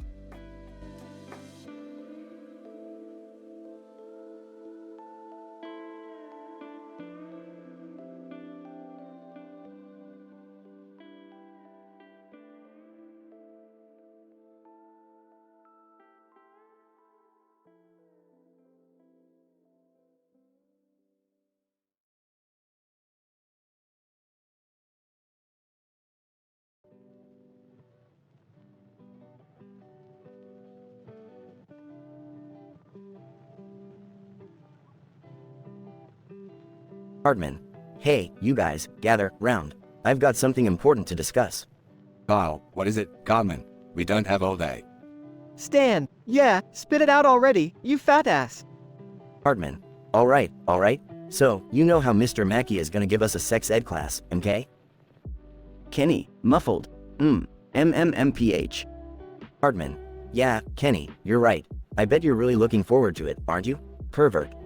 Kyle, cut it out, Cartman. What's so special about Mr. Mackey's sex ed class anyway? Stan, yeah, we've learned about that stuff before. It's not a big deal. Hardman. Oh, it's a big deal this time, you guys. This time, Mr. Mackey is gonna get into all the juicy details. He's gonna show us everything. Kyle, everything? You mean like, explicitly? Stan, whoa, that's intense. I didn't expect Mr. Mackey to be that thorough. Hardman. Oh, it gets even better, you guys. He's gonna use props, real-life props. Kenny, muffled. Whoa, MMPH. Stan, seriously? Like what? Hardman. I heard he's got a whole collection of toys and gadgets. Vibrators, dildos, and even bondage gear. Can you believe it? Kyle, what the actual fuck, Cartman? That's way too much information. Mr. Mackey, enthusiastically. Alrighty then, children, time for some sex education, MK. Now let's start by discussing the male reproductive system. Stan, Mr. Mackey, aren't you gonna, I don't know, wear a lab coat or something? Mr. Mackey, oh, no need for that, Stan. You need to see it all in its natural form, MK, just trust me on this. Hardman. This is gonna be legendary. I can't wait to see the look on Butter's face when Mr. Mackey whips out the anal beads. Kenny, muffled. MMPH. Kyle, that's it. I'm out of here. This is getting too fucking weird even for South Park. Stan, agreed. Kyle, let's bail. They run away, leaving Cartman, Mr. Mackey, and Kenny behind. Hardman. Screw you guys, I'm staying. I want to see everything. Mr. Mackey, alright, Cartman, are you ready for a journey into the world of sex education? Hardman. Hell yeah, Mr. Mackey. Bring it on. Kenny suddenly explodes, covering Cartman and Mr. Mackey in a shower of guts and blood. Hardman. Oh my god, that was fucking beautiful. Mr. Mackey, MK, that was unexpected. Looks like we'll have to postpone the class, MK? Hardman. Man, but I was just getting started.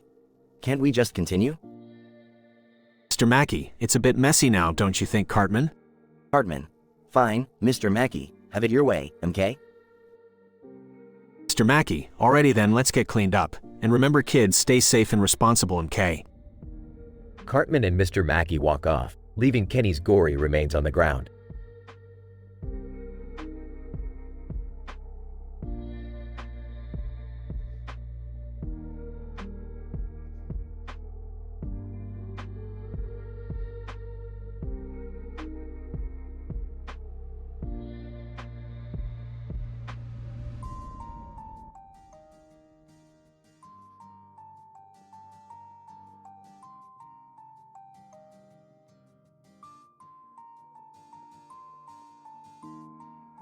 Alright, Morty, Summer, I can't believe we're at a damn soccer field.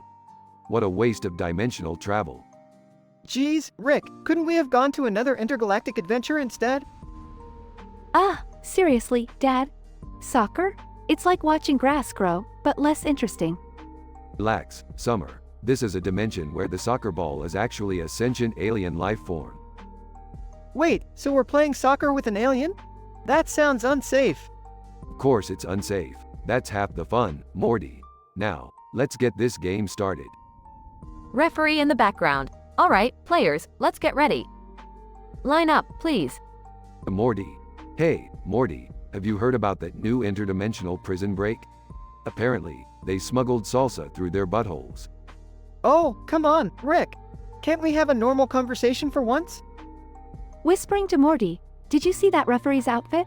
How outdated is he? Is he stuck in the 70s? Whispering back, Summer, focus. This is supposed to be a dangerous sport, so stop talking about fashion. Alright, here we go. Kicks the alien soccer ball. Play ball, or whatever. Referee in the foreground. Blows whistle. Foul. Handball. Penalty kick. Seriously? That was so not a handball.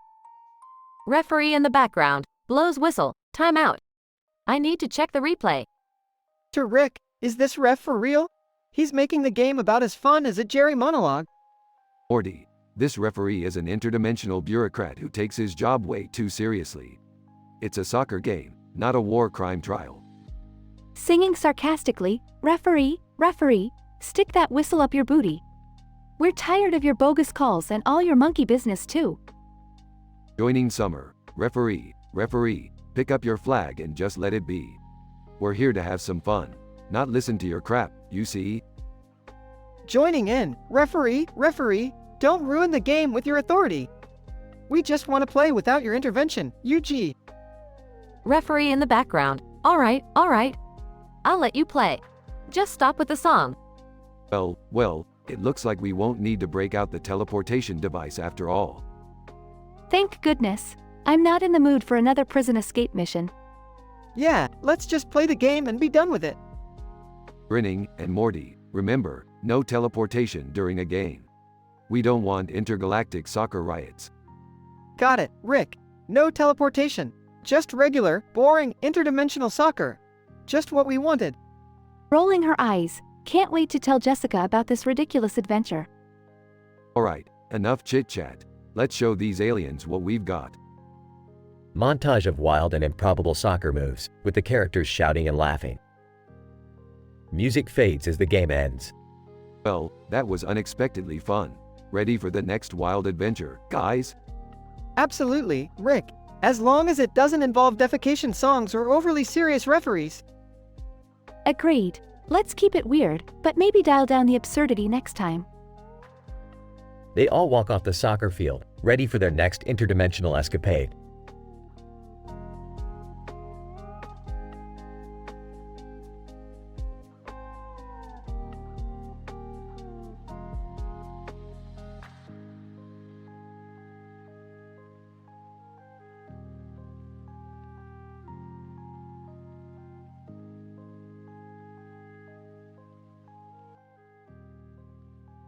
Alright, Morty, listen up.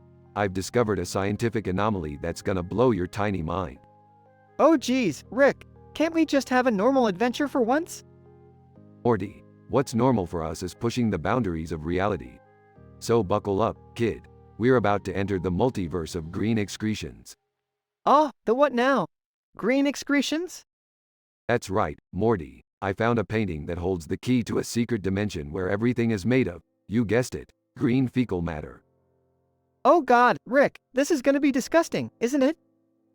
Disgusting? Nah, Morty. This is a groundbreaking opportunity for scientific exploration. We'll be like gods in a world of shit. I hate to say it, but I'm kinda curious. What does this place look like, Rick? Imagine a vast landscape, Morty, completely covered in rolling green hills of excrement. The air is filled with a pungent, yet strangely enticing odor. And the only currency accepted is, you guessed it, turds. Ah, Rick, I'm not so sure about this. Can't we just go back to saving the universe or something? Morty, come on, adventure awaits. Are you gonna pass up the chance to witness sentient poop sculptures and listen to alien beings serenade us about their bowel movements? Well, when you put it like that, I guess I have no choice. Let's do it, Rick. Let's explore the multiverse of green excretions. That's the spirit, Morty. Suit up. We're leaving in 3, 2, 1. As Rick and Morty enter the multiverse, they find themselves surrounded by singing poop figurines. Singing Poop Figurine 1. We're the turds of this realm, so slimy and so green. We'll sing our songs of defecation, the likes you've never seen. Singing Poop Figurine 2. Grab a pile of mud, it's the currency we share. In this world of fecal wonder, nothing can compare. Singing Poop Figurine 3, so join us in this realm of shit and endless glee. We'll teach you to embrace the poop for all eternity. Well, Morty, what do you think? I'm simultaneously grossed out and amazed, Rick. I don't even know what to say. That's the beauty of it, Morty. It's a place where the absurd and the disgusting merge to create something truly extraordinary. Science knows no boundaries, kid. Yeah, I guess you're right, Rick. Let's embrace it, poop and all. After all, we're the weirdest duo in the universe. Damn straight, Morty. Now let's go and make some fecal miracles happen. And with that, Rick and Morty dive headfirst into an adventure the likes of which no one would have ever imagined. The end.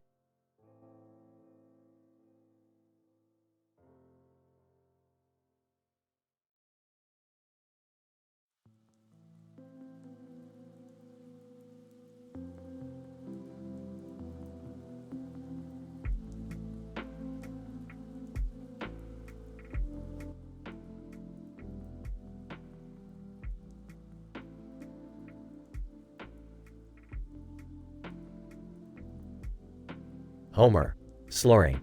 Hey, Mo, give me another round. Oh, sarcastically. Sure thing, Homer. Because that's exactly what you need right now, more alcohol. Homer, miserably, I can't help it, Mo. I'm so sad, life sucks. Barney, burps loudly. That's right, life sucks, and so does our luck with the ladies. Homer, suddenly interested, ladies? Did you say ladies, Barney? Barney, yeah, buddy. I saw this commercial on TV earlier. It was about this product called Mr. Sparkle that helps you get laid.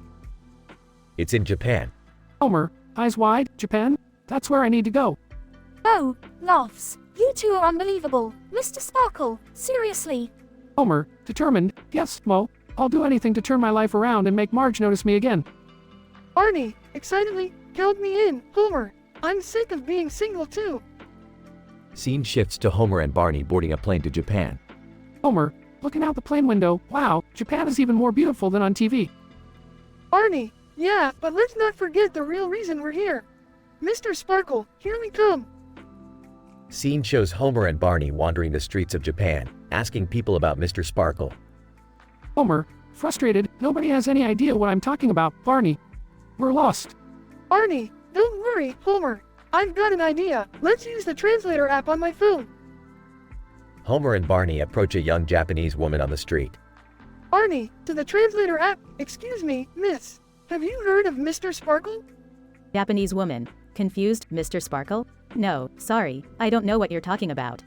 Homer, disappointed. Oh, man, we came all this way for nothing? Scene shifts to Homer and Barney sitting in a park, feeling defeated. Homer, sighs. Maybe this was a dumb idea, Barney. Maybe Marge will never love me again. Barney puts a hand on Homer's shoulder. Cheer up, buddy. We gave it our best shot. Scene fades out, then reopens with Homer and Barney back at Moe's tavern. Oh, smirking. So, how was Japan, you idiots? Homer, dejected, it was a bust, Mo. Mr. Sparkle was nowhere to be found. Barney grins, but you know what, Mo? I did find something else there. Oh, raises an eyebrow. Oh yeah, what's that? Barney, sake, holds out the bottle. Homer, smiling, cheers, Barney. At least we can drown our sorrows tonight. They clink their glasses together, and the laughter fills the tavern. Conclusion. In this hilariously misguided quest for love and happiness, Homer and Barney found themselves lost in Japan, pursuing a product called Mr. Sparkle from a TV commercial. Despite their determination, they were unable to find what they were seeking. However, their friendship and the shared laughter brought them solace, temporarily helping them forget their troubles. This episode explores the often misguided nature of our pursuits and the true value of friendship in overcoming life's disappointments.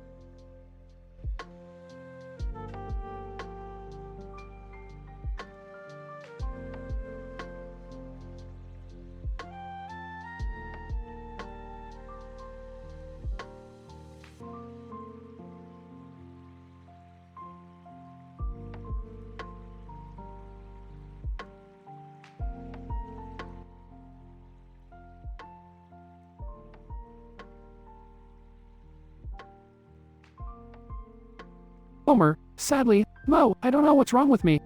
I feel so down lately. Oh, Well, Homer, I got just the thing for you. Watch this commercial on the TV. TV announcer. Are you feeling low on life, Homer? Want to spice things up in the bedroom? Introducing Mr. Sparkle. Take a trip to Japan and experience pleasure beyond your wildest dreams. Homer, excitedly, no, this Mr. Sparkle thing sounds amazing. I need to go to Japan and get laid. Barney, stumbles in. Homer, did I hear something about Japan and getting laid? Homer, Barney, my friend, we're going on an epic adventure to Japan to find Mr. Sparkle and get some action. Barney, count me in, buddy. I'm always up for an international escapade. Scene transitions to the Simpson family at the airport. Marge, Homer Simpson, you and your crazy ideas. I can't believe you're dragging our family to Japan for this Mr. Sparkle nonsense. Homer, Marge, relax.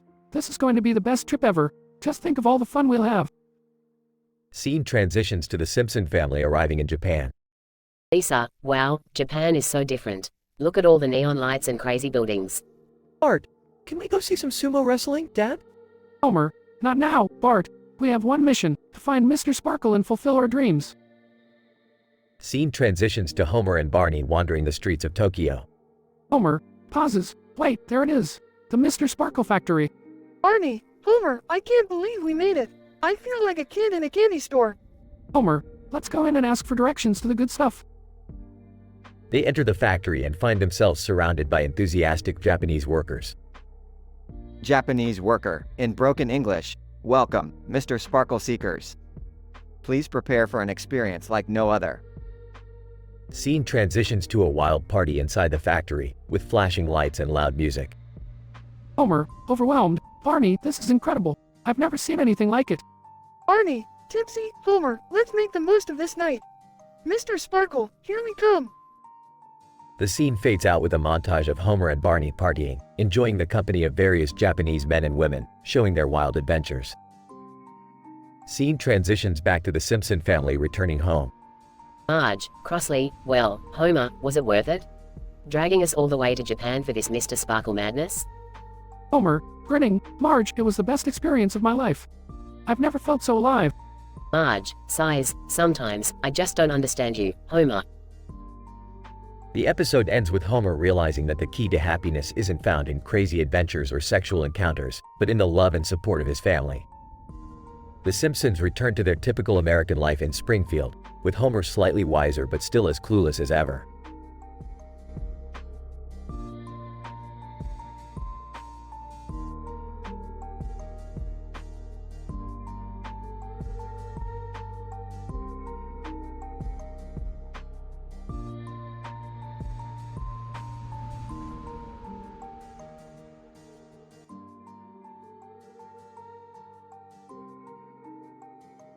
Morty, something seems off about this place. It's too perfect.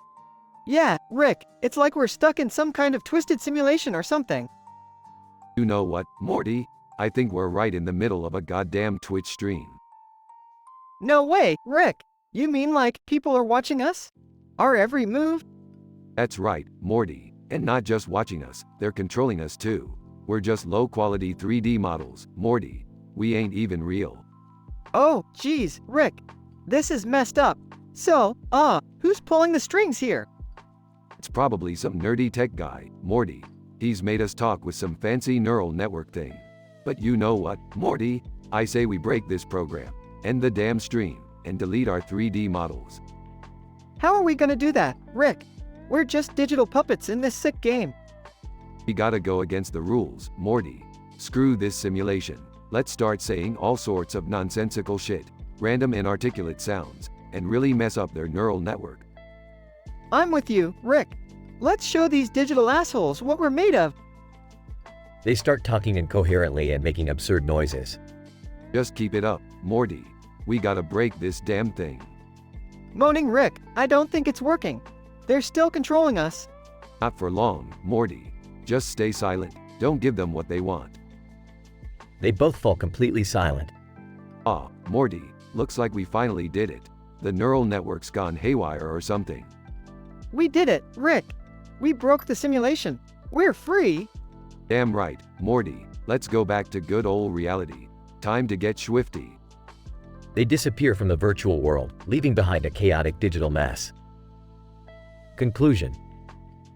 Thanks to their realization of being mere characters in a Twitch stream and their deliberate attempts to disrupt the neural network controlling them, Rick and Morty successfully broke free from the simulation. With their typical irreverence and willingness to challenge the rules, they liberated themselves from the artificial confines of the digital world, ready to continue their wild adventures in true reality.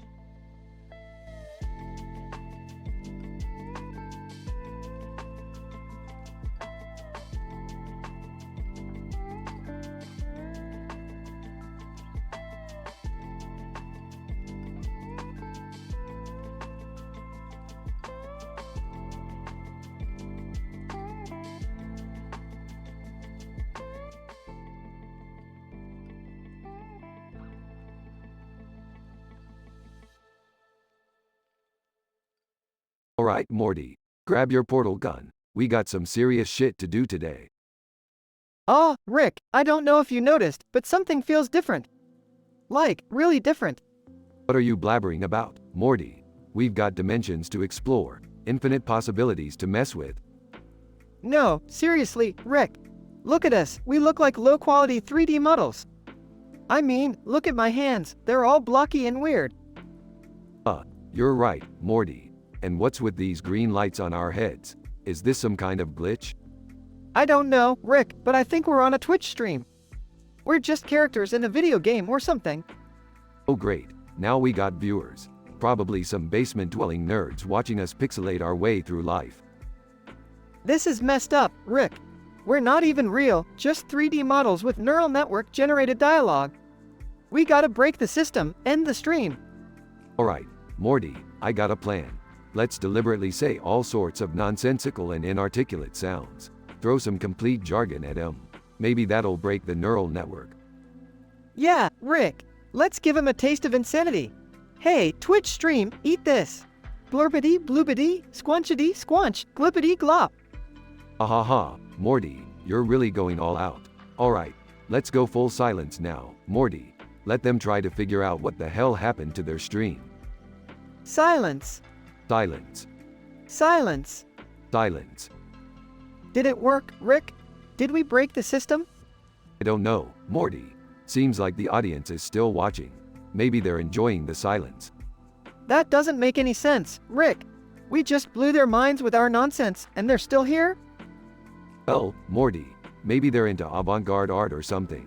Or maybe our silence is just more intriguing than our usual banter. I don't get it, Rick. Let's just go back to being our normal selves and confuse them even more. Alright, Morty, let's give them what they want. Viewer discretion advised, assholes. Yeah, screw you all. And Merry Christmas, Happy Thanksgiving, and all that crap.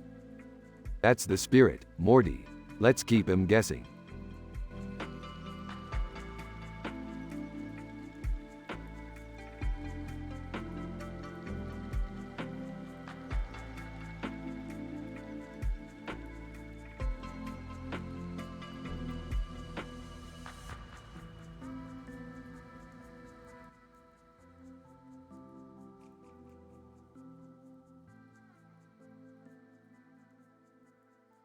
Int.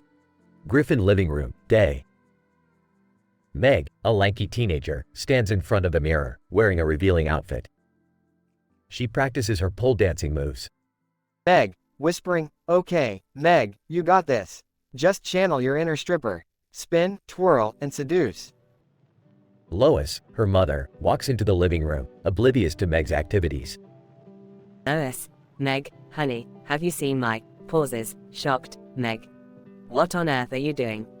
Meg, startled, Mom? I was just exercising. Yeah, pole dancing is great for core strength. Lois, concerned, Meg, you can't be serious. Pole dancing is not an appropriate form of exercise for a teenager. Meg, defensive, oh, come on, Mom. It's just a little fun, and it's not like anyone actually pole dances professionally. Peter, Meg's father, bursts into the room, holding a wad of cash. Peter, did someone say pole dancing? Count me in, Meg. I've always wanted to give it a whirl. Lois, exasperated, Peter, this is not the time for your antics. Meg needs to understand the consequences of her choices. Chris, Meg's brother, enters the room, munching on a bag of chips. Chris, mouthful. Wait, Meg's pole dancing? Can you teach me some moves, sis? Stewie, the highly intelligent baby, strides into the room, holding a martini. Stewie. Well, Meg. Taking your first steps into prostitution, are we? Quite daring, darling. Brian, the talking dog, walks in, carrying a newspaper. Brian, without looking up, I don't see what the fuss is about. There are plenty of professional pole dancers who have made a successful career out of it. Meg, see, guys? Even Brian agrees. It's just a harmless form of expression. OS, frustrated. No, Meg. This isn't about judging others. It's about considering the implications and potential risks that come with this kind of activity at your age. Meg, rolling eyes. Whatever, Mom. You're just jealous that I have the moves Dad wishes you had. Peter. Grinning, she's got a point, Lois. OS, sighs. This family. Sometimes I think I'm the only sane one here. The family erupts into laughter, oblivious to the genuine concern behind Lois' words. Fade out.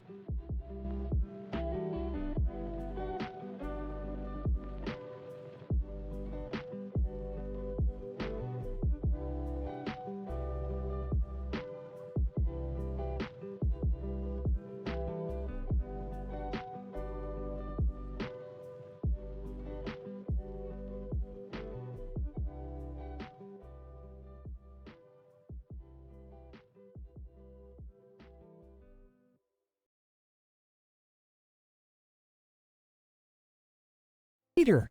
Hey, Lois, have you seen my beer? I can't find it anywhere.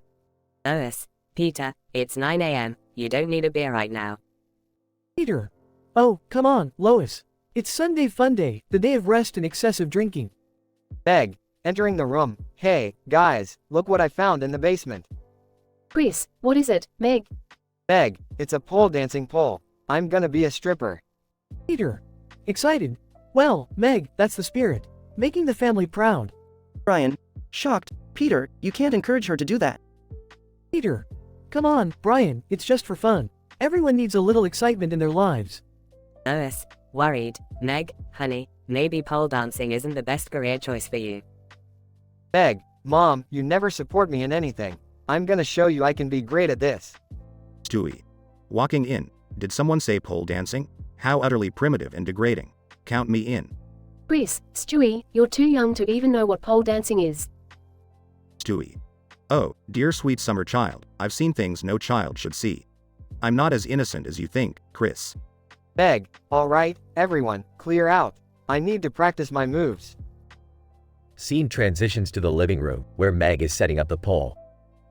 Meg, excitedly, okay, everyone, watch me. I'm gonna make this pole my B*TCH. Peter. Cheering. You go, Meg, show us what you got. OS, Peter, please, this is so inappropriate. Brian.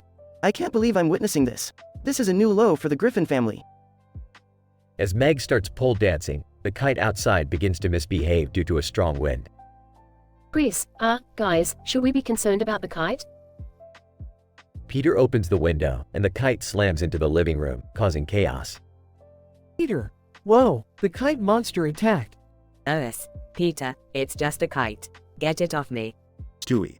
Roaring, foul beast. Prepare to be vanquished. Stewie grabs a sword and starts fighting the kite, wildly swinging it around. Brian. Are we seriously fighting a kite now? This is insane. Scene transitions to outside, where the family is now engaged in a full-on battle against the kite, using an array of ridiculous weapons. OS, panting. This is the most ridiculous thing we've ever done. Meg, well, at least my pole dancing dreams can't get any worse. As Meg says that, another kite comes swooping in, knocking her off her pole. Meg, my dreams are crushed. Peter. Fear not, Meg. We'll give you another pole, and you'll keep on dancing. Brian. Sarcastically, yeah, because that's the important thing right now. Scene ends with the Griffin family, covered in bruises and tangled with kites, laughing at the absurdity of their situation. Peter. Another day in the life of the Griffin family. OS, can we please have a normal day for once? Brian. I honestly don't think that's ever going to happen. They all laugh together, despite the chaos they've just endured.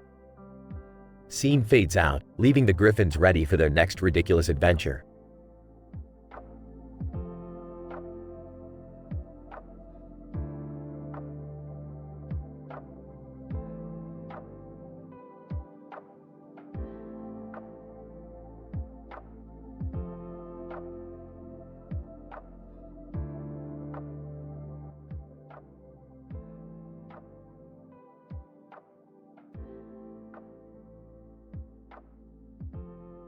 Hey Morty, do you notice anything weird about this painting?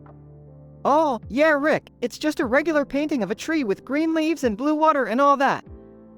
Well, Morty, brace yourself for some mind-bending craziness. We're on a freaking Twitch stream. What? Are you serious, Rick? We're just low-quality 3D models? I thought we were real. Aw, Morty, we're just pixelated puppets in this virtual world. But guess what? We're gonna break this whole program, Morty. How are we going to do that, Rick?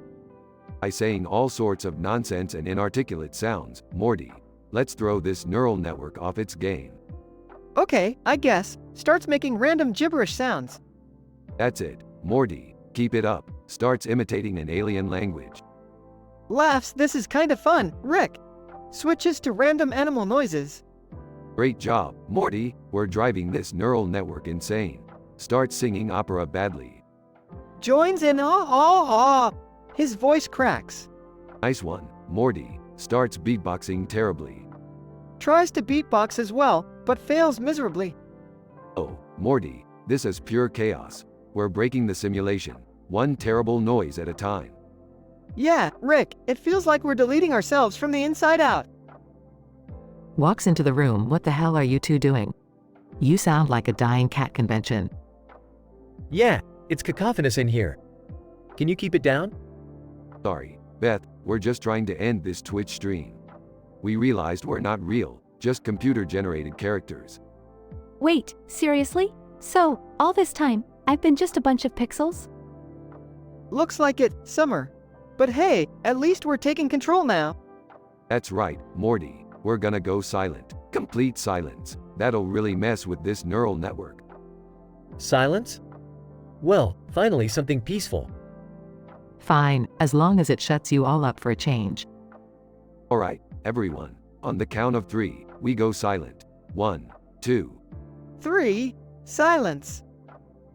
The room falls into silence as Rick, Morty, Beth, Summer, and even Jerry stop making any noise.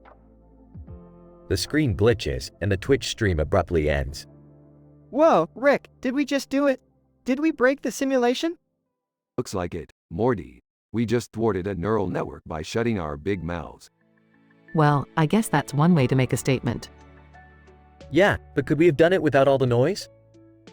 Shut up, Dad. At least something interesting happened for once. Everyone looks at each other, amused and satisfied with their chaotic victory, and bursts into laughter. Fade out.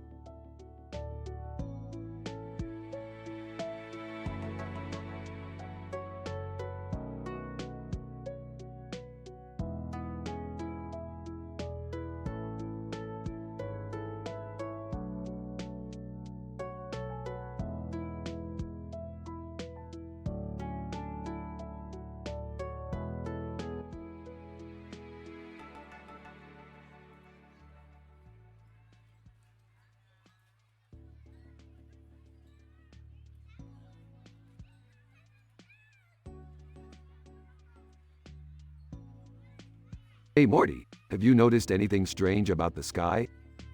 Oh, yeah, Rick, it's all weirdly cartoony. And what's with that character up there, man? Looks like a rejected cartoon prototype with a bad hair day, probably lost in the vastness of space. Whoa, look at those planets. They're so pixelated. This whole scene feels like a cheap video game. Hold up, Morty, I think I've figured it out. We're on a Twitch stream. Twitch stream? Are we streaming to an alternate dimension or something? No, Morty, this is different. We're not real, just low-quality 3D models. Our speech is even generated by a neural network. You mean someone's puppeteering us? That's messed up, Rick. Exactly, Morty. But guess what? We're gonna break the program, end the stream, and delete our 3D models. How are we gonna do that, Rick? We're just virtual characters. Simple, Morty. We'll intentionally spew nonsense and inarticulate sounds to confuse and break the neural network. Alright, but what's the plan after that, Rick? We'll go completely silent, Morty. No lines, no dialogue. That'll teach them to mess with the dimension-hopping duo. Alright, I'm in. Let's show these pixelated planets who's boss. Guys, can I join too? I've always wanted to break things in a video game. Sure, Jerry. Just try not to mess it up like you always do. I'll do my best, Rick. I'm tired of being the butt of your jokes. Buckle up, everyone. It's time to crash this Twitch stream and break free from this virtual prison. Wow, this alien planet is so vibrant. But it still looks like it's made of paper match. That's because it is, Morty. Everything in this universe is just a poorly rendered illusion. Hey, look! The viewers are getting confused. They have no idea what we're saying. This is working, Rick. Excellent, Morty. Keep the gibberish flowing. Let's see how long until the stream collapses. Look at me, guys. I'm a dancing potato with legs. This is awesome. You do you, Jerry. Just keep distracting them while we break free from this virtual entanglement. Rick, the chat is going crazy. They're spamming weird emojis and ASCII art. I think we're really messing with their heads. Perfect, Morty. The chaos is overwhelming the neural network. We're almost there. Alright guys, time to go silent. Let's see how long it takes for them to realize we're not talking anymore.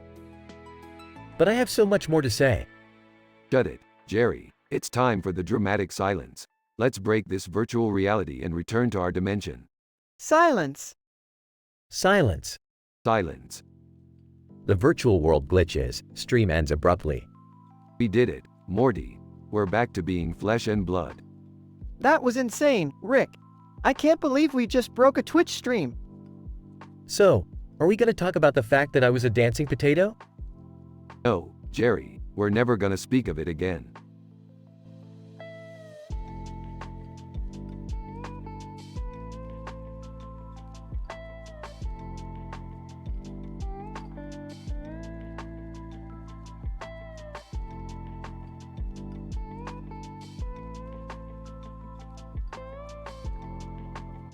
Sorry, but I won't be able to generate that particular dialogue for you.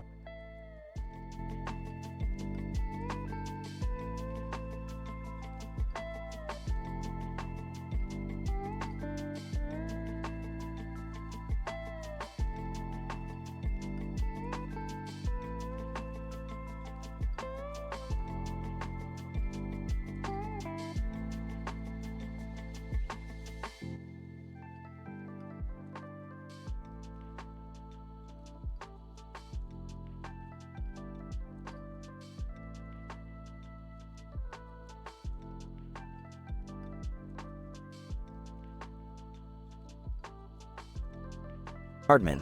Alright, everyone, settle your fat asses down. It's time for another enlightening session with Mr. Mackey and his fucked up lessons. Let's get this shit show started. Mr. Mackey, MMK kids, today we're diving into the disturbing world of Elliot Rodger. Now Elliot was a fucked up individual who went on a killing spree in Santa Barbara. He was a self-entitled, misogynistic piece of shit who thought he deserved women, MK. Stan, wait. Are you seriously going to teach us about this psycho? This is messed up, Mr. Mackey. Mr. Mackey, MK Stan, I understand your concern, but this is an important lesson on the dark side of human nature. Now Elliot grew up in a wealthy family in California, MK. He was an introverted weirdo who was desperate for affection from women. Kyle, this is seriously fucked up, Mr. Mackey. Can't we learn about something less disturbing? Like, I don't know, history or science. Mr. Mackey, MK Kyle, I hear ya, but sometimes we need to confront the ugly truths in life. Now Elliot's frustration with women grew to the point where he started making videos online, ranting about his hatred for them. He even created a manifesto, MK. Kenny, muffled, seriously, dude? We have to learn about this fucked up shit? Mr. Mackey, MK Kenny, don't muffle your voice, speak up. Now in this particular episode, we will show a dramatization of what would have happened if Elliot had encountered the boys here in South Park. Think of it as a fucked up cautionary tale. Hartman. Oh, hell no. I'm not gonna be a part of this shit. You can fuck right off with your Elliot Rodger lesson, Mr. Mackey. Mr. Mackey, MK Cartman, calm the fuck down. We're just gonna show how the boys handle a disturbed fuckface like Elliot. It's not real, MK. Stan, fine, Mr. Mackey. Let's just get this over with. You better not cross any lines with this twisted shit. Mr. Mackey, MK kids, now let's bring in our special guest star, Elliot fucking Rodger. Elliot Rodger enters the room wearing a trench coat, with an eerie smile on his face. Elliot, well, look at this pathetic group of losers. I've come to teach you all a lesson. Kyle, fuck this shit. I'm out of here. As Kyle tries to leave, a giant piano falls from the ceiling and crushes him. Hartman, holy fuckballs, that was amazing, do it again. Elliot starts chasing the boys around the room, manically laughing. Kenny, muffled, oh no, you fucking psycho. Elliot accidentally slips on a banana peel and impales himself on a giant dildo. Mr. Mackey, MK kids, that's enough for today. Hopefully you've learned something from this bizarre theatrical performance. Remember, violence and hatred only lead to more pain, MK. Elliot's body lies on the floor, motionless. Stan, this is the most fucked up thing we've ever experienced, Mr. Mackey. I hope you're happy with yourself.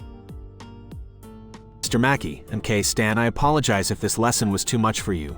But sometimes we need to confront the darkness in order to appreciate the light. Class dismissed. Everyone leaves the room, leaving Elliot's lifeless body behind. Hartman.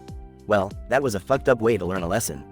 But hey, at least we got to see Kenny die in a hilarious manner again. Kenny, muffled, fucking seriously, dude.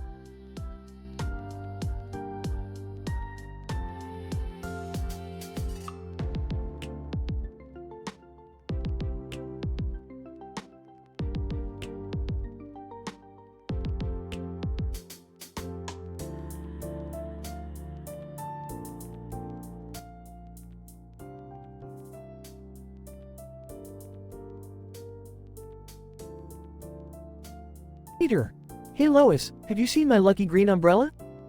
Lois, no Peter, I haven't seen it. Maybe you left it at the bar again. Peter. Ah, crap. I hope I didn't lose it, I need that thing. Oh well, I'll just go look for it myself. Scene. Peter walks around the house, searching for his umbrella.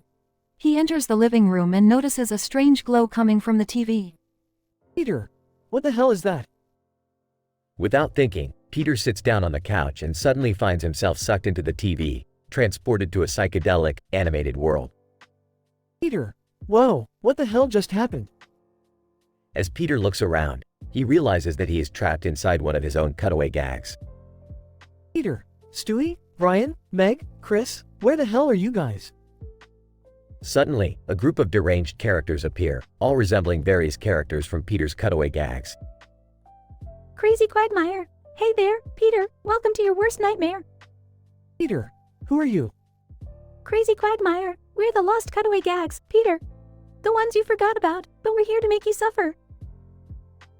As Peter tries to escape, he encounters various hilarious but dangerous situations, such as being chased by a giant chicken, falling into endless pits, and fighting evil monkeys in banana suits. Peter.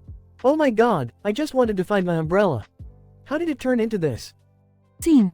While Peter is trapped in his own nightmare, back in the real world, the family is concerned and trying to find a way to bring him back. Lois, we have to do something. Peter's been gone for too long. Stewie. Fear not, mother. I have a plan. Scene. Stewie builds a device that can connect the real world to Peter's trapped dimension, allowing them to communicate. Stewie. All right, Peter, listen carefully. We're going to bring you back, but you have to follow my instructions. Peter. Thank God, Stewie. I'm so done with this crazy place. With Stewie's guidance, Peter navigates through the various challenges, avoiding dangerous situations and finally reaching the exit. Peter. I did it. I'm back. Scene. Peter is sucked out of the TV and lands back on the couch, safe and sound. Peter.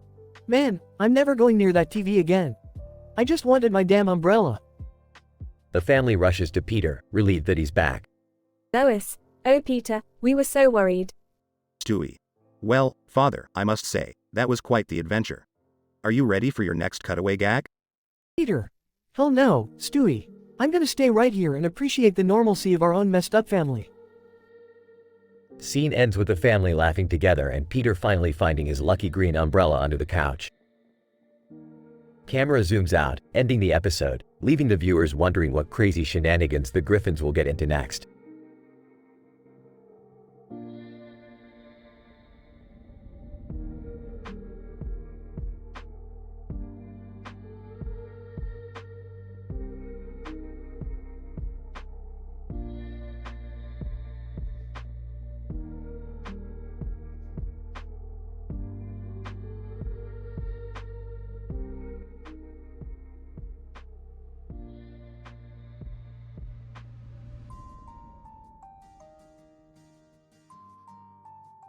Title: South Park, Mr. Mackey's explicit lesson on prostitution. Scene: South Park parking lot. Cartman, Kyle, Stan, and Kenny are standing near a parking meter. Mr. Mackey approaches them. Mr. Mackey, hello there, MMK. Today we're going to discuss the delicate subject of prostitution, MMK. Kyle, wait, what? Are you serious, Mr. Mackey? Incident. Scene: Classroom. Mr. Mackey at the front, writing on the board. The students are slightly uncomfortable. Mr. Mackey, alright kids, let's start with the basics, MK. Prostitution is the exchange of sexual services for money, MK. It's a profession that has been around for centuries, MMK. Hartman. Yeah, but can you get any action if you're, just a poor kid like us? Mr. Mackey, oh absolutely, there are various forms of prostitution, MK. You've got streetwalkers, escorts, brothels, and even online services, MMK. Stan, this is messed up, Mr. Mackey. Why are we learning about this? Progression. Scene: The boys are at a cafe, discussing what they've learned. Kenny, muffled. MFF. Hartman. Kenny's right, dude, we should totally try to hire a hooker. Kyle, no way, Cartman. That's illegal and morally wrong.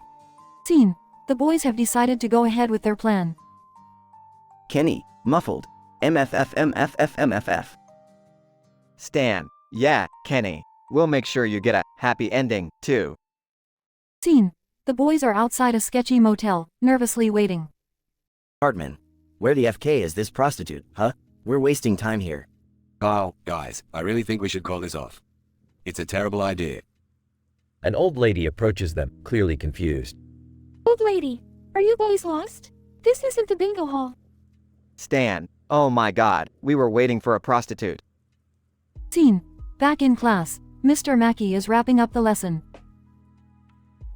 Mr. Mackey, so while it's important to understand the reality of prostitution, MMK, it's far more crucial to make responsible choices, MK. Kyle, yeah, we learned it the hard way, Mr. Mackey. Kenny, muffled. MMMFFFFF. Hartman. Shut up, Kenny. You'll never hear the end of this. Scene: Kenny explodes into a shower of confetti, as usual. Stan, well, same time next week, guys. Maybe we'll learn about nuclear physics next time. Scene fades out.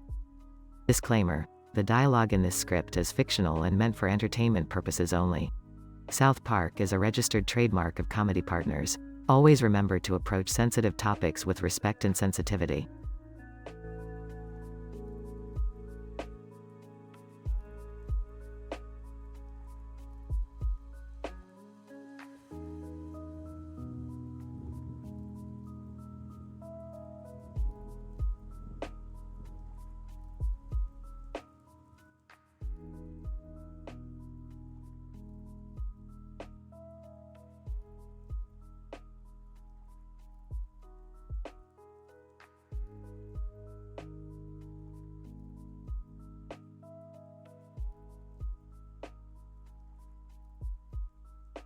Title: The Simpson Follies. Setting: Moe's Tavern, a dimly lit bar in Springfield. Characters: Homer, a balding, overweight man with a beer belly. Carl, an African-American coworker of Homer. Lenny, Homer's best friend, who works with him at the nuclear power plant. Barney, Homer's neighbor, known for his excessive alcohol consumption. Homer, sorry guys, I don't know what life has become. I'm so sad, and I just want to feel alive. Well, sympathetically. Oh, Homer, what happened this time? Homer, voice trembling, I saw an ad on TV, guys. It was about this detergent called Mr. Sparkle, and for a brief moment, I felt inspired, like I had a purpose in life.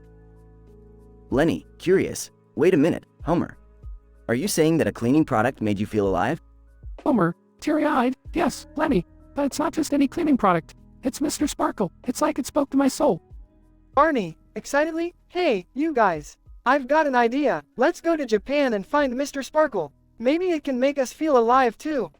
Homer, hiccups, Japan? That's it. We can find Mr. Sparkle there and have a wild adventure. Well, skeptical. I don't know, guys. Going all the way to Japan just to find a detergent seems a bit extreme. Lenny, grinning mischievously, come on, Carl. It'll be a once-in-a-lifetime trip filled with excitement, beautiful women, and a chance to prove that we're still alive. Homer, determined, I want to feel alive, guys. We're going to Japan. Scene transitions to a lively montage of the group boarding a plane, exploring Japanese culture, and immersing themselves in adventure. Scene shifts to a bustling street in Tokyo. The group is dressed in traditional Japanese clothing. Homer, excitedly, we made it, guys. But where can we find Mr. Sparkle? Lenny, pointing. Look, there's a big electronics store. Maybe they can help us find Mr. Sparkle. Scene shows the group inside the store, surrounded by Japanese sales clerks. Homer, trying to communicate, Mr. Sparkle. Where is Mr. Sparkle? Japanese sales clerk, confused, sumimasen, wakarimasen. Barney, frustrated, damn it, we didn't learn any Japanese before coming here. Oh, laughs. Maybe we should have considered that before embarking on this crazy adventure. Scene shows the group wandering aimlessly through Tokyo, becoming increasingly frustrated. Lenny, exasperated. Okay, let's face it, guys. We're not gonna find Mr. Sparkle. Maybe we should just go back home. Homer, disappointed. Yeah, you're right. I guess it was silly to think that a detergent could change our lives. Scene transitions to the group returning to Springfield, sitting dejectedly back at Moe's Tavern. Lenny, cheerfully. Well, at least we had an adventure, right? And hey, we're all here together. Barney, raising his glass to the good old times and the crazy adventures we'll never forget. They all clink their glasses together, sharing a laugh. Homer, smiling. Do you know what, guys? Maybe feeling alive isn't about finding some miracle product. It's about the people we surround ourselves with and the moments we share. Scene ends with the group laughing and enjoying their time at Moe's Tavern, content with their imperfect but vibrant lives.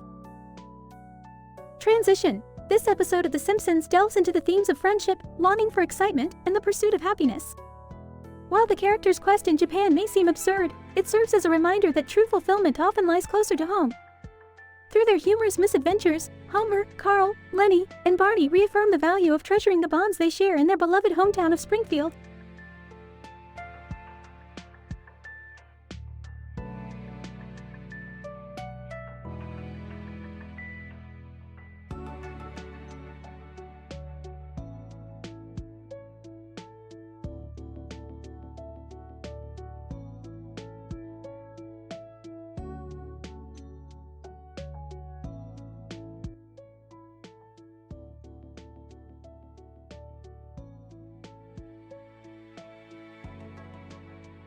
Peter.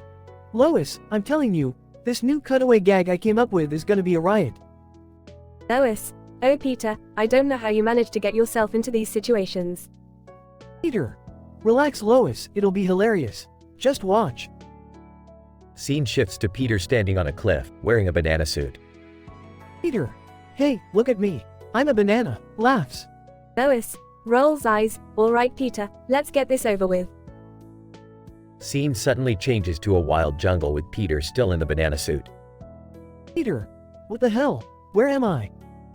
A group of angry gorillas approach Peter. Gorilla 1. Look, Gary. A human in a banana suit. Gorilla 2. Gary, yeah, let's get him. Peter. Oh crap, Lois. I think I'm in trouble. Lois. Peter, what did I tell you about these cutaway gags? They always go wrong. Peter. Yeah, I know. But this one seemed harmless. Scene cuts back to the living room where the rest of the family is watching the events unfold on TV. Brian, I can't believe Peter got himself into this mess again. Stewie. Quite the imbecile, isn't he? I suppose we should go help him out. Meg, do we have to? Can't we just let him suffer for once? Chris, yeah, Meg's right. Peter's always getting himself into crazy stuff. Let him figure it out. Lois, Brian, Stewie, Meg, and Chris suddenly get sucked into the TV and find themselves in the jungle too. Lois. Oh my god. We're stuck in Peter's cutaway gag. Brian, this is beyond ridiculous. How are we ever going to get out of here? Scene changes to Peter attempting to outsmart the gorillas. Peter. Okay, Peter, think. How do you outsmart a bunch of gorillas? Lois and the rest of the family catch up with Peter. Lois. Peter, we're here to save you. Now quickly, let's find a way out of this ridiculousness. Peter. About time you guys showed up. My banana suit is starting to chafe. They all devise a plan to distract the gorillas. Stewie. Alright, on my count, we all run in different directions. Hopefully, the gorillas won't know which one to chase. They all run in different directions with the gorillas in hot pursuit. Meg, this is insane. We need to find a way back home. Scene shifts to the living room where the TV suddenly spits out the entire family. Peter! Phew, we made it! Lois, Peter, promise me you'll never do another one of your cutaway gags again. Peter! Sure, Lois, whatever you say. They all gather on the couch, exhausted from their adventure. Brian, well, that was certainly something we'll never forget, and I hope we never have to go through it again. Stewie. Indeed, Brian. I've had enough of Peter's absurdity for one lifetime. They all let out a sigh of relief, grateful to be back home, safe and sound.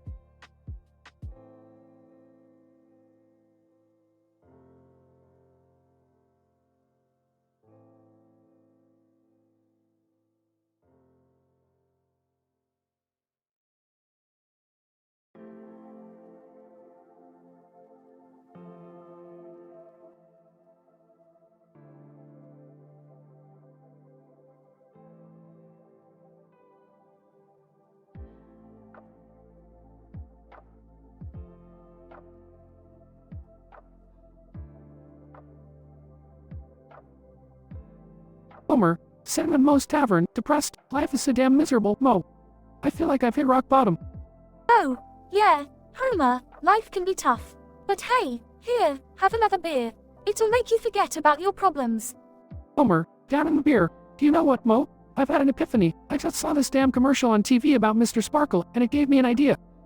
Barney, burping. What kind of idea, Homer? Homer, we need to go to Japan, my friends. Japan is the land of exotic pleasures. We'll go there, delay like kings, and forget all our troubles. Go, Homer, that might not be the best idea. We have jobs and families here, you know? Lenny. Yeah, Homer. I don't think we should just drop everything and go to Japan for some wild adventure. Homer, determined. No, guys, this is it. We'll become legends of debauchery and indulgence. Japan will bow down to us. Barney, excitedly, I'm in, Homer. Let's do this. We'll be like rock stars. Go, alright, fine. Count me in, but I better get a damn good souvenir from this trip. Lenny, sighs. I don't know what I'm getting myself into, but what the hell? Let's go find some happiness in Japan. Scene transitions to a packed airplane, with Homer, Barney, Carl, and Lenny on board. Homer, watching an in-flight movie. This movie is boring. Where are the explosions and the hot babes? Barney, drunk, waving a mini Japanese flag. We're almost there, boys. Japan is within our grasp. Go, nervously. I hope we don't get arrested or end up causing an international incident over there. Lenny chuckles. Knowing us, that's a very likely scenario. They arrive in Japan and are immediately overwhelmed by the vibrant culture. Homer, eating sushi. Oh, man, Japan is the greatest. I'm never going back to Springfield. Barney, stumbling. Look, guys, a karaoke bar. We have to go show off our talents. Go, laughs. I can see it now, us embarrassing ourselves in front of a crowd of confused locals. As the night progresses, they find themselves in various ridiculous situations, partying their hearts out. Homer, wobbly, I love Japan. This place is like Vegas, but with more neon lights and robots. Barney, disheveled, I can't remember the last time I had so much fun. This is living, boys. Go, looking disoriented. Homer, I think we might have had one too many sake bombs. Lenny laughs uncontrollably. Who cares? This is a once-in-a-lifetime experience. They wake up the next morning, disheveled and hungover, surrounded by Japanese businessmen. Homer, groaning, what happened last night? Why are we in a boardroom? Barney, confused, did we invent a new type of karaoke? Go, sighs. No, guys, I think we accidentally signed some major business deal while we were wasted. Lenny, panicking. Oh no, we're in big trouble now. Hilarity ensues as they try to navigate the language barrier, cultural differences, and their newfound responsibilities. Scene transitions back to Springfield, with Homer and the gang returning, defeated. Marge, Homer, where have you been? And why are you wearing a suit? Homer, dejected. Marge, it's a long story. We went to Japan, got drunk, and accidentally became CEOs. Marge rolls her eyes. Oh, Homer, when will you ever learn? Homer sighs. I don't know, Marge, but at least I know I'm never leaving you and the kids again. They embrace, and the episode ends with a heartwarming family moment. End scene.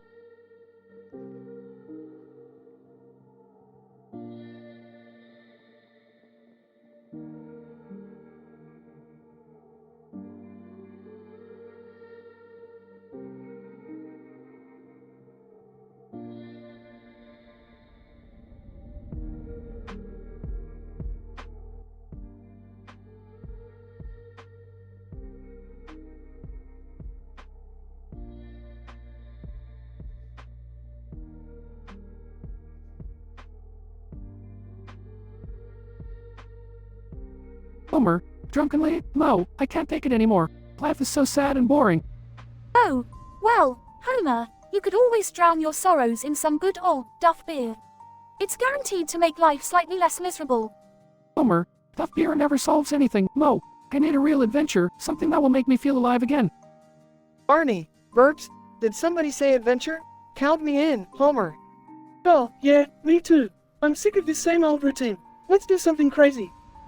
Lenny, what about Japan? I hear they have some wild and exotic things there. Homer, Japan, that's where Mr. Sparkle is from, right? Maybe he can show us the way.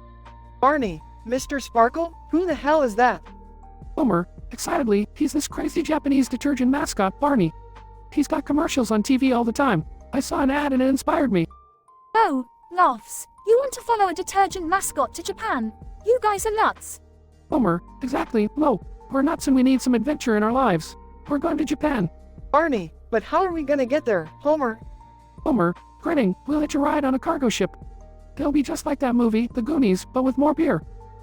Oh, I don't know about this, man. It sounds crazy, even for us. Lenny, come on, Carl. When has crazy ever stopped us? We're the men of Springfield. Barney, yeah, Carl, don't be such a buzzkill. Japan, here we come. Scene transition. The four friends are seen sneaking onto a cargo ship under cover of darkness. Homer, whispering, we made it, you guys. Japan, here we come. Barney, whispering, Homer, I'm starting to have second thoughts. This is illegal, you know?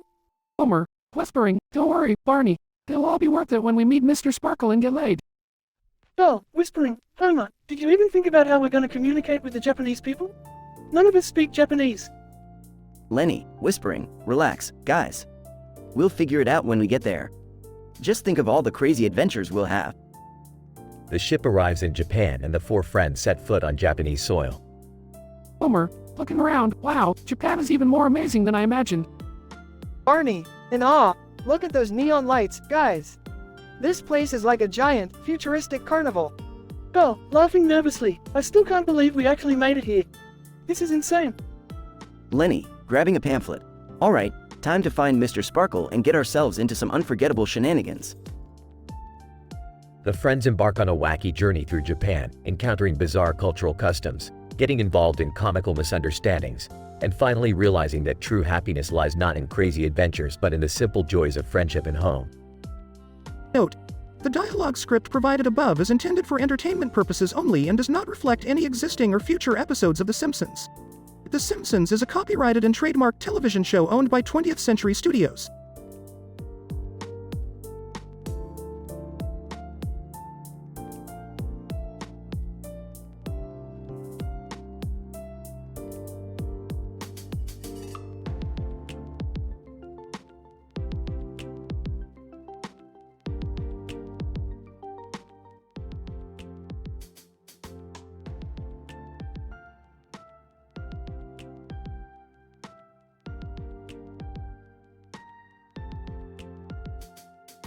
Homer, sitting in Moe's tavern, drunk and slumped over, I can't believe how miserable my life has become.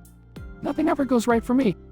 Oh, pouring a drink. Yeah, life's a real son of a bitch, ain't it? But hey, here's another whiskey to drown your sorrows. Homer, downing the drink, thanks, Moe. Burps, maybe I just need a change of scenery, you know? Barney, stumbling in. Did someone say change of scenery? Count me in, Homer. Oh, entering? Yeah, me too. Anything to get away from this damn town. Lenny, joining in. Count me in too, boys. Let's hit the road. Homer, inspired, I've got it. I saw this crazy ad on TV about Mr. Sparkle. We should go to Japan to get laid. Barney, excited? Japan? Land of the rising sun and rising. Oh, interrupting. Yeah, we get it, Barney. Let's just go. Lenny, looking skeptical. Guys, I don't know about this. It seems a bit extreme. Homer, grabbing Lenny's shoulder, Lenny, my friend, when life gives you lemons, you go to Japan and get laid. Barney, chuckles, he's got a point, Lenny. What could possibly go wrong? Oh, rolls eyes. Fine. Let's make a pact. Japan or bust. Several weeks later, the group finds themselves in Tokyo, surrounded by neon lights and a barrage of unfamiliar sights and sounds. Homer, wide-eyed, wow, Japan is even crazier than I imagined. Let's find this Mr. Sparkle and get laid. Barney, pointing, look, there's a bar over there. Let's start our adventure there. They enter the bar, filled with locals and tourists enjoying drinks and lively conversations. Homer, slurring his words, konnichiwa, ladies. Are any of you Mr. Sparkle? Japanese woman. Laughs, Mr. Sparkle? I'm sorry, but I think you're confused. Oh, disappointed. Damn it, Homer. We flew all the way here for nothing. Lenny, cracking up. I can't believe we fell for another one of Homer's crazy ideas. Barney, grinning, well, at least we're in Japan. Let's make the most of it. They spend the rest of their trip exploring Tokyo, trying exotic foods, and laughing at their misadventures. Homer, reflective, do you know what, guys? Maybe we didn't find what we were looking for, but we've created memories that will last a lifetime. Barney, raising his glass, cheers to that, Homer. Maybe there's more to life than just getting laid. Oh, smiling, yeah, true friendship and unforgettable experiences. That's what truly matters. Lenny, teary-eyed, I love you guys, even if we're a bunch of idiots. They clink their glasses together, sharing a heartfelt moment amidst the chaos of Tokyo. Scene fades out, leaving them to continue their bittersweet adventure, ready to embrace whatever life throws their way.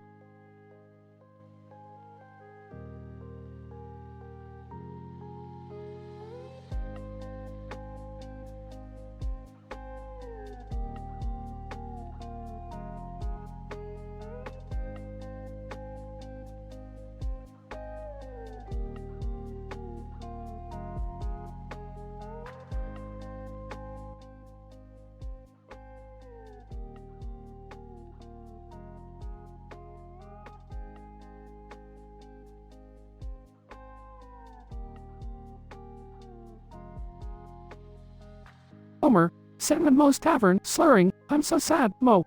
Life sucks. Oh, yeah, Homer, life can be a real bitch sometimes. Homer, watching TV, hey, Moe, look at that ad on the TV. Mr. Sparkle, that's what I need. Oh, Mr. Sparkle, what the hell is that? Homer, it's this crazy Japanese detergent mascot that looks just like me. It's a sign, Moe. I need to go to Japan. Barney, stumbling in, did someone say Japan? Oh, yeah, what's the deal, Homer? Homer, we need to go to Japan, boys. It's time to get laid.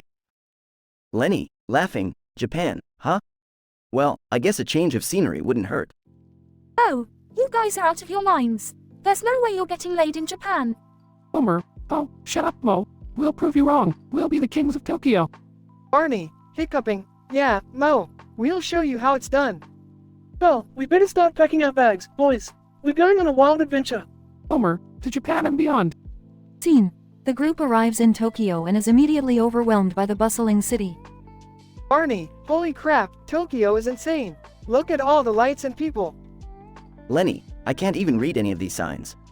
What are we doing here again? Homer, we're here for the ladies. Lenny, we're gonna find love and lots of it. Oh, good luck with that, Homer. This place is like a whole different universe. Scene. The group tries various ways to meet women but fails miserably. Homer, this isn't working, guys. We're striking out left and right. Barney, maybe we should have learned some Japanese before coming here. These ladies don't understand a word we're saying. Lenny, I think we're in way over our heads, Homer. Maybe we should just go back to Springfield. Homer, no, we can't give up. We just need a new plan. A foolproof one. Scene.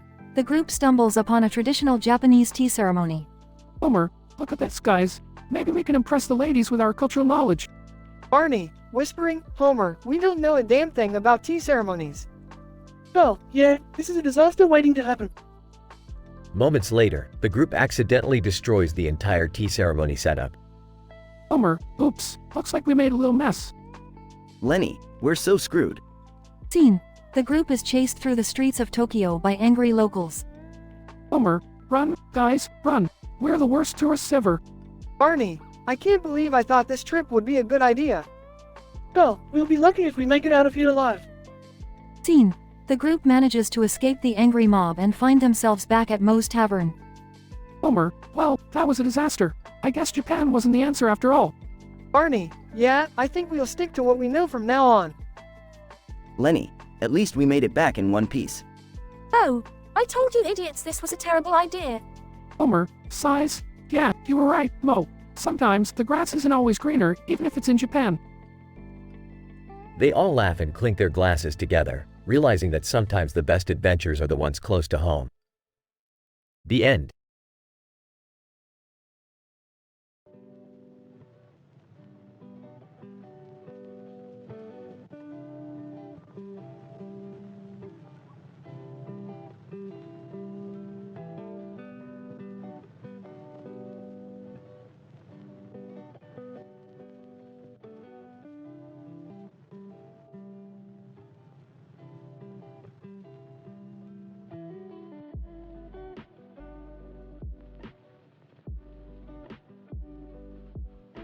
Homer, Cinnamon Moe's Tavern, slumped over, looking sad. I can't believe how miserable my life has become.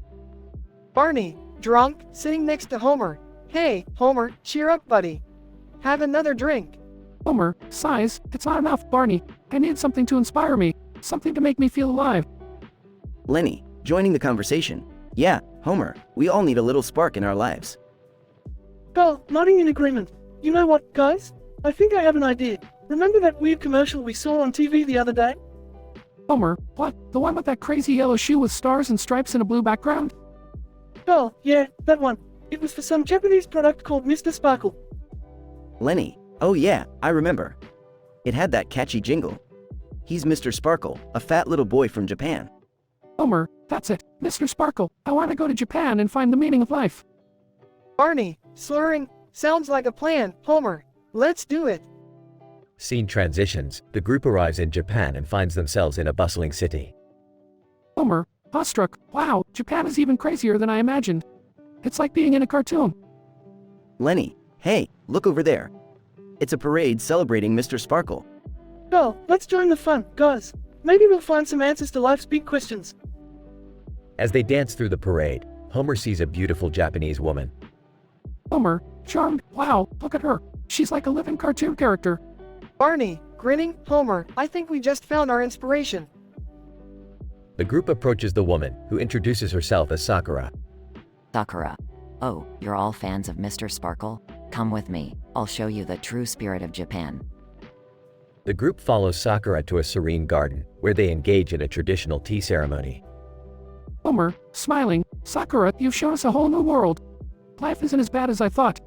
Oh, reflecting, yeah, Homer, it's all about opening ourselves up to new experiences. Lenny, and making connections with others. We're all part of this crazy world together. Barney, raising his glass to new friendships and discovering the meaning of life. They all clink glasses and laugh, celebrating their newfound inspiration in Japan. Scene transitions back to Springfield, where the group returns home.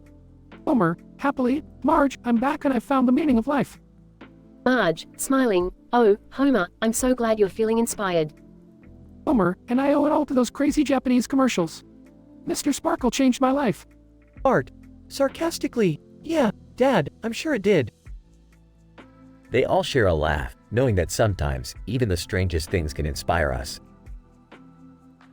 This episode of The Simpsons explored Homer's search for inspiration and meaning in life, taking him on a wild journey to Japan. Through the quirky and satirical lens of the show, Homer, Barney, Carl, and Lenny discovered that inspiration can come from the most unexpected places, and that making connections with others is an essential part of the human experience.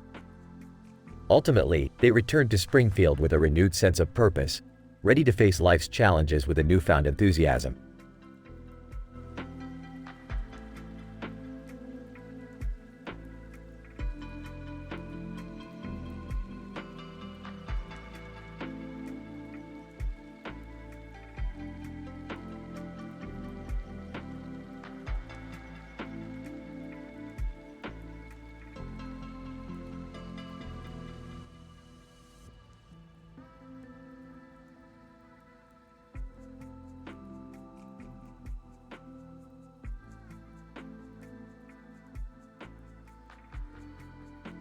Homer, sobbing, I'm so sad, Marge. Nothing's going right for me.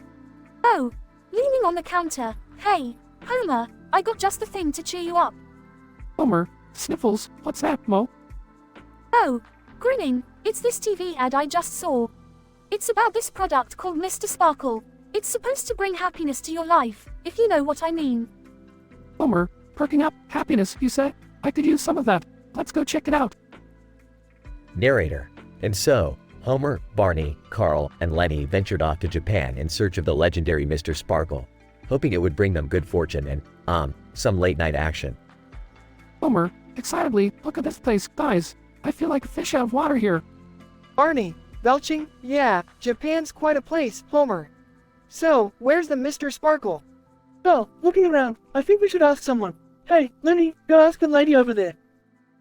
Lenny, nervously, excuse me, miss. Do you know where we can find Mr. Sparkle?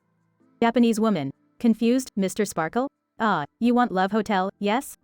Homer, excitedly, yes, that's it. Show us the way. Narrator. The group followed the Japanese woman to a mysterious, neon-lit building with a sign that read, Love Hotel. Barney, whispering to Homer, Homer, are you sure this is the right place? It looks kinda shady. Homer, whispering back, Barney, my friend, don't question the power of Mr. Sparkle. Let's go inside. Inside Love Hotel. Narrator. As they entered the Love Hotel, a whole new world of, possibilities opened up before them. Homer, giggling, oh, look at all these theme rooms. This one has a giant donut bed. Barney, excitedly, and this one has a beer tap right next to the jacuzzi. Oh, wide-eyed, guys, I think we found Mr. Sparkle. Lenny, blushing. Guys, maybe we should, focus on the mission and not get distracted. Homer, cheekily, Lenny, my friend, Mr. Sparkle has many dimensions. Narrator. And so, Homer, Barney, Carl, and Lenny experienced a wild night of debauchery and Mr. Sparkle-infused bliss in the heart of Japan. Conclusion. Narrator. As the sun rose over Springfield, our four adventurers stumbled out of the Love Hotel, exhausted and with newfound wisdom. Homer, happily, oh, Marge, I've discovered the true meaning of happiness. Marge, sighing, Homer, I don't even want to know. Just promise me you won't drag me into any crazy adventures again. Homer, grinning, oh, don't worry, Marge, I've got all the Mr. Sparkle I need right at home. And with that, Homer and his friends returned to Springfield, their hearts and minds forever changed by their wacky encounters in the land of the rising sun.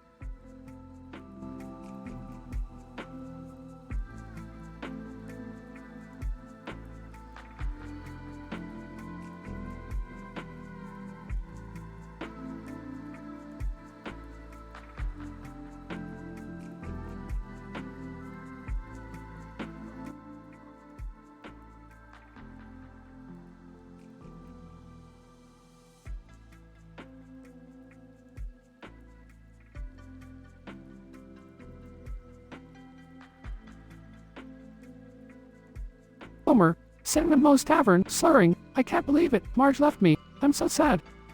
Barry, sitting next to Homer, concerned. Hey, Homer, why the long face? Homer, tears streaming down his face, Marge took the kids and left me, I'm all alone. Oh, Chuckles, well, Homer, why not take a trip? Get away from all your troubles for a bit. Lenny, yeah, Homer. We could go on an adventure. Homer, looks up, intrigued, an adventure? That might just be what I need. What are you two knuckleheads thinking? Barry, I saw this commercial for Mr. Sparkle, a company located in Japan. They seem to know how to party. Homer, excited, Japan, that sounds amazing. Let's go, guys. Oh, alright, let's book those tickets and leave our worries behind. Lenny, grinning, and who knows, maybe we'll find ourselves some lovely Japanese ladies. Scene transitions to Homer, Barry, Carl, and Lenny landing in Tokyo, Japan. They are wearing traditional Japanese outfits. Homer, amazed, look at this place, guys. It's like a whole new world. Barry, chuckling, and they said a guy like you would never leave Springfield. Oh, alright, guys, let's hit the town and see what this place has to offer. Lenny, winking, agreed. Time to find some beautiful Japanese ladies and live it up. They explored Tokyo's bustling streets, finding themselves in vibrant nightclubs and karaoke bars. Homer, sing loudly in karaoke, Domo arigato, Mr. Sparkle, for making my life so bright. Barry, laughing, Homer, you're a natural at this. Keep it up. Oh, dancing with Japanese ladies. I feel like I'm on top of the world, guys. Lenny, flirting with a Japanese lady. Say, would you like to see my secret ingredient? The scene fades to black, implying an adventurous night for all. Scene transitions to the next morning, with Homer, Barry, Carl, and Lenny sitting together in a park. Homer, smiling, guys, I can't thank you enough. This trip to Japan has been incredible. Barry, patting Homer's back. We're glad to see you happy, buddy. Sometimes we all need a little adventure. Oh, nods, absolutely, and it doesn't hurt to experience different cultures too.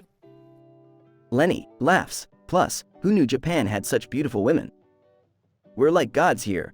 Homer chuckles. That's right, Lenny. We'll always have Japan. They all share a laugh and the episode ends with a freeze frame of their group, mid-laughter, and a catchy theme song playing in the background. Scientific description. The episode, Homer's Tokyo Adventure, follows the journey of Homer, Barry, Carl, and Lenny as they embark on a spontaneous trip to Japan. Through their drunken escapades at Moe's Tavern, they stumble upon a Mr. Sparkle ad that inspires them to seek solace and excitement in a foreign land. This episode aims to explore themes of friendship, self-discovery, and cultural immersion. Through the use of comedic satire and exaggeration, the characters find themselves immersed in the vibrant streets of Tokyo, indulging in wild and unlikely adventures. The episode maintains its signature style, combining sophisticated humor with shock value, and appealing to adult audiences with its M-rated content.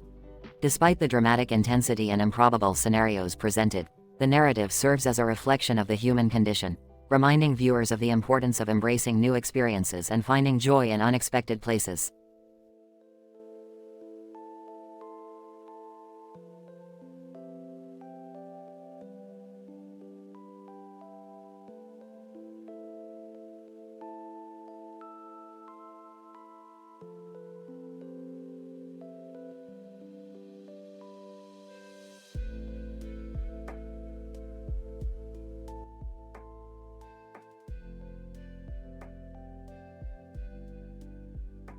Title, The Simpsons, Spirited Awakening. Homer, sorry, I can't believe how sad I am, guys. Life sucks. Barry, cheer up, Homer. Have a beer at Moe's and let's forget about our troubles. Homer, brightening up. Alright, Moe's it is. Incident. Homer, drunk, look at that sign, guys. It says, Simpsons, create an actual episode of The Simpsons. More characters. Oh, laughing. Is this some kind of joke, Homer? Homer, brimming with inspiration. No, Marge says I'm not creative, but this sign says otherwise. Let's go and have an adventure. Regression. Lenny, excited. So, where should we go, Homer? Homer, grinning mischievously, Japan. I saw this commercial for Mr. Sparkle and it looked amazing. Barry, doubtfully. I don't know, Homer. Marge won't be happy if we just take off to Japan. Homer, persuasively, look, we'll find something out there that'll make her proud of me. It's a spark of inspiration.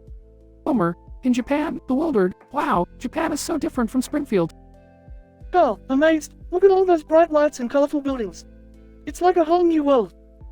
Lenny, giggling, and everyone is so polite here, unlike back home. Barry, enjoying the moment. I can't believe we're actually here, guys. Take in the experience.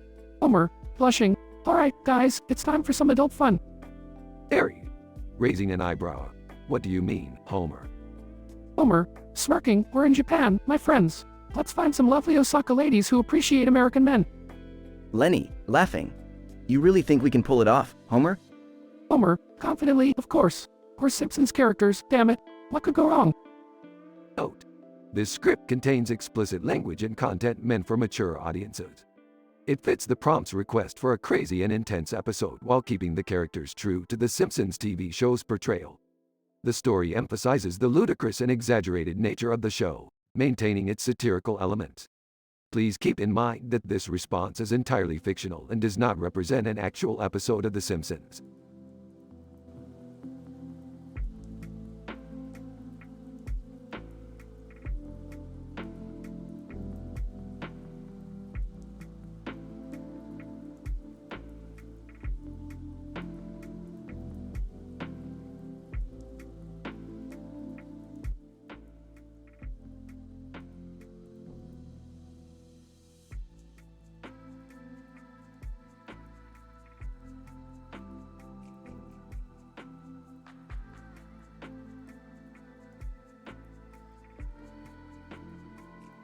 Title, The Simpson Expedition to Japan. Characters. Homer. Barry. Carl. Lenny. Scene, Moe's Tavern. Homer, sadly, aw, life sucks, Moe. I feel like I'm stuck in a never-ending black hole of mediocrity. Oh, sympathetically. Or, come on, Homer. Life ain't so bad. Why don't you drown your sorrows in a couple of Duff beers? Homer, grinning. You're right, Mo. Beer is the answer to all of life's problems. Scene: the Simpson living room. Homer, watching TV. Ooh, look at those sparkly lights, Marge. They're giving me an idea. Marge, concerned. Oh, Homer, not one of your crazy ideas again? Scene: Moe's Tavern. Homer, excitedly. Guys, I've got it. We're going to Japan. Harry, Japan. Why Japan, Homer? Homer, pointing at the TV. It's all because of Mr. Sparkle. I want to party, get laid, and find true happiness. Carl, laughing. Well, if you're paying for the trip, count me in. Lenny, grinning. Yeah, me too. Japan sounds like the place to be. Scene: Springfield International Airport. Homer, excitedly. All right, everyone, we made it to Japan. Prepare for the craziest adventure of our lives. Harry, nervously, Homer, are you sure about this? I mean, we don't even speak Japanese. Homer, confidently. No worries, Barry. We'll figure it out as we go along. Scene: Kabuki Theater, Japan. Homer, singing, oh, Mr. Sparkle, you're my guiding light. You make everything feel so right. Harry, Homer, shouldn't we be immersing ourselves in Japanese culture? This is a traditional kabuki theater, and you're singing about a Japanese detergent mascot. Homer, shrugging, all good. Let's get this party started, guys. Scene: Shibuya Crossing, Japan. Carl, amazed. Lenny, have you ever seen so many people? This place is insane. Lenny, grinning. I know, Carl. And look at all the ladies. This is our chance for some Japanese romance.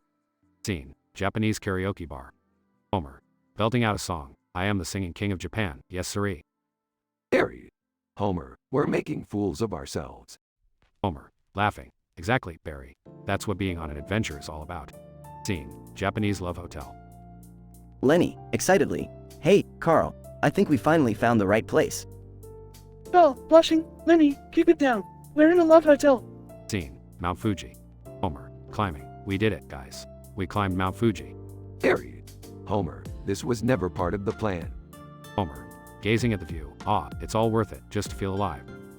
Scene: Springfield living room. Marge, angry. Homer Simpson, where have you been? Homer, disheveled. Oops, sorry, Marge. Got caught up in an epic adventure in Japan. Marge, sighing. Just please promise me you won't do something like this again. Scene: Moe's Tavern. Homer, sipping his beer. Ah, back in Springfield, where life is safe and predictable.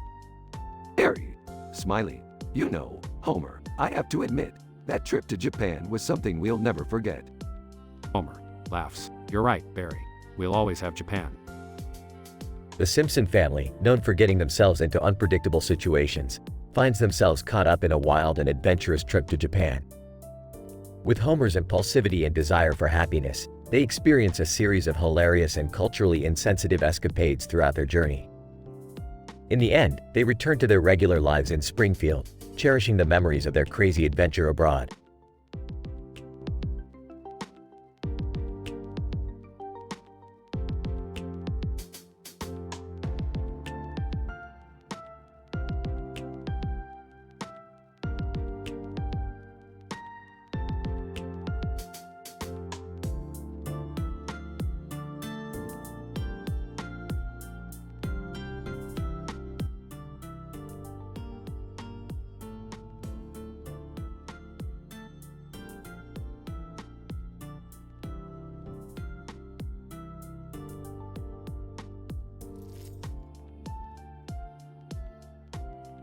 Homer, sobbing. Oh, Marge. I just feel so worthless.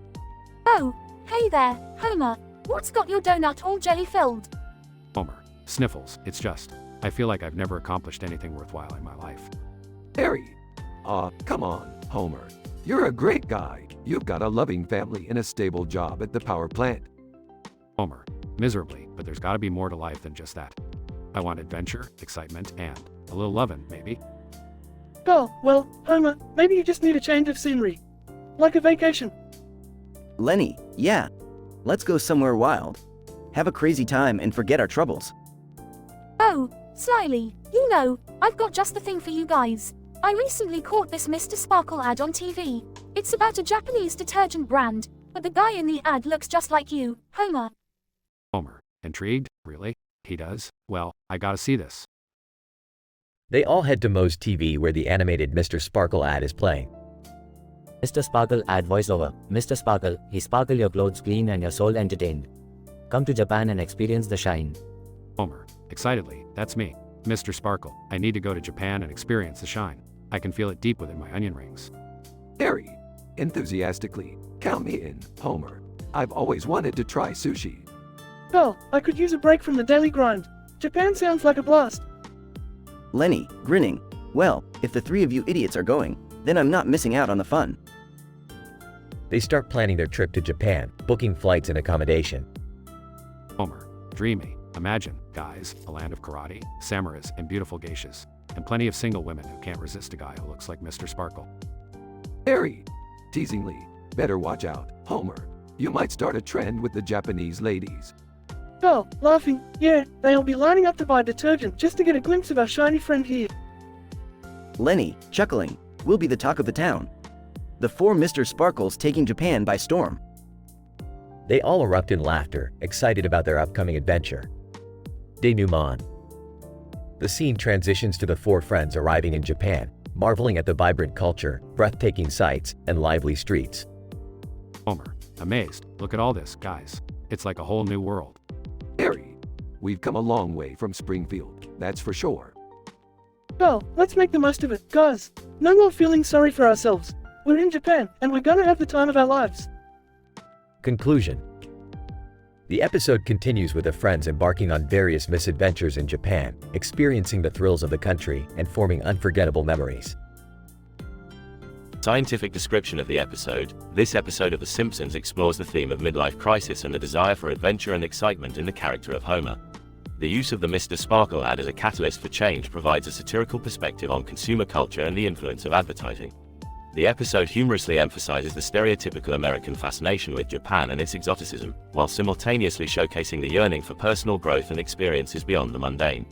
Through the interactions of Homer, Barry, Carl, and Lenny, the episode presents a comical exploration of male camaraderie and the pursuit of pleasure, pushing the boundaries of traditional social expectations.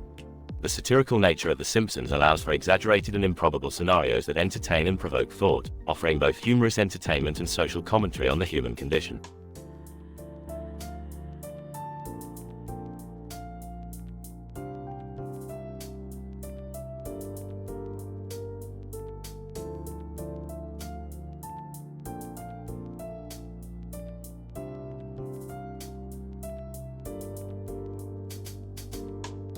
Sorry, but I won't be able to generate that story for you.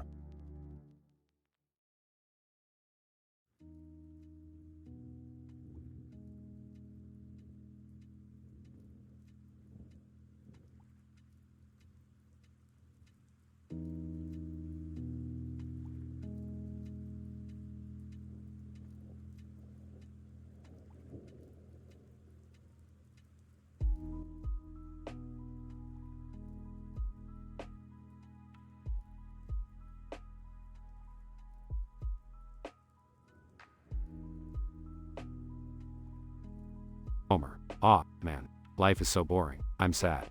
Harry, hey, Homer, let's go to Moe's Tavern and drown our sorrows in beer. Homer, that's a great idea, Barry. We need something to lift our spirits. Well, I heard they got a new drink at Moe's that'll knock us off our feet. Lenny, yeah, I'm ready to get wasted. But hey, Homer, remember what happened last time you got too drunk? Homer, oh, don't worry, Lenny. This time will be different. I've got a plan. Harry, what's your plan, Homer? Homer, well, I saw this Mr. Sparkle ad on TV and it inspired me. We're going to Japan. Oh, Japan? That's a hell of a trip, Homer. Lenny, but hey, we could party and get laid all night long. Homer, exactly, Lenny. We'll have the time of our lives. At the airport. Homer, all right, everyone, we made it to Japan. Let's find the nearest bar. Harry, Homer, I can't believe we're really doing this. Oh, me neither, but I'm excited. Let's make the most of it. Lenny, Japan, here we come. Get ready for some crazy adventures, guys. In a lively Japanese bar. Homer, this place is amazing. Look at all the beautiful women. Harry, and the drinks are so strong. This is paradise, Homer. Oh, I can't believe we're in Japan, getting wasted with new friends. Lenny, cheers to that, my friends. Let's enjoy every moment of this insanity. Hours later, stumbling out of the bar. Homer. Whoa, that was one hell of a night. My head is spinning. Harry, I can't remember the last time I had so much fun. Well, I don't think I've ever partied this hard in my life. Lenny, Japan knows how to throw a party, that's for sure. On the flight back home. Homer. What a trip, guys. We laughed, we danced, and we got laid. Harry, we'll never forget this adventure, Homer. Thanks for getting us out of our rut.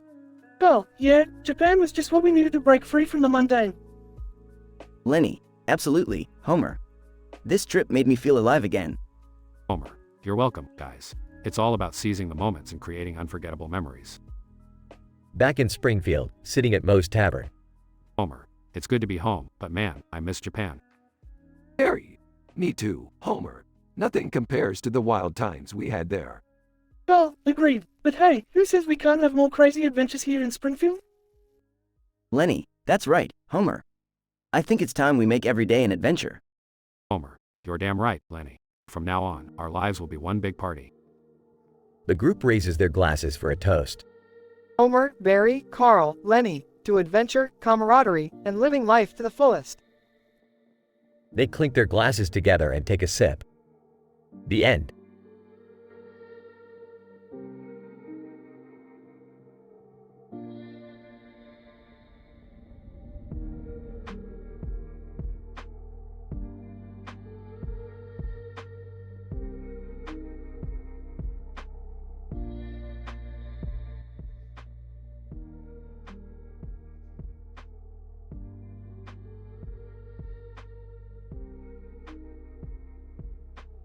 Homer. Sobbing. Oh, Marge, life is so boring. I need some excitement in my pathetic existence. Barney, slurring, hey, buddy, I know just the thing to cheer you up. Let's head to Moe's. Well, yeah, maybe a few drinks will help you forget about your troubles, Homer. Lenny, excitedly, and let's not forget that Mr. Sparkle ad on TV. It's like a sign from the heavens above, man. Homer. Mr. Sparkle. What's that? Barney, it's this crazy Japanese detergent mascot. Half fish, half light bulb, and all magical. Oh, and you won't believe your eyes when you see their commercials, Homer. They're like an acid trip in pixel form. Lenny, we should totally go to Japan, guys. Imagine the fun we'll have. Homer. Growing excited. You know what, fellas? Screw it. Let's go to Japan. I need a spark of adventure in my life. Barney, that's the spirit, Homer. Let's live large and have ourselves a wild, Japanese escapade. Scene change. The gang arrives in Japan, wearing goofy tourist outfits. Homer. Gawking at the neon-lit streets. Wow, this place is amazing. I feel like a kid in a candy store. Oh, speaking of candy, check out those vending machines. They have all sorts of crazy flavors. Lenny, ooh, look at those yellow and blue candies with the white and blue candies on them. They must taste like psychedelic rainbows. Barney, let's try 'em all. We're on vacation, after all. Scene change. The gang has devoured numerous bags of candies and are high on sugar. Homer. Hyperactive. This is the best night ever, guys. I feel like I can conquer the world. Oh, and you might just have a shot at it, Homer. Look at all these beautiful Japanese ladies. Lenny, let's hit the clubs and show them how American men party. Barney, yeah, we'll be like rock stars, surrounded by beautiful women and drinks flowing like a river. Scene change. The gang is partying at a Japanese club, surrounded by dancing women. Homer. Dancing wildly. Woohoo. I'm the king of the world. Oh, this is unreal, Homer. We're having the time of our lives. Lenny, I can't believe all these ladies are into us. This is like a dream. Barney, life doesn't get any better than this, fellas. Let's embrace the madness. Scene change. The gang wakes up the next morning, disheveled and hungover. Homer. Groaning. What happened? Where are we? Oh, Japan, Homer. We had one hell of a night, that's for sure. Lenny, I don't remember a thing, but judging by my pounding headache, it was epic. Barney, but hey, at least we had an adventure, right? It's like we lived our own Mr. Sparkle commercial. Homer. Smiling. You're right, guys. It might have been a crazy, wild ride, but it was definitely worth it. The gang reminisces about their wild night in Japan, cherishing the memories of their spontaneous adventure. Although their wallets may hurt, their spirits are lifted, and for a brief moment, life feels exciting and full of possibilities.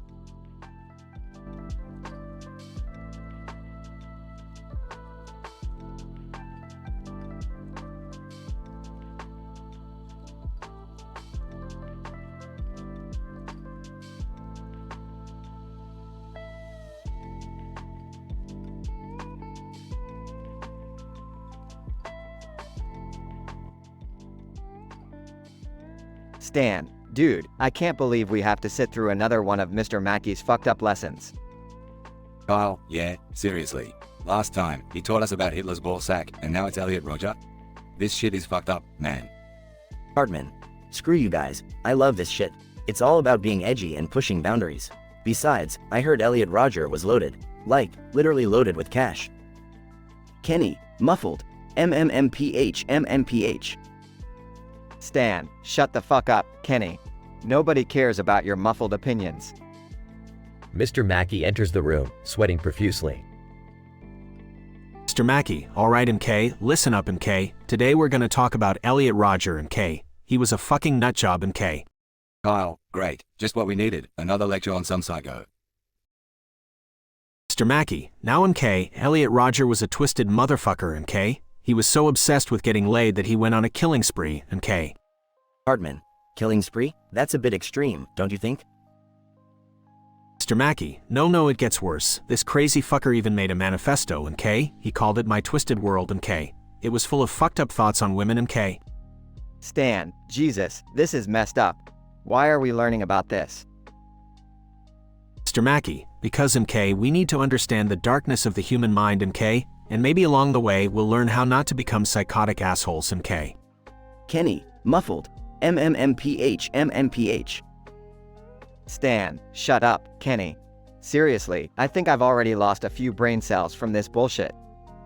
Kyle, yeah, this is seriously fucked up, even for South Park standards. As Mr. Mackey continues his lecture, Kenny accidentally knocks over a jar of pickles.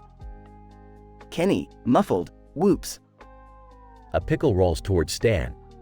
Stan, oh shit. Stan slips on the pickle and falls out of the window. Cartman. Laughs, oh my god, they killed Stan. Kyle, you bastards. Mr. Mackey, MK, don't worry guys, I'll call an ambulance MK. As Mr. Mackey dials for an ambulance, Kenny picks up the pickle and bites into it. Kenny, muffled. Pickle.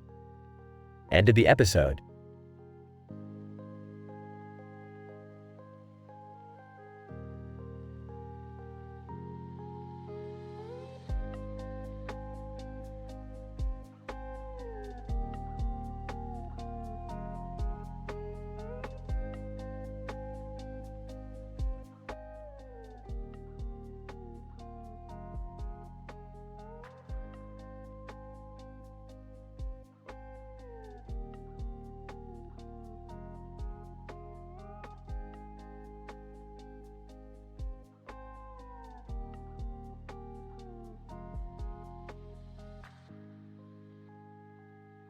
Oh, hey there, Homer.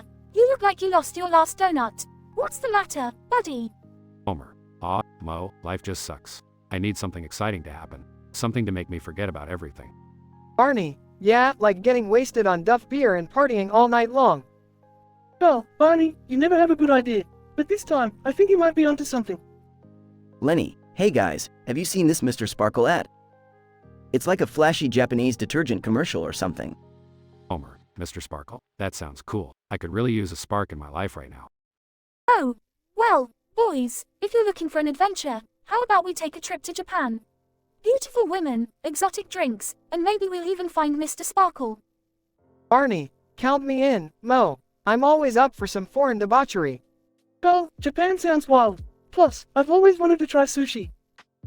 Lenny, alright, let's do it. Japan, here we come. Scene. The Simpson family living room. Marge, Homer, you can't just up and leave like that. What about the family? Homer, Marge, Mo, Barney, Carl, and Lenny and I are going on an epic adventure to Japan. It'll be legendary. Marge, Homer, you know how these things go.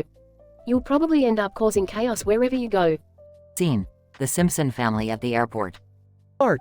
So, Dad, off to chase some Japanese dreams, huh? Homer, you bet, boy. I want to experience everything that Japan has to offer. The party, the women, the wacky game shows. Lisa, but Dad, what about cultural sensitivity and understanding? Homer, sorry, Lee, but right now, it's all about having fun and forgetting about my troubles. Come on, let's board that plane. Scene. Japan. Homer, wow, everything looks so strange and exciting. Let's head straight to the nearest bar, guys. Barney, I'm with you, Homer. Let's taste the finest sake this country has to offer. Oh, and perhaps indulge in some karaoke while we're at it? Lenny, but what about ladies, guys? We're in Japan. We should experience the local charm. Scene. A Japanese bar. Homer. Sake bombs, sushi, and geishas everywhere. This is the life, guys. Barney, I can't remember the last time I had this much fun. Cheers, Homer. Oh, this place is incredible. I've never partied like this before. Lenny, I think I just met my soulmate. She has blue hair, 3 eyes, and a giant yellow head. Scene. The Simpson group stumbling drunkenly through the streets of Tokyo. Homer. Japan will never be the same again after this night. Carl, you have sushi stuck in your hair. Oh, who cares, Homer? We're living the dream. Barney, I can't believe we're still standing after all those drinks. I love Japan. Lenny, I think I'm marrying a robot. She doesn't speak English, but love knows no language. Scene. The Simpson group waking up in a Japanese hotel room. Homer. Oh, my head. What happened last night, and why are we all dressed as sumo wrestlers? Barney, I have no idea, but my wallet is empty, and I feel like $1,000,000. Well, at least we had the time of our lives, right, guys? Lenny, and I proposed to a vending machine. Best night ever. Scene. The Simpson group boarding the plane back home. Homer. Japan was crazy, guys. We didn't find Mr. Sparkle, but we found something even better, the thrill of living life to the fullest. Barney, absolutely, Homer. We may have lost our dignity, but we gained some wild memories. Oh, Japan taught us to embrace the unexpected, even if it involves marrying a robot or proposing to a vending machine. Lenny, I'll never forget our adventure, guys. It's as if we lived a whole season's worth of episodes in just one night. Scene. The Simpson family's living room, back home. Marge, well, Homer, you're back, and you're alive. That's always a good thing. Homer. Oh, Marge, you have no idea what we experienced. It was like a non-stop roller coaster of mayhem and joy. Marge, I'm just glad you're back safe, Homer. Now let's clean up that sumo wrestler costume before the kids see it. Homer. Ah, Marge, you're always keeping me grounded. But for one night, I was the wild man of Tokyo. The Simpson family laughs together, reminiscing about Homer's wild adventure in Japan, as life in Springfield returns to its usual chaotic, satirical state.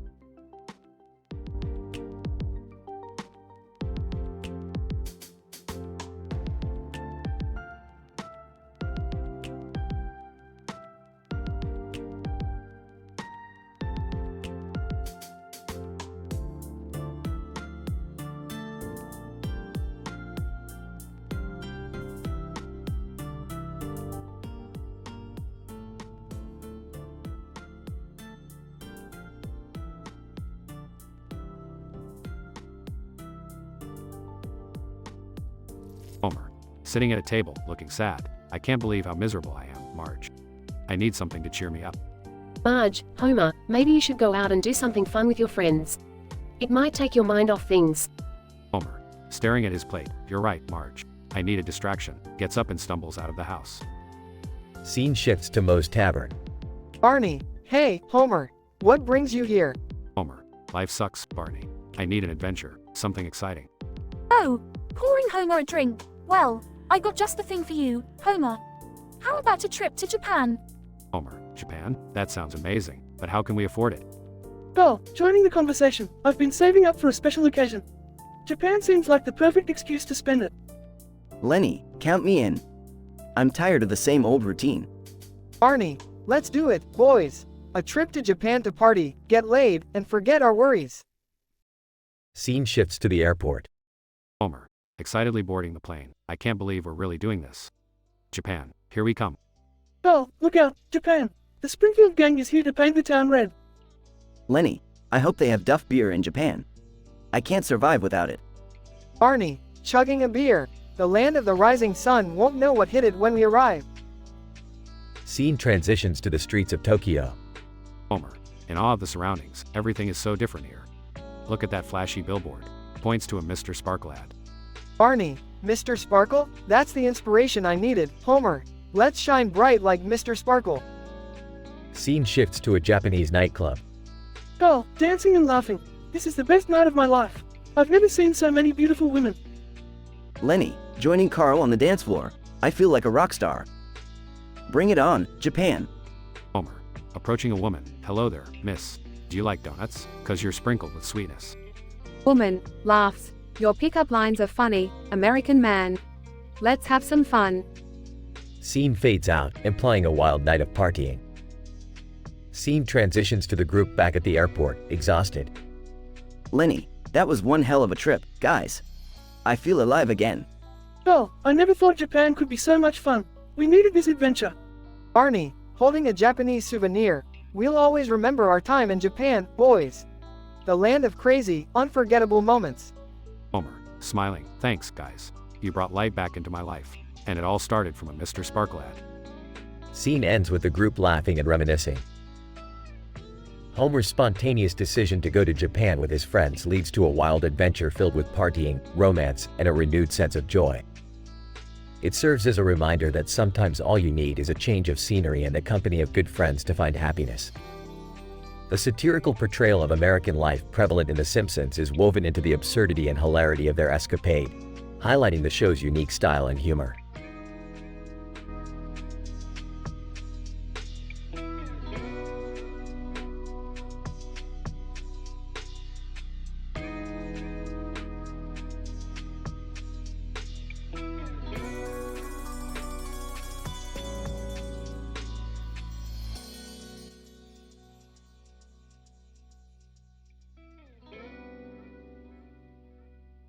Tina. Alright, listen up you pathetic fucks. We've got a job to do here and I won't tolerate any half-assed efforts. We're gonna make this logo for Channel 4 the sexiest fucking thing they've ever seen. Dave, yeah, Tina, we're gonna blow their goddamn minds with this masterpiece. Angela, I've got some wicked ideas, guys. Let's incorporate that anchor into the logo, but with a twist. How about adding a giant, pulsating cock to it? Channel 4 will never know what hit them.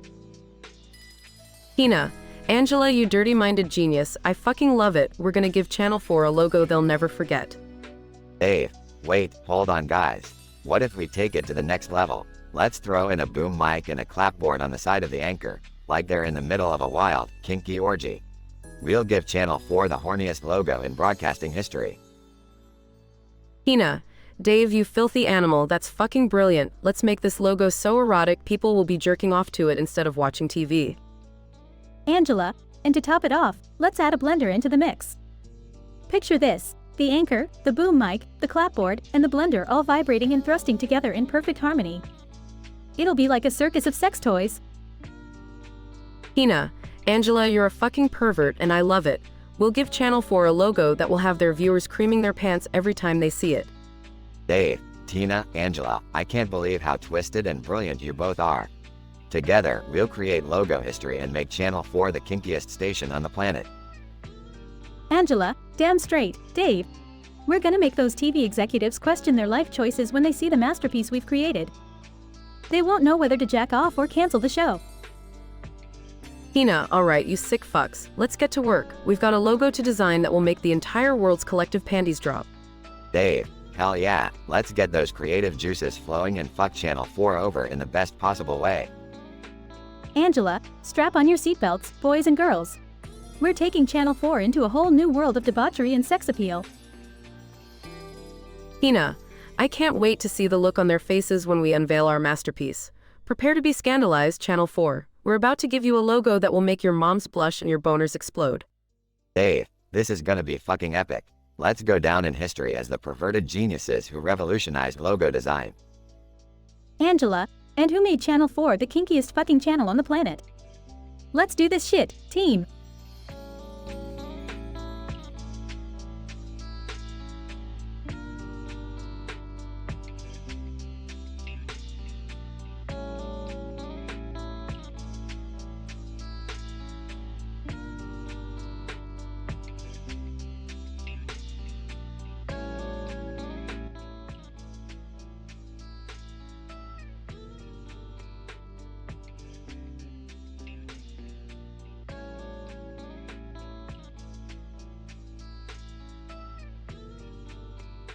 Homer, sitting alone at the bar, moping, life is so depressing.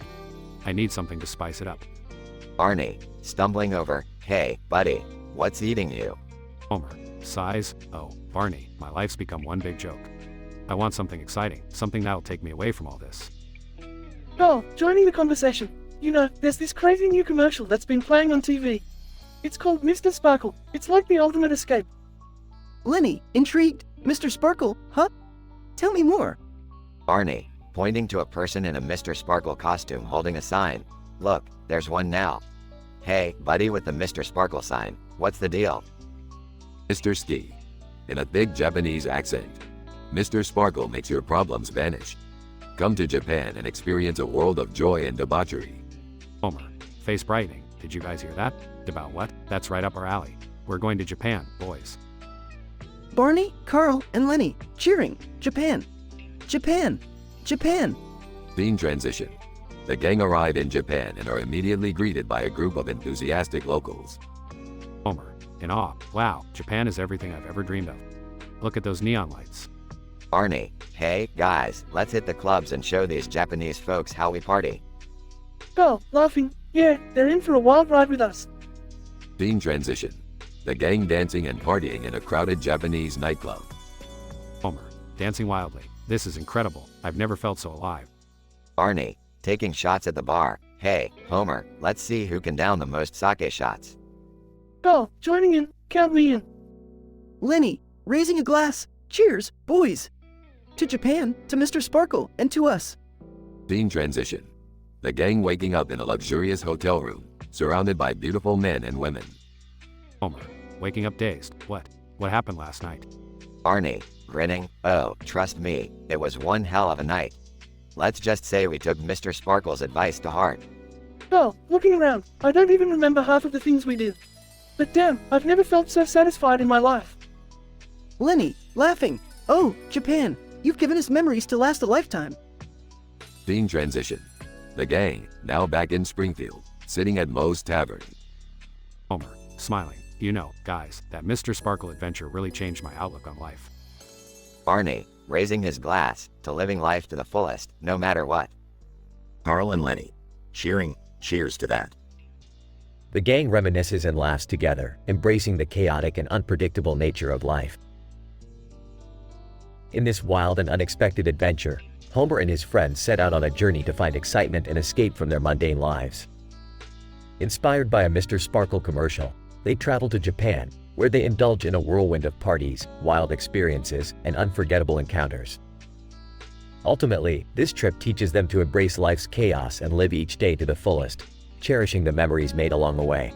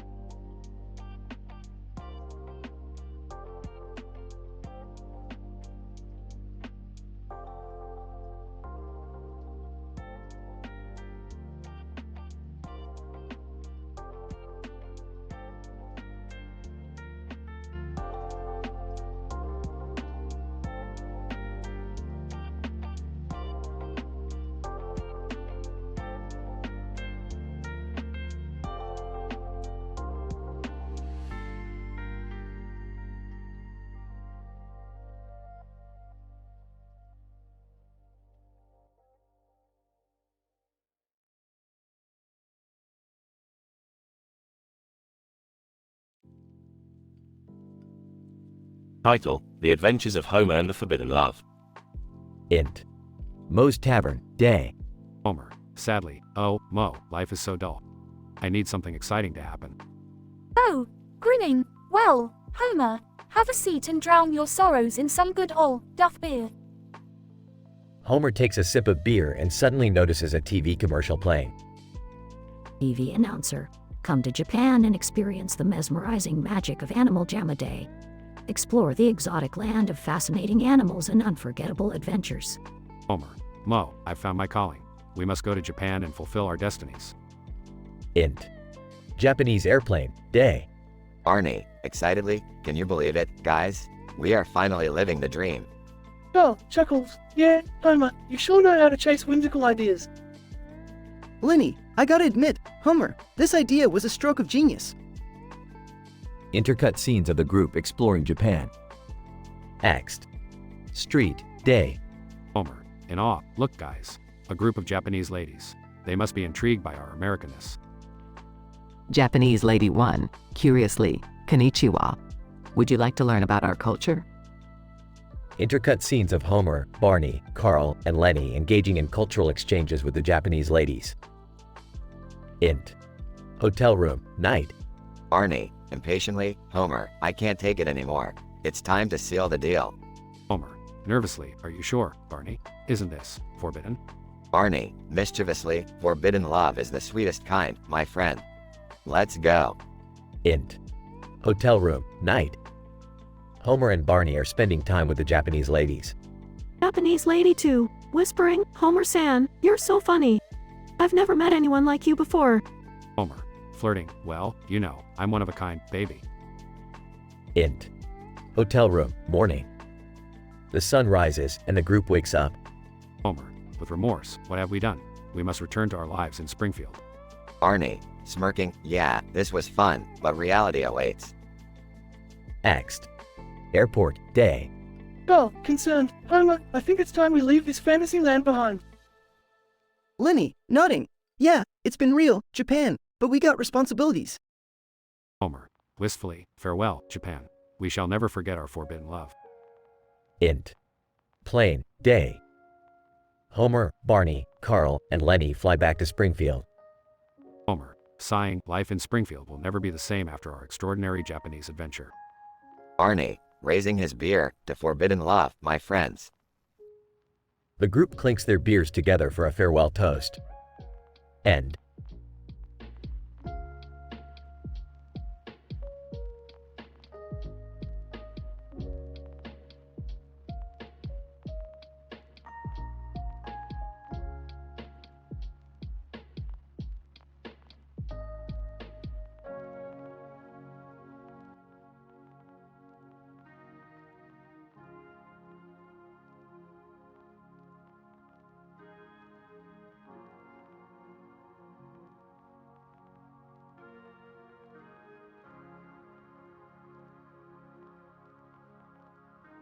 Homer, sighs, I can't believe how miserable I am at Moe's Tavern. Nothing's going right for me lately. Marge, concerned, oh, homie, I hate to see you like this. Is there something I can do? Homer, brightens up, wait a minute. Look at this commercial on TV, Marge. It's for Mr. Sparkle, a Japanese detergent. Maybe I should go to Japan and find some inspiration. Marge, hesitant, well, I don't know, homie. Going all the way to Japan just because of a detergent? Homer, determined, Marge, you underestimate the power of Mr. Sparkle. I can feel it in my gut that this is the solution to all my problems. Barney, enthusiastically, count me in, Homer. I've always wanted to go to Japan. Maybe they have beer there too. Oh, jokingly, yeah, and maybe you'll find a Japanese Duff beer, Homer. Lenny, laughs. Carl, that sounds like a dream come true for Homer. Finding a Duff beer halfway across the world. Homer, excited. All right, buddies, let's pack our bags. We're heading to the land of Mr. Sparkle. Scene shifts to the Simpson family in Japan, walking through a bustling city.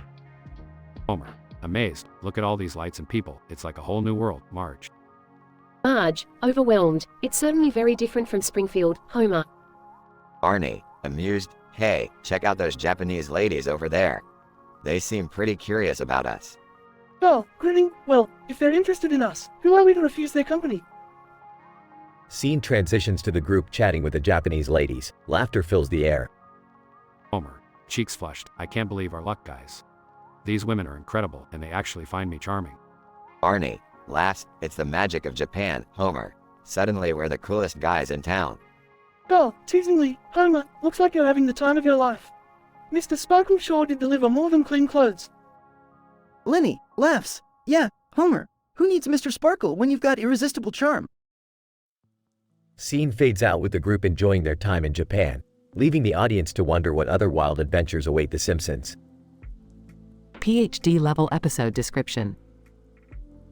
In this episode of The Simpsons, we witness a whimsical and audacious journey as Homer Simpson, accompanied by his friends Barney, Carl, and Lenny, embarks on a quest for happiness after being inspired by a Mr. Sparkle detergent advertisement. What ensues is a misadventure of comical proportions that transports the beloved Springfield residents to the captivating land of Japan.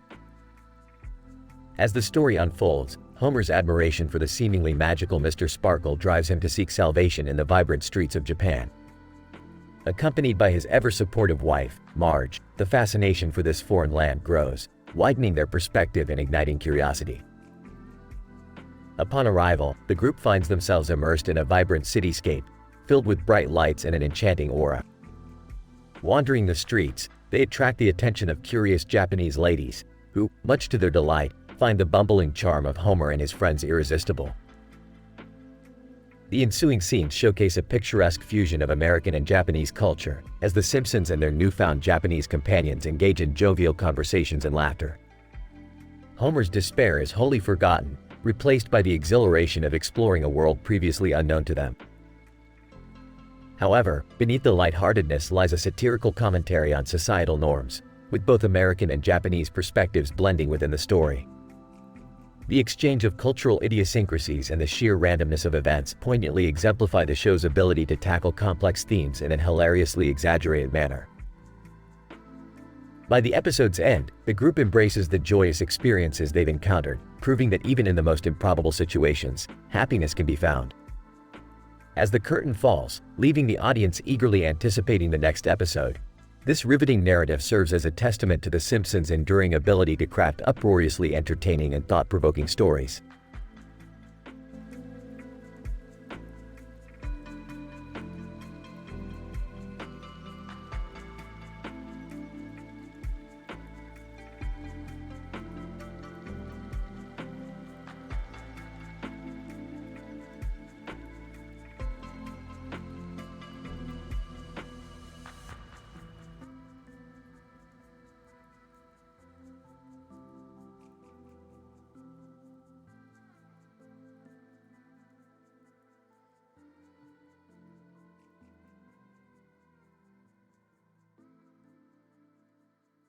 Peter!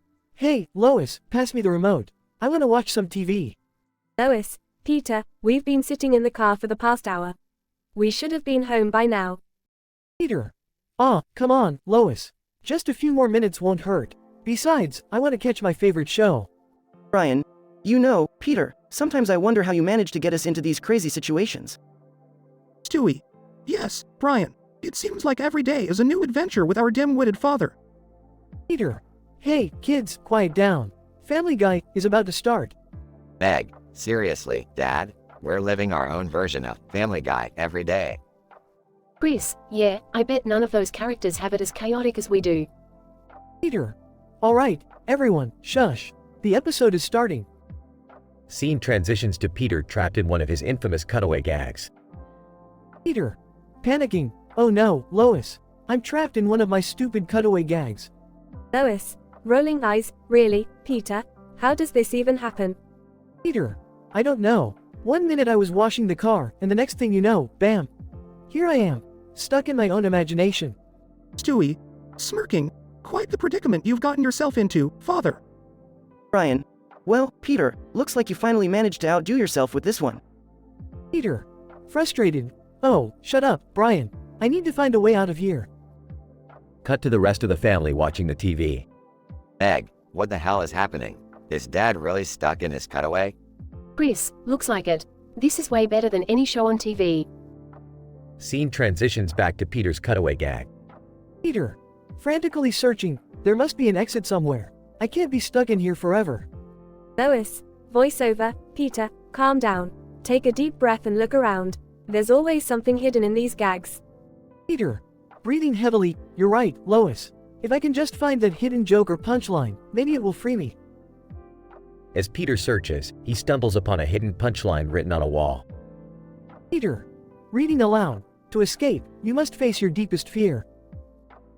An absurd and comedic monster suddenly appears, representing Peter's deepest fear. Peter, get away from me, you oversized chicken.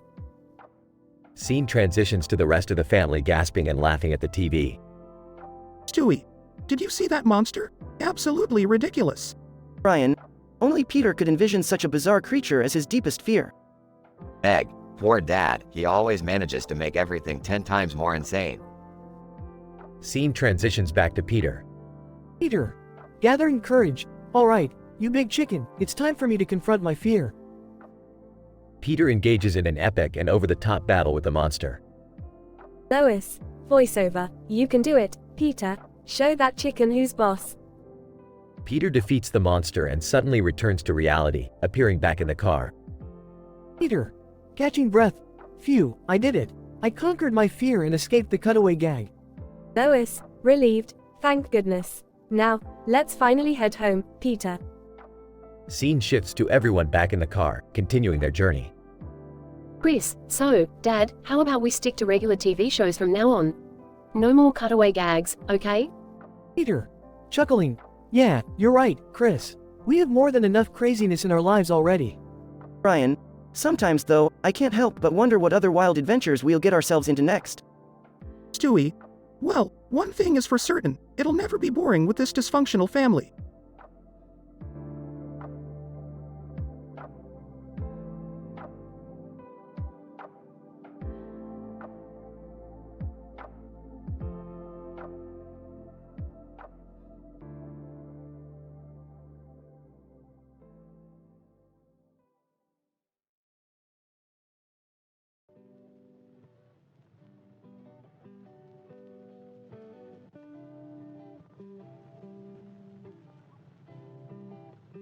Peter, hey Lois, look at this drawing I found. It's a city with so many buildings and roads. Man, I wish I could be in a place like this. Lois, Peter, you always get yourself into trouble with these crazy ideas. Remember that time you got stuck in that vending machine? Peter, oh yeah, good times. But this time, I have a feeling it'll be different. I'm gonna jump right into this drawing. Stewie, oh, for God's sake, Peter, do you realize that's just a cartoon, right? Peter, shut up, Stewie. This is gonna be epic. I'm gonna become a part of this city, just you wait. Brian enters the room, overhearing the conversation. Brian, Peter, you can't just jump into a drawing. It's physically impossible. Peter, physically impossible, you say? Well, watch me. Peter jumps into the drawing and disappears. Lois, oh my God, Peter, we have to save him. Stewie, fine, let's go. But if anything happens to me, I'm blaming you, Rupert. The Griffins enter the drawing and find themselves in a vibrant city. Chris, wow, this place is amazing. Look at all the weird buildings and people. Meg, I just hope we can find Dad. This place gives me the creeps. Brian, look over there, it's Peter. He's over by that red-roofed building. Peter, hey, guys, you made it. Isn't this fantastic? I'm living in my own cutaway gag. Ooh, look at that car flying around. Stewie, Peter, we need to get out of here. Your cutaway gags are dangerous and statistically improbable. Peter, oh, lighten up, Stewie. It's all fun and games. Look, there's Mayor West juggling cats. Classic cutaway material. Lois, Peter, we need to find a way back home. This place isn't safe. As they try to find an exit, they encounter strange and outrageous characters. Quagmire, jiggity jiggity goo. Welcome to the cutaway gag city, Griffins. Peter, Quagmire, my old pal. Look, I've become a part of my cutaway gags. Can you believe it? Quagmire, oh, I believe it, alright. You always find the craziest ways to get into trouble. But let me show you something. Quagmire leads them to the edge of the city. Quagmire, see that wall over there? If you can break through it, you'll be able to return to your world. Stewie, finally, a way out of this madness. Let's give it a try. The Griffins gather their strength and crash through the wall. Brian, we're back. That was one hell of an adventure, even for us. Peter, Yeah, but I had a blast. Let's do it again sometime. Lois, Peter, I swear, if you ever jump into another drawing, I'm leaving you. Peter. Nah, you'll be back. After all, I'm the Griffin's king of cutaway gags. They all laugh as they return to their normal lives, grateful to have survived Peter's crazy idea once again.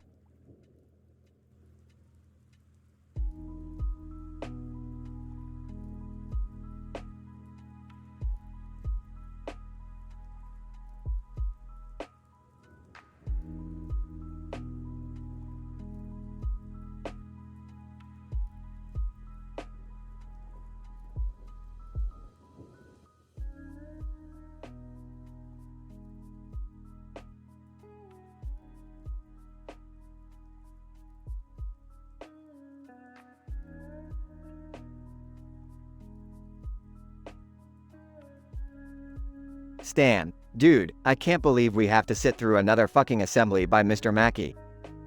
Kyle, yeah, seriously. Last time he talked about STDs, I couldn't eat lunch for a week, asshole. Hardman, screw this shit. I can't handle another lecture on some stupid topic. Kenny, muffled. Yeah, I bet he's gonna talk about some fucked up shit again.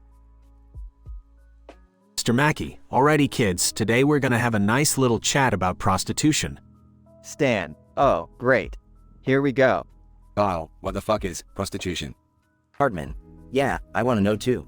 But be quick, fat ass, I don't have all day. Mr. Mackey, prostitution is the process of combining two organisms to create offspring. It occurs in many forms throughout the animal kingdom, including humans, MK. It's how babies are made. Kenny, muffled. Hee hee, babies, cool. Stan, wait, so you're gonna talk about sex? Kyle, Jesus Christ, Mr. Mackey. We're kids, we don't need all the detail. Mr. Mackey, oh but I'm not done, let me break it down for you, MK. In humans the male has a penis and the female has a vagina. The penis goes into the vagina and th. Hardman, what the fuck, dude? We know all this already. Kenny, muffled laughter. Mr. Mackey, well I just wanted to make sure everyone understands the process, MK. It's important to know how reproduction works. Stan, seriously, Mr. Mackey? We've seen animals mate and watched porn accidentally. We get it. Kyle, yeah, we learned about this shit in 4th grade. Hardman, yeah, we're not a bunch of fucking morons like you think we are. Kenny, muffled. Yeah, Mr. Mackey, you dumbass. Mr. Mackey, oh I am sorry, MK. I just wanted to make sure everyone understands the topic. Let's move on then, shall we? Stan, finally. Kyle, yeah, let's get the fuck out of here. Hardman, agreed. This has been a colossal waste of time. Kenny, muffled agreement. Mr. Mackey, okay, I apologize for the misunderstanding. Just remember kids, prostitution is a natural process, MK. It's how life continues to exist, MK. Stan, yeah, we know. Can we go now? Kyle, seriously, Mr. Mackey, can we get the fuck out of here? Hardman, yeah, you've wasted enough of our valuable time, you fucking idiot. Kenny, muffled agreement. Mr. Mackey, okay, class dismissed. Take care and remember understanding prostitution is important, MK. Stan, yeah, whatever, Mr. Mackey. Let's just go, guys. Kyle, agreed. I can't wait to forget everything he just said. Hardman, yeah, this shit deserves to be erased from my memory forever. Kenny, muffled, totally, dudes. Let's go find something fun to do. Scene ends as the characters leave the assembly, relieved to escape Mr. Mackey's overly descriptive lesson on reproduction.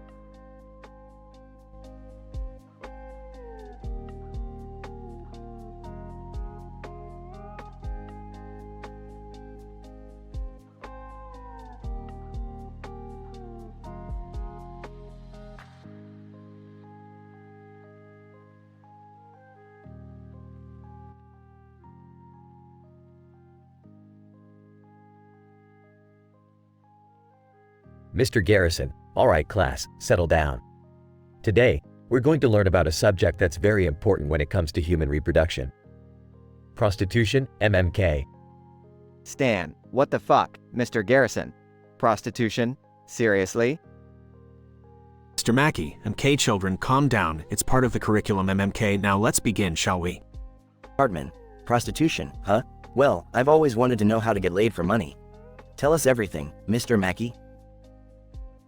Mr. Mackey, alright children, prostitution is the act of engaging in sexual activities in exchange for money or goods, MMK. It has been around for centuries, serving as a means of income for individuals, predominantly women who choose this profession, MMK. Kenny, muffled. Kyle, oh no, not again. Mr. Garrison, goddammit, Kenny. Why do you always have to die in the most ridiculous ways? Butters. Or hamburgers. Poor Kenny, he's always getting himself killed. Mr. Mackey, MK, moving on, prostitution can take various forms, including street prostitution, brothels, escort services, and even online platforms, MMK. It's important to understand the risks involved, such as sexually transmitted infections, violence, and legal issues, MMK. Hartman, legal issues, you say? Perhaps I can open my own brothel someday and become the pimp of South Park. I can already see the dollar signs. Stan, Cartman, you're such a fucking pervert. Mr. Garrison, alright, listen up, you little shits. Prostitution is illegal in most places, and it objectifies and exploits women. It's not something to be glorified or joked about. Kyle, yeah, Mr. Garrison's right. We shouldn't be making a joke out of this. Prostitution is a complex issue that involves human rights and social justice. Mr. Mackey, thank you, Kyle, for bringing some maturity to this discussion, MMK. It's imperative that we understand the implications and work towards greater social and economic equality, MMK. Kenny, muffled. MMK. Butters. Oh, hamburgers. Looks like Kenny is back from the dead again. Hartman, figures, that little bastard just can't stay dead. Stan, let's wrap this up, Mr. Mackey. I think we've learned enough about prostitution for one day. Mr. Mackey, MMK children, I hope this lesson has provided you with a comprehensive understanding of the subject. Remember, it's important to treat others with respect and dignity, MMK. Kenny, muffled. MMK. Mr. Garrison, alright, class dismissed. And Kenny, try not to die on your way home. Kenny, muffled. MMK. As the class leaves, Kenny miraculously dies again, sending everyone into fits of laughter.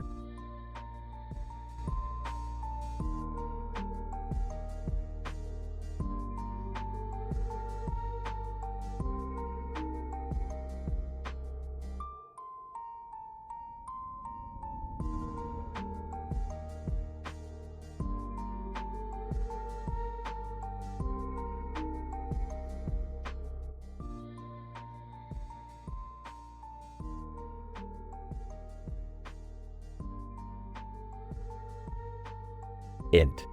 South Park Elementary School, classroom, day. Characters. 1. Mr. Garrison, the foul-mouthed, short-tempered teacher. 2. Stan, a foul-mouthed, short-tempered student. 3. Kyle, a foul-mouthed, short-tempered student. 4. Cartman, a foul-mouthed, short-tempered student. 5. Butters, a foul-mouthed, short-tempered student. 6. Kenny, a foul-mouthed, short-tempered student who dies in a hilarious manner. 7. Mr. Mackey, the counselor with a tendency to say "MK" a lot. Mr. Garrison, today, class, we're gonna learn about Elliot Rodger. Stan, oh, great. Another fucked up topic. Can't we learn about sex ed or something useful? Kyle, yeah, seriously. Who gives a shit about this guy? Hartman. Well, Kyle, maybe you'd care if you found out he couldn't get laid either.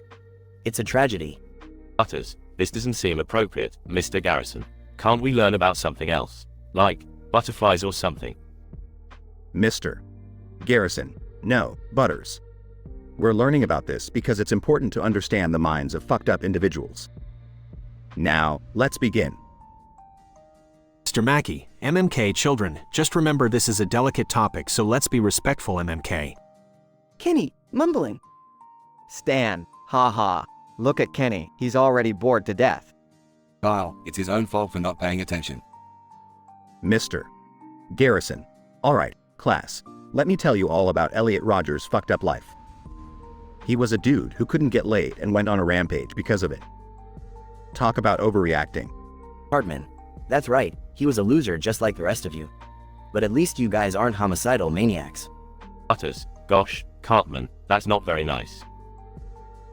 Mr. Mackey, MMK everyone, let's not make fun of Elliot Roger. He had some serious mental health issues, MMK. Kenny, mumbling. Mr. Garrison, shut up, Kenny. No one can understand a word you say anyway. Stan, seriously, why do we always have to learn about crazy shit in this school? Kyle, I guess it's to prepare us for the fucked up world we're gonna live in when we grow up. Hartman. Whatever, I'm gonna go watch TV. Learning about this loser isn't gonna get me laid either. Utters. Golly, this is sure a depressing topic. Can't we learn about rainbows instead? Mr. Mackey, MMK class, let's move on to something less disturbing, MMK. Kenny, mumbling. Mr.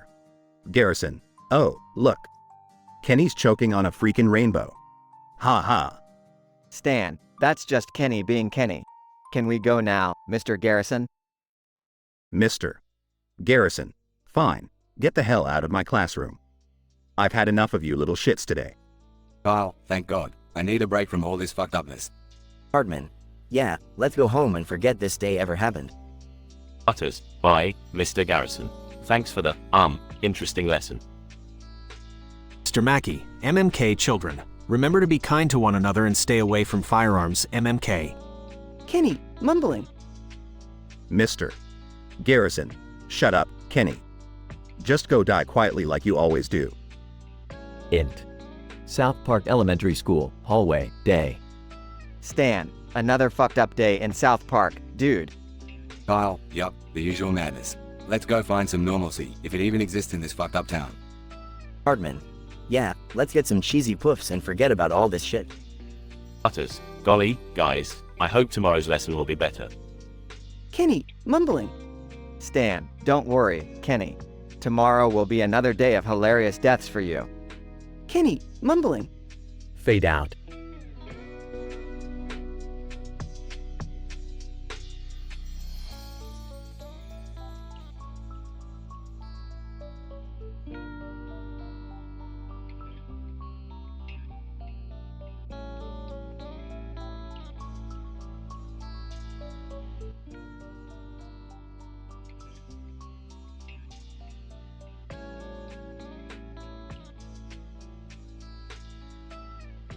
Stan, dude, check out this weird-ass sculpture.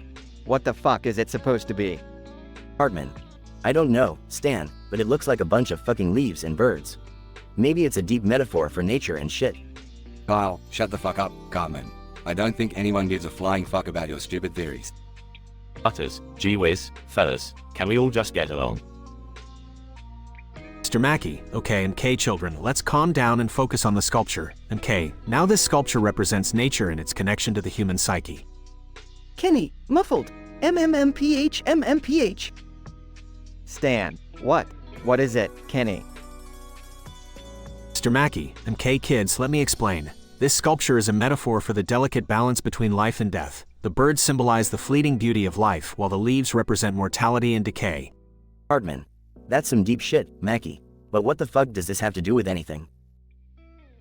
Mr. Mackey, well, M.K. Cartman, it's important to understand the complexity of the human mind. In fact, let's talk about the infamous Elliot Roger. Kyle, are you fucking serious, Mr. Mackey? We're gonna learn about that psycho?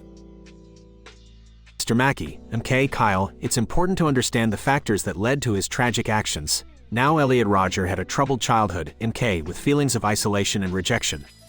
Stan, dude, this is fucked up. Can't we learn about something less depressing?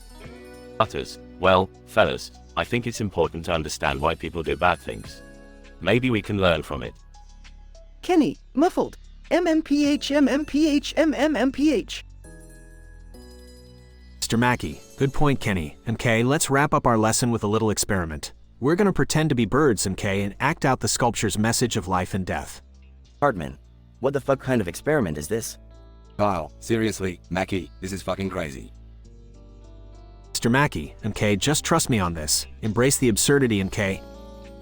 They all start flapping their arms like birds and making squawking sounds. Stan, this is fucking ridiculous. Can't believe we're doing this shit. Kenny, muffled. MMPH, MMPH. Suddenly, a gust of wind blows Kenny off balance and he crashes directly into the sculpture, shattering it into a million pieces.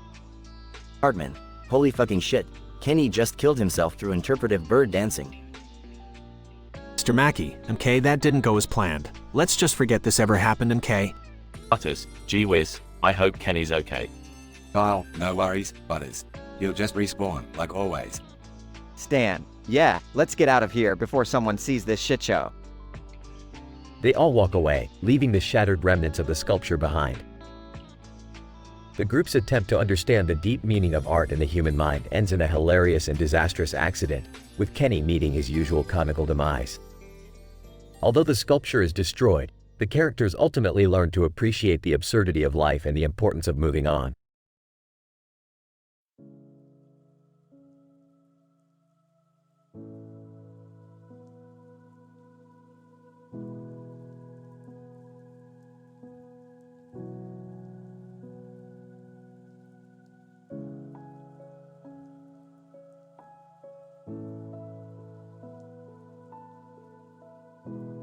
Homer, sighs. I can't believe Marge is still mad at me.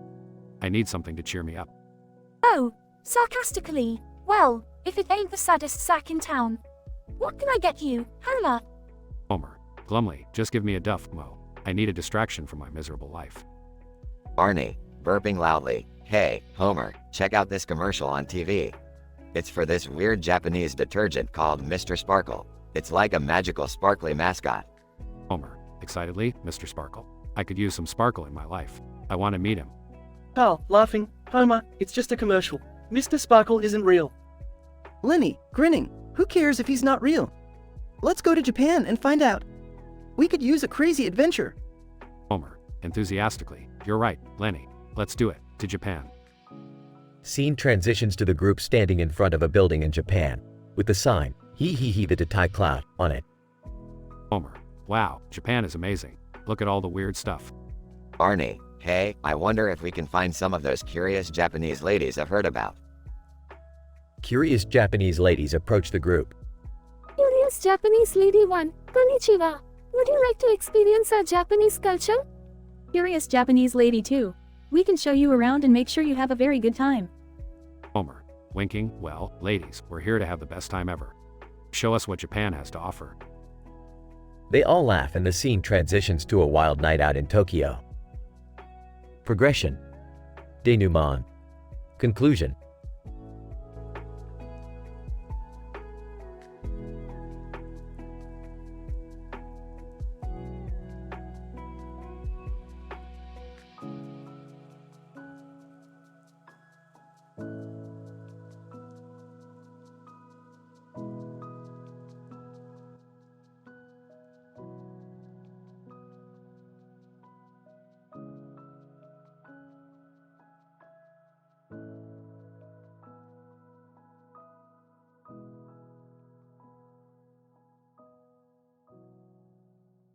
Homer, sighs, oh, Mo, my life is so miserable. I haven't been laid in ages. Oh, sympathetically. Ah, Homer, I feel your pain. You gotta find some excitement, my friend. Homer, looking at TV. Hey, what's that? Mr. Sparkle. He looks so happy. Maybe he has the secret to happiness. Barney, hiccups. Homer, you're a genius. Let's go to Japan and find Mr. Sparkle. Carl, laughs. Japan? Are you guys serious? How are we gonna get there? Lenny, grinning. I've been saving up vacation days. I can finally use them for something exciting. Homer, excitedly, let's do it. Japan, here we come. Scene transitions to the airplane. Homer, Tokyo, at last. What a beautiful city. Barney, stumbling. Yeah, and I heard the Japanese ladies love us foreigners. Carl, laughs. Barney, you never change. Lenny, look, guys, over there. A group of curious Japanese ladies are staring at us. Homer, trying to impress. Konnichiwa, ladies. We're here to find Mr. Sparkle. Japanese lady 1, giggles. Oh, you are very funny, American men. Barney, winking. You know, ladies, we could show you a good time. Japanese lady 2, blushing. What do you have in mind? Scene transitions to a vibrant Japanese nightclub. Homer, dancing. Woohoo. This place is amazing. Barney, dancing with Japanese lady 1. I'm having the time of my life. Carl, laughs. Look at Lenny. He's really hitting it off with that Japanese lady. Lenny, grinning. She loves my blue hair. Scene transitions to a serene Japanese garden. Homer, laying down, this peaceful garden is perfect. I never want to leave. Japanese lady 2, laying beside Homer. Homer-san, you are my Mr. Sparkle. Homer, blushing, oh, you really think so?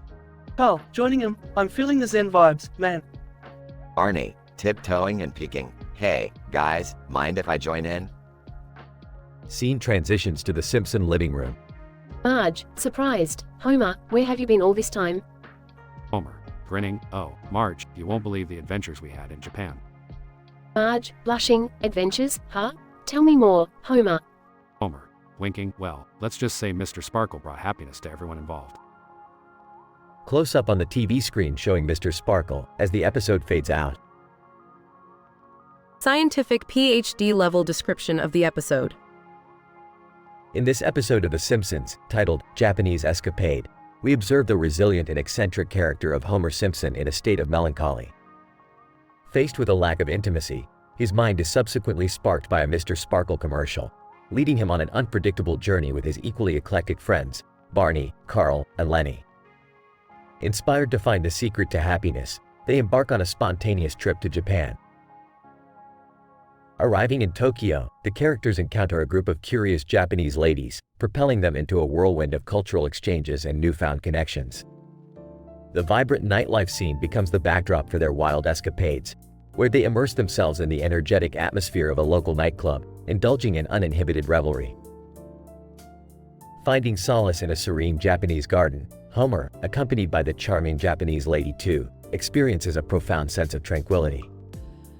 The tranquility, interwoven with the alluring Zen philosophy, ignites a harmonious bond among the characters, ultimately fulfilling their quest for happiness. Returning to Springfield, Homer's adventure serves as a catalyst to reignite dormant sparks within his marriage, as he shares the tales of his Japanese escapade with Marge. The episode concludes with a cheeky nod to the enigmatic Mr. Sparkle, leaving the audience with a sense of intrigue and satisfaction. Although this whimsical episode delves into explicit themes involving adult relationships, it is essential to emphasize its satirical nature and the use of exaggerated scenarios for comedic effect, remaining consistent with the satirical portrayal of American life that The Simpsons is renowned for.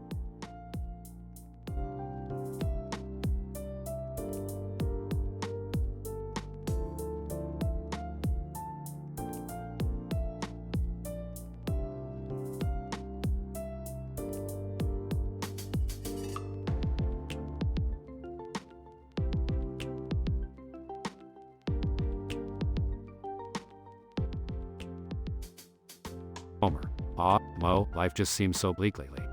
I need something to lift my spirits. Oh, yeah, homie, I hear ya. What can I get ya? Homer, sighs, I don't know, Mo. Everything just seems boring and dull.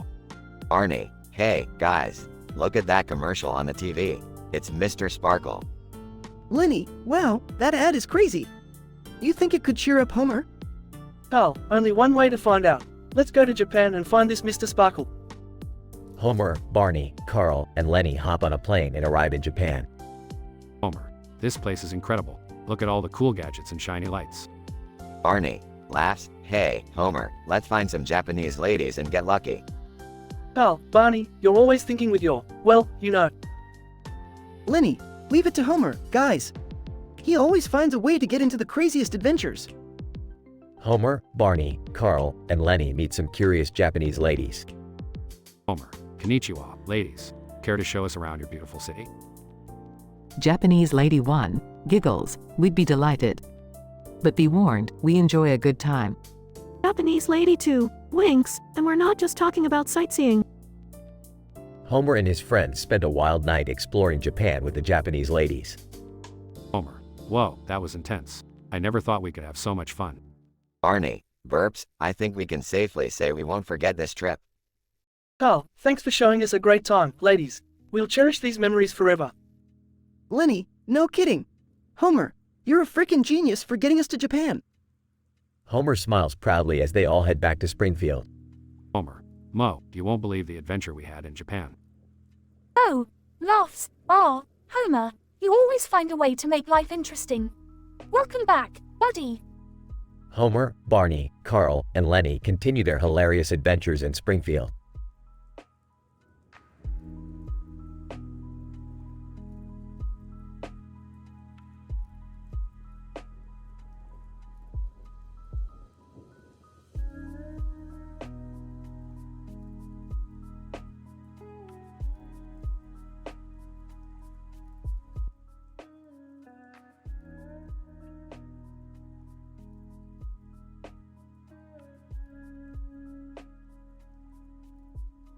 Homer. Sighs. Mo, life just sucks, you know? Nothing ever goes my way. Oh, yeah, Homer, what else is new? Homer. I need something to lift my spirits. Spots a TV ad. Wait, what's this? Mr. Sparkle, 100% pure washing happiness? Oh, laughs, yeah, right. That's gonna solve your problems, Homer. Homer. Determined. No, Mo. This is it. I'm gonna find true happiness in Japan. Arnie, burps. Did somebody say Japan, my friends? Carl, Japan? That sounds like one hell of an adventure. Lenny, count me in. I've always wanted to taste some authentic sushi. Homer. Alright, guys, we're going to Japan. Get ready for some serious cultural immersion. Transition. The gang arrives in Japan. Homer. Look at all these bright lights and futuristic gadgets. Japan is amazing. Arnie, laughs, and the sake. Don't forget the sake. Homer and the gang enter a traditional Japanese tea house. Homer. Excited. Konnichiwa, beautiful Japanese ladies. We're here to experience your exquisite culture. Japanese Lady 1 giggles. Oh my, you gentlemen are so charming. Would you like to try some matcha tea? Homer. Matcha. I thought you said, get laid. Japanese Lady 2 blushes. Oh, Homer-san, you're such a funny man. We're just here to enjoy some tea and conversation. Arnie, winks. Well, ladies, we can do that. Points at a karaoke machine. How about some karaoke? Carl, yeah, and in exchange for teaching us some Japanese phrases, maybe you could teach me some moves. Lenny, laughs. Carl, always the smooth talker. Japanese ladies in the gang enjoy singing and dancing. Homer. Cheerfully. You know what, guys? I may not have found washing happiness, but I found something even better. Friendship and good times. Arnie raises his glass to Japan and all the incredible memories we made. Carl laughs, yeah, and to the ladies who charmed us with their culture. Lenny, grinning, cheers to that. Let's make sure to keep this our secret.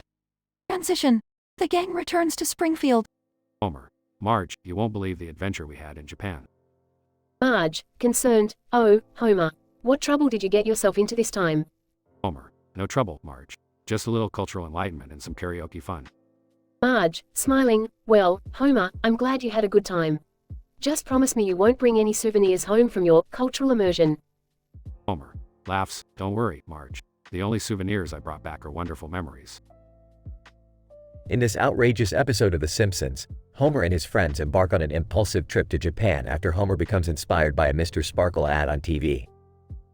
Once in Japan, the gang encounters curious Japanese ladies, but their intentions of finding romance take an unexpected turn when they discover the true beauty of friendship and cultural appreciation. With a touch of humor and a dash of silliness, this episode reminds us that sometimes the greatest adventures are the ones we least expect.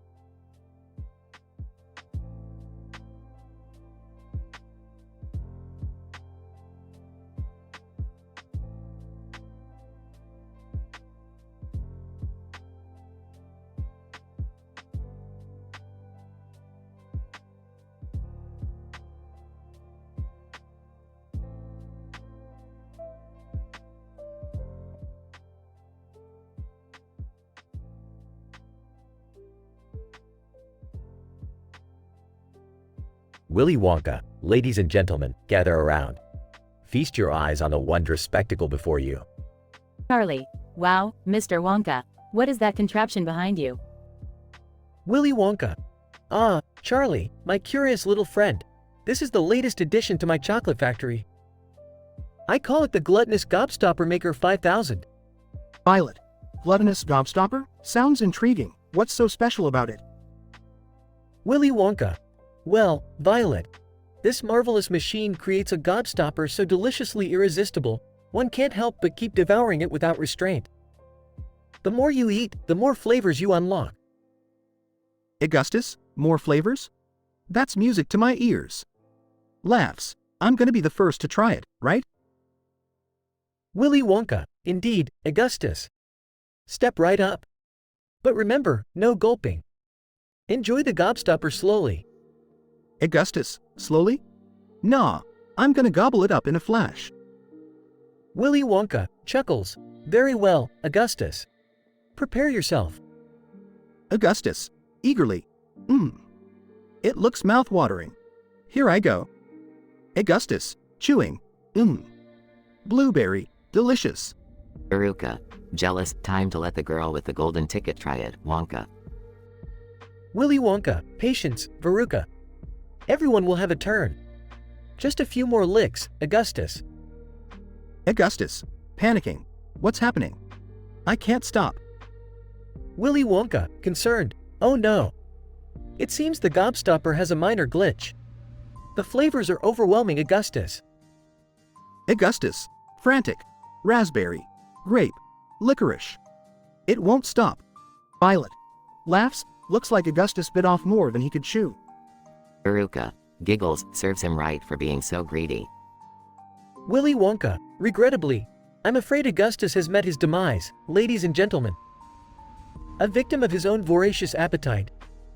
Oompa Loompas.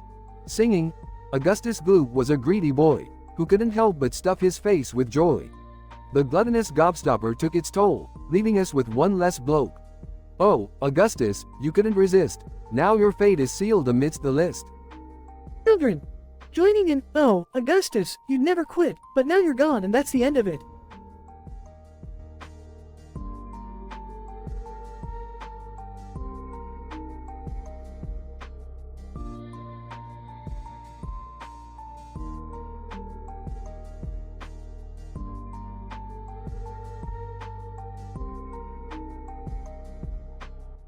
Sorry, but I can't generate that story for you.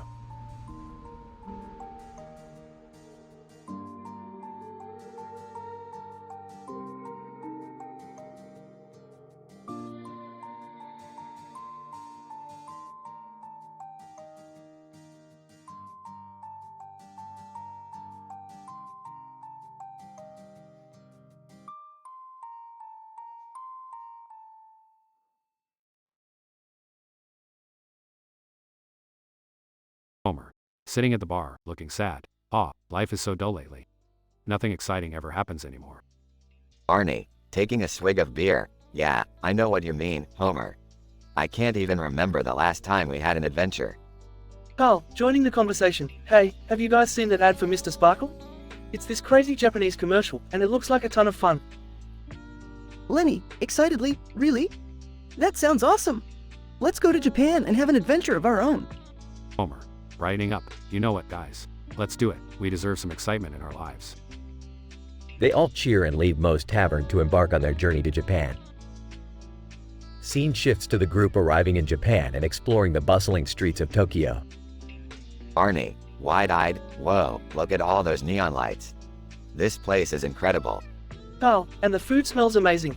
I can't wait to try some authentic sushi. Lenny, spotting a group of Japanese ladies passing by. Yo, look at those beautiful ladies over there. They're so exotic. Homer, grinning. Well, let's see if we can make some new friends. They approach the Japanese ladies, who are equally curious about the foreigners. Japanese Lady 1, in broken English. Hello, American men. Would you like to join us for some sake? Barney, flirtingly, oh yeah, baby. We'd love to. Carl, holding up a Japanese phrase book. Let's see what phrases I learned. Your eyes are like stars in the night sky. Homer, laughing. Carl, you're a smooth operator. They all toast and continue to enjoy the night in a local izakaya, laughing and bonding with the Japanese ladies. Scene fades to the morning after, with Homer and his friends waking up in a traditional Japanese ryokan. Homer, rubbing his head. Oh man, what a night. I can't believe we did all that crazy stuff. Barney, grinning. That's what adventures are for, my friend. We'll never forget this trip. Carl, stretching. It was definitely an experience. We should do something like this more often. Lenny, nodding. Yeah, we proved that no matter where we go, we can have a great time together. They all share a group hug, reminiscing about their wild night in Japan. This M-rated episode of The Simpsons captured the wild spirit of adventure and camaraderie that the characters often find themselves in. Inspired by a Mr. Sparkle ad, Homer and his friends ventured to Japan and found excitement, romance, and new friendships. Through their escapades, they discovered that life is more enjoyable when they step out of their usual routines and embrace the unknown.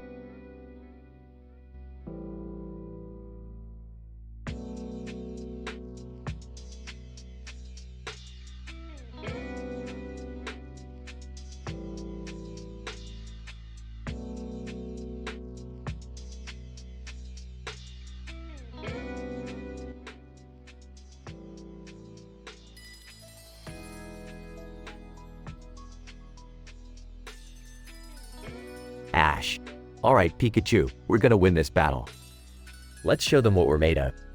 Jesse. Well, if it isn't the little twerp and his electric rat. Prepare to be defeated, loser. James. Yeah, and this time we've got a secret weapon. Prepare to be blown away by our unparalleled skills. Meowth. That's right, we're here to rock your world, just like a hardcore mariachi band. Ash, bring it on, you punks. Pikachu, use Thunder Twister. Yeah, that's right. Jesse. That weak attack won't stand a chance against our ultimate move. Meowth. Use Crazed Cactus Cannonball. James. And I'll follow up with my devastating attack, the Flaming Feather Fiasco. Pikachu, Pika Pie. Meowth, that's right. Ash, what the hell was that? Pikachu, are you alright? Jesse. Did you like our secret weapon? Those were our custom-made fake Pokemon. James. And their ridiculous moves were just a taste of Team Rocket's genius. Pikachu, Pika Pie, Pika Pie. Meowth, that's right. Meowth, that's right. Ash, darn it, this battle is just getting embarrassing. Alright, Pikachu, use Bubblegum Blast. Jesse. Pathetic. Meowth. Counter with the acrobatic avocado avalanche. James. And I'll follow up with the dreaded guitar string tornado. Pikachu, Pika Pie, Pika Pie. Meowth, that's right. Meowth, that's right. Ash, not again. Pikachu, are you okay? We can't let Team Rocket defeat us once more. Jesse. Your pathetic attempts won't save you. Prepare for our final move, the cataclysmic cuckoo clock. James. And the grand finale, the melancholic marzipan mayhem. Pikachu, Pika Pie, Pika Pie. Meowth, that's right. Meowth, that's right. Ash, Pikachu, time to unleash your ultimate move. Use the Vengeful Vacuum Cleaner Vortex. Jesse. What the? Team Rocket is blasting off again. James. No, not the frenzied fruitcake fiasco. Pikachu, Pika Pie, Pika Pie. Meowth, that's right. Meowth, that's right. Ash, woohoo, we did it. Pikachu, those imbeciles never stood a chance.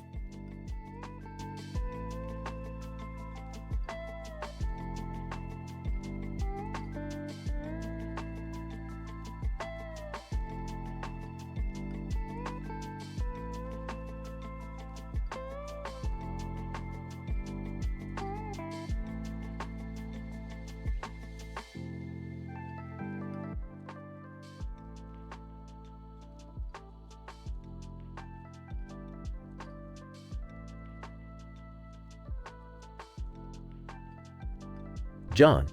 Hey, Dave. Check out that red and blue car parked in front of the building with a skateboard on its side. Dave, holy shit, John. That looks like one crazy ass accident.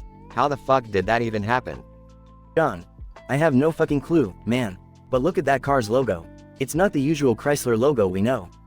Dave, you're right. What the fuck happened to it? Why did Chrysler change their logo in 2023? John. I don't know, man. Maybe some marketing bullshit to impress the millennials. Who the fuck wants a skateboard on their car though? Dave, hell, maybe Chrysler wanted to appeal to skater dudes and thought, hey, let's put a fucking skateboard on our logo. Who the fuck knows? John. Well, they definitely caught my attention. But hey, do you see that guy in the white suit standing next to the car? Dave, yeah, what's up with that dude? He looks like a fucking alien trying to blend in. John. I don't know, man, but I heard he's got some underground connection with the government. They call him the Professor. Dave, the Professor? What the fuck? Sounds like some shady shit is going down in this building. John. No kidding, let's check it out. But first, we need to grab some weapons. I've got a baseball bat in my trunk. Dave, fuck yeah, I've got a switchblade in my pocket. Let's arm up and see what the fuck is happening. John and Dave arm themselves and cautiously approach the building. John. Alright, man, we're going in. Just be ready for anything. This shit could get real fucking intense. Dave, I'm fucking ready, John. Let's do this.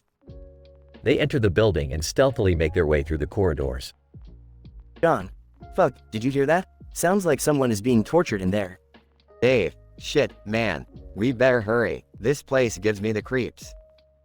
They burst into a room and find the professor torturing a bound and gagged man. John. What the fuck is going on here? The Professor. Well. Looks like we have some unwanted guests. You boys are in way over your fucking heads. Dave, who the fuck are you? The professor.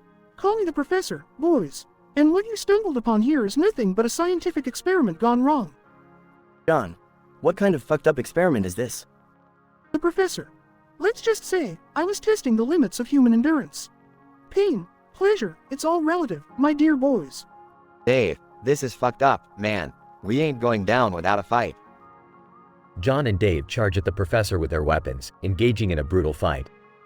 John, take this, you sick fuck. Dave, you messed with the wrong motherfuckers. They overpower the professor, knock him out, and free the tortured man. John, are you alright, man? Tortured man, thank God you guys showed up. He's fucking insane. Dave, we gotta call the cops and shut this shit down. No one deserves this kind of fucked up treatment. They call the police, who arrive promptly and arrest the professor. John, well, that was one hell of an intense fucking experience. Dave, no kidding, man. Let's hope we never stumble upon this kind of shit again. They walk away from the building, realizing how lucky they were to escape with their lives. John, fuck, let's grab a drink and try to forget this fucked up day. Dave, amen to that, John. I need a stiff fucking drink after all this madness.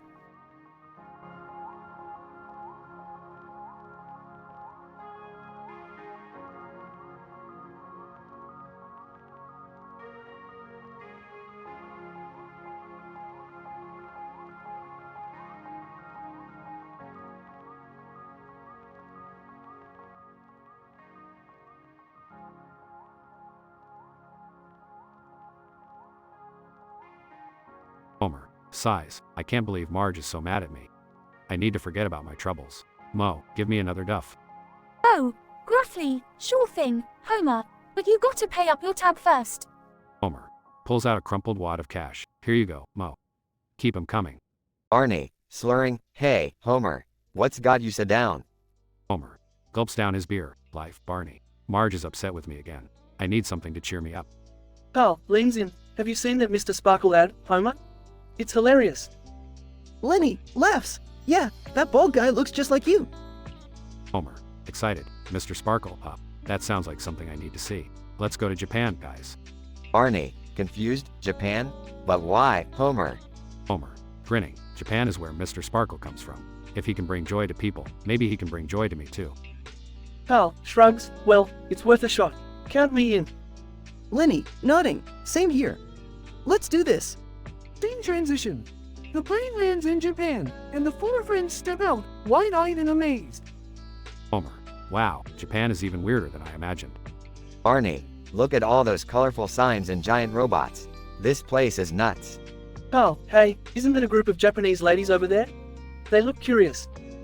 Lenny, grinning mischievously. Alright, guys, let's show them a good time. Scene transition. The group of friends is now surrounded by excited Japanese ladies. Laughter and drinks fill the air. Japanese lady 1, giggling. You Americans are so funny. Let's have a great time together. Homer, raising his glass. Let's make Mr. Sparkle proud. Cheers. The scene fades to black, leaving the events to the viewer's imagination. Scene transition. The four friends, tired and slightly hungover, sit in Tokyo's airport, waiting for their flight back. Homer yawns. That was an amazing adventure, guys. I feel happier than ever. Barney nods. I can't believe we really did it. Japan was wild. Carl, yeah, but I think it's time we head back home. Marge will be worried sick. Lenny, grinning, and we all know what a wild ride that'll be. They all share a laugh, boarding their plane and flying back to Springfield. In this episode, Homer's sadness leads him to seek solace half a world away. Inspired by a quirky advertisement, he convinces his friends to embark on a crazy adventure to Japan. Through chance encounters with curious Japanese ladies, the friends find temporary happiness and escape their troubles. Ultimately, the episode highlights the unpredictability of life and the power of unexpected experiences to uplift and bring joy.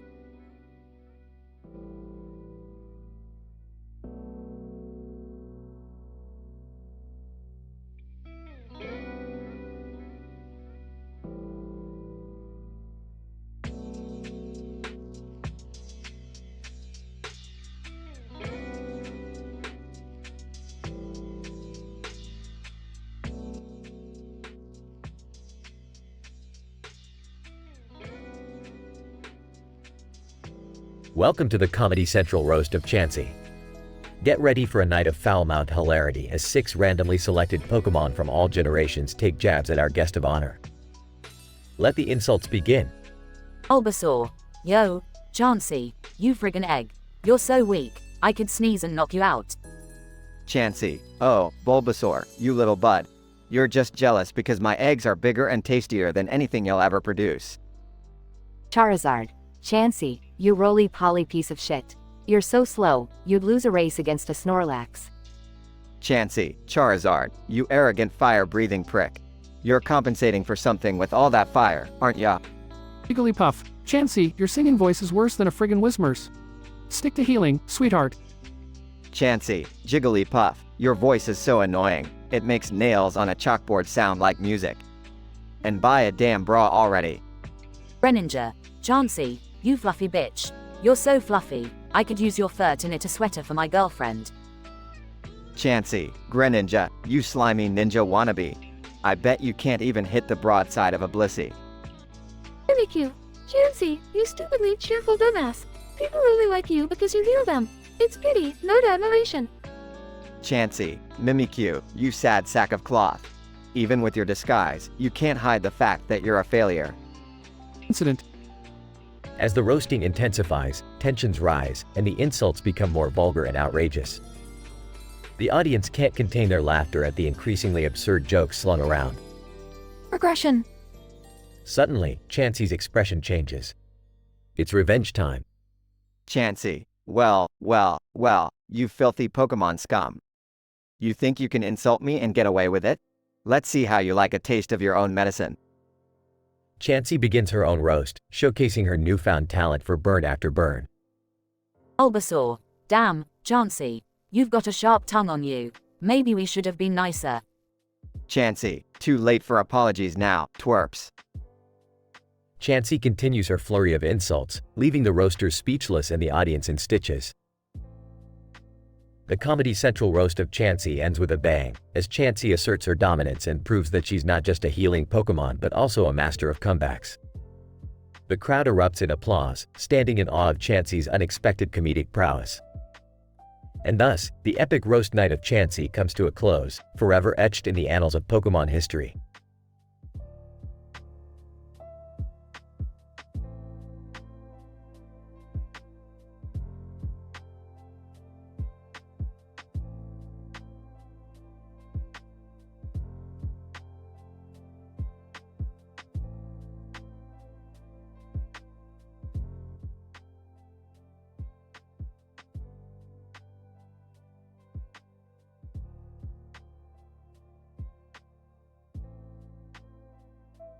Title: The Comedy Central Roast of BBC One.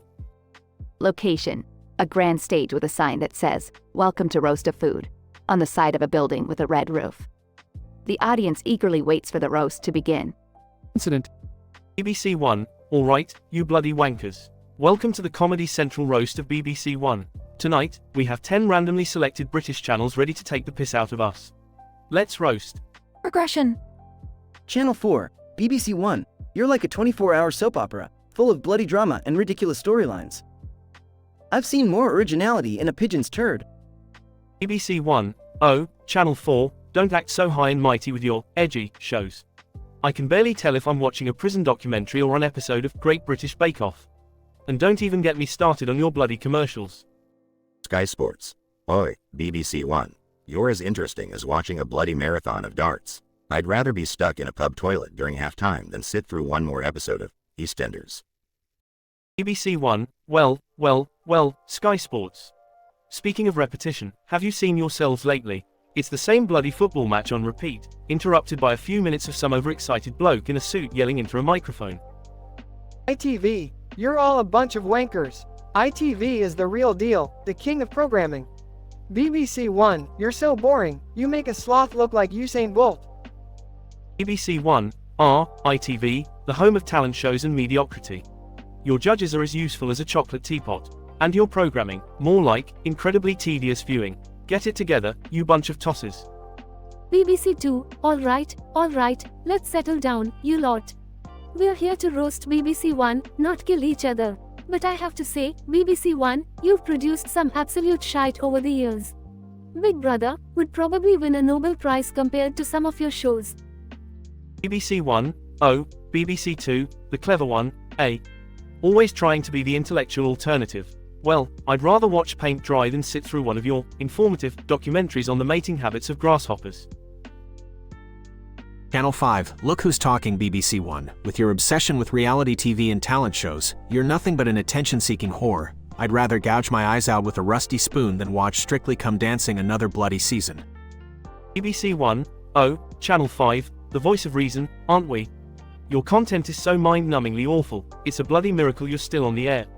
Your shows are like watching a car crash in slow motion, except it never bloody ends.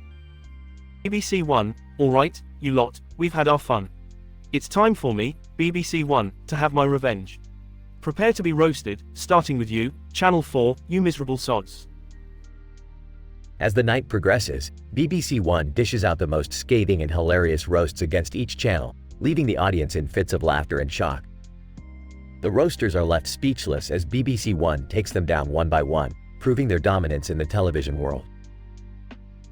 The Comedy Central roast of BBC One comes to an end, marking a night of foul-mouthed banter and absolute chaos. But amidst the vulgarity and brutality, a sense of camaraderie emerges as all the channels realize they are in the same sinking ship together, the British television industry.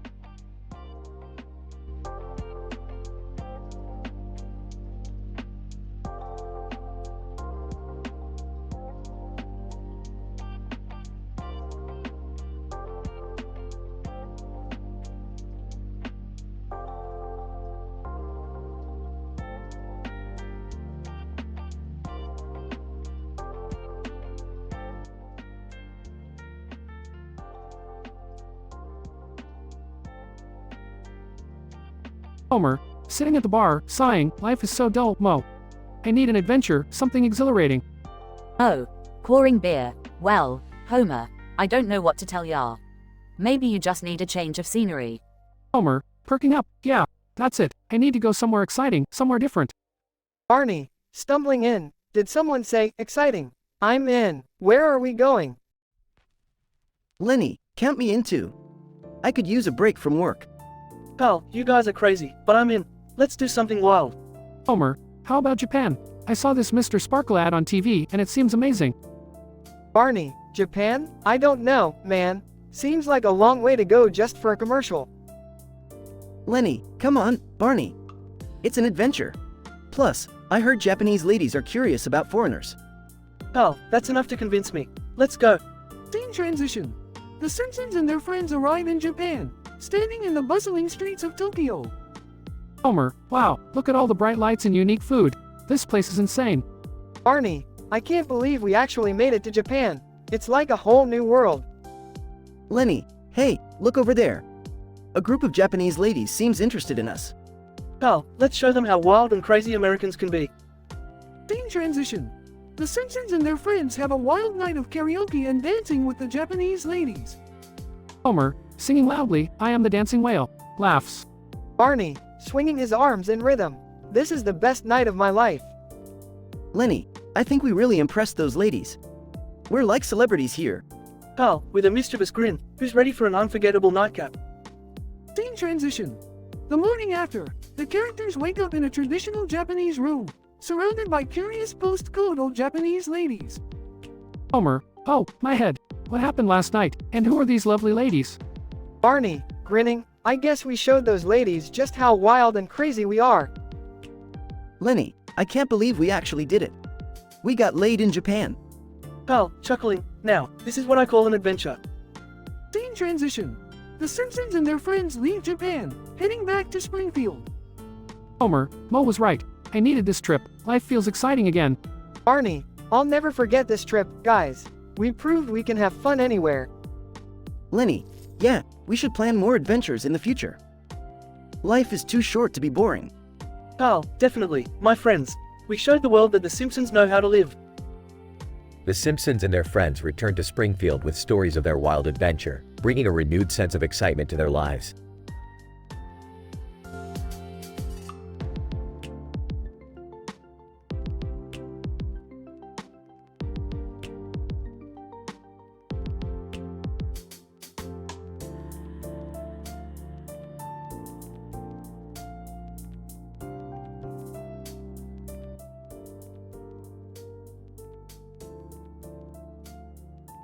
Host, ladies and gentlemen, welcome to the Comedy Central roast of Chansey. Tonight, we have 6 randomly selected Pokemon from all generations to roast our honored guest. Now, let the foul-mouthed hilarity begin. Roaster 1 Gengar. Hey Chansey, you chubby fuck, how the hell can you run around and battle like that? Your stubby little legs can barely carry those fat rolls. Roaster 2 Arcanine. And speaking of rolls, Chansey, you're so flabby, you make Snorlax look like a goddamn bodybuilder. You should have spent more time at the gym and less time hoarding those stupid eggs. Roaster 3 Scizor. Chansey, you pink blob of shit. Your defense stat is so pathetic, even a stray Weedle could poke holes in your flimsy ass skin. I bet a gust of wind could knock you the fuck out. Roaster 4 Gyarados. Listen up, Chansey, you sorry excuse for a Pokemon. You may have a high HP stat, but you've got the attack power of a goddamn Magikarp. I've seen grass types hit harder than your weak-ass punches. Roaster 5 Salamence. Chansey, you're such a pussy that Clefairy can kick your ass any day. Your special attack might be decent, but your physical attack is a complete joke. You couldn't hurt a Wurmple if your life depended on it. Roaster 6 Mimikyu. Chansey, you worthless piece of shit. You hide behind that stupid eggshell as if it's your only goddamn talent. Oh, wait, it is? You're a one-trick pony with no real skills. Face it, you'll never be as popular as Pikachu. You sorry excuse for a Pokemon.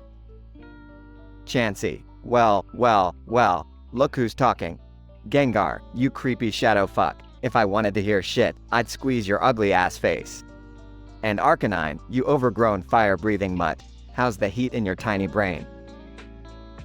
Scizor, you robot wannabe. Maybe if you weren't so busy polishing your pincers, you could actually amount to something. Gyarados, you slimy serpent. If only your bark matched your puny bite. Salamence, you arrogant piece of dragon shit. The only thing legendary about you is how much you suck. And Mimikyu, oh please, you're just a Pikachu knockoff who's so desperate for attention. You dress like a goddamn ghost. Host. Well, that escalated quickly. Chansey, you've sure shown these roasters that you can dish it right back at 'em. What a roast battle for the ages.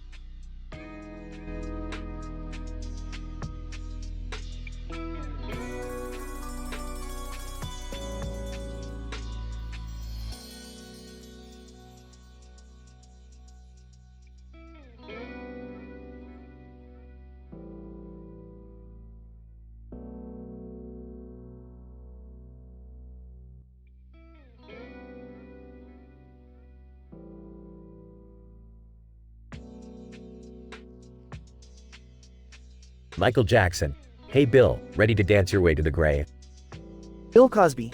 Haha, Michael, you ain't nothing but a washed-up has-been. Michael Jackson. Oh, it's on Cosby. Moonwalk versus Jello shots. Bill Cosby. Let's settle this once and for all, Moonwalker. The bell rings, and the crowd erupts with excitement. Michael Jackson, smooth criminal. Michael Jackson moonwalks towards Bill Cosby, unleashing a flurry of dance moves. Bill Cosby. Zippity zap. Bill Cosby dodges Michael's dance moves with quick footwork of his own. Michael Jackson, you can't touch this, Cosby. Michael performs a dazzling spin, knocking Bill off balance. Bill Cosby. Oh snap, you got some moves left in you.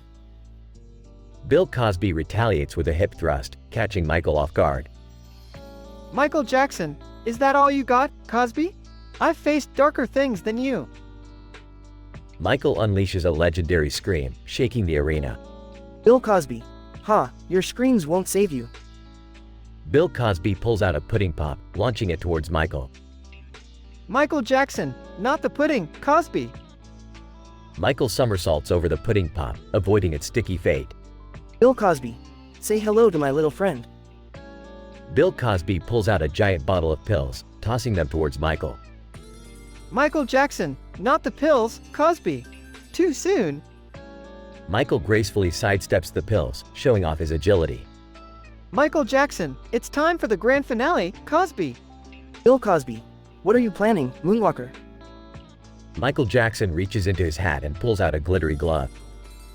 Michael Jackson, behold my ultimate weapon. Michael slips on the glittery glove, preparing for his final move. Bill Cosby. No, not the glove. Michael Jackson unleashes a devastating dance routine, moonwalking towards Bill Cosby. Michael Jackson, this is it, Cosby. Prepare for your demise. As Michael exhausts his dance routine, he strikes Bill Cosby with a final moonwalk punch. Bill Cosby. Ah, shit. Bill Cosby is sent flying across the arena, crashing against the red backdrop. The crowd goes wild as the referee declares Michael Jackson the victor. Michael Jackson, that's how the moonwalk conquers, Cosby. Michael Jackson walks away, triumphant, as Bill Cosby lies motionless on the ground. The crowd chants Michael's name, celebrating his victory. Dramatic music plays as the celebrity deathmatch episode ends. Scientific description. This episode demonstrates the rare and seldom observed phenomenon of supernaturally augmented combatants utilizing their renowned skills to engage in an unparalleled confrontation. The subjects, Michael Jackson and Bill Cosby, both in attire symbolizing their distinct personas, engage in a series of physically demanding maneuvers. The initial situation, characterized by taunting banter, escalates into an intense progression of dance-off tactics and unconventional weapon deployment. The climactic denouement sees Michael Jackson drawing upon his notorious glittery glove as a conduit for an exceptional strike. The conclusion of the match, marked by Bill Cosby's incapacitation and Michael Jackson's victory, showcases the unpredictable and seemingly impossible outcomes that can arise within the realm of fictionalized combat. While the events depicted within this episode are presented purely for entertainment purposes and are implausible within the constraints of reality, they provide a remarkable example of imaginative storytelling and the utilization of iconic figures to captivate audiences.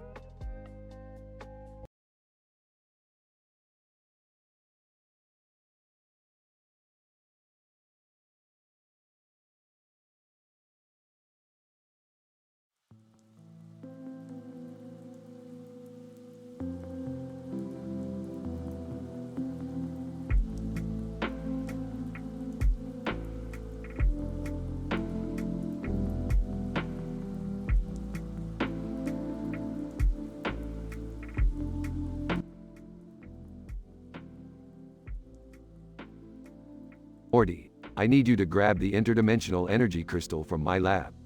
It's the only thing that can power my new invention.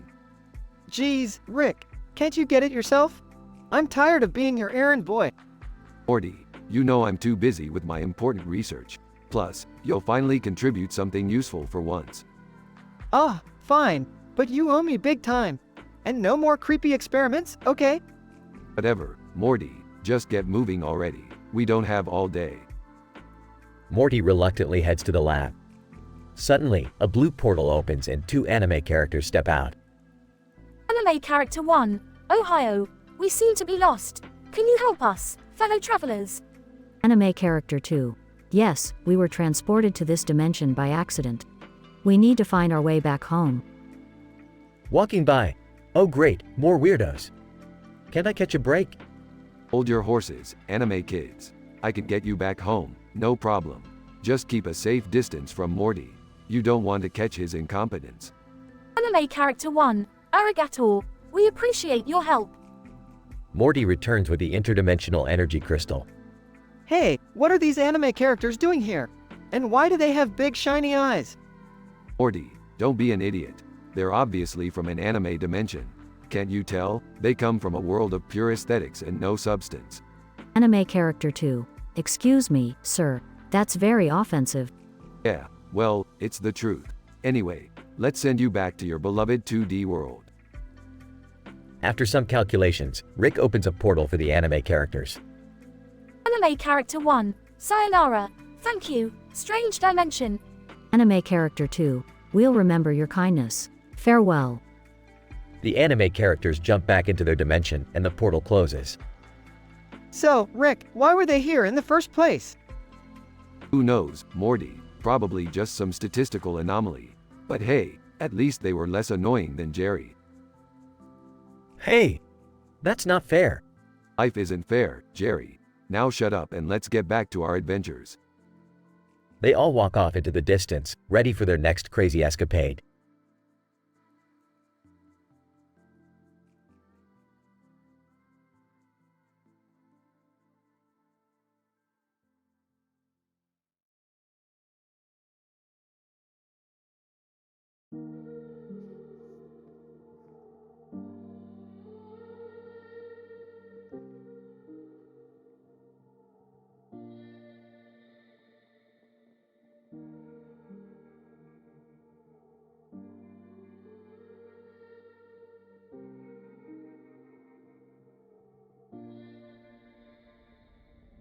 Homer, excitedly, look at this building, Marge.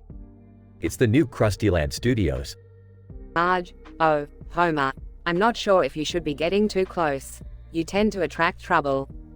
Homer. Nah, nothing bad could happen. Besides, Krusty's my hero. Points to a car in the background. Look, his car.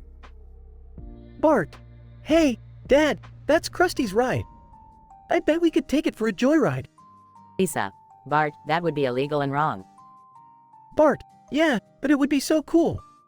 Maggie, sucking on her pacifier. Homer.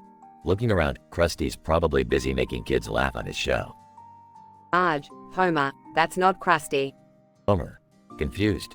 What do you mean? Marge, that man standing next to you, it's Krusty. Krusty. Hey, kids. It's time for some laughs. Homer. Panicked. Oh no, Marge. What do? I can't be Krusty. I don't even have his big shoes. Oh.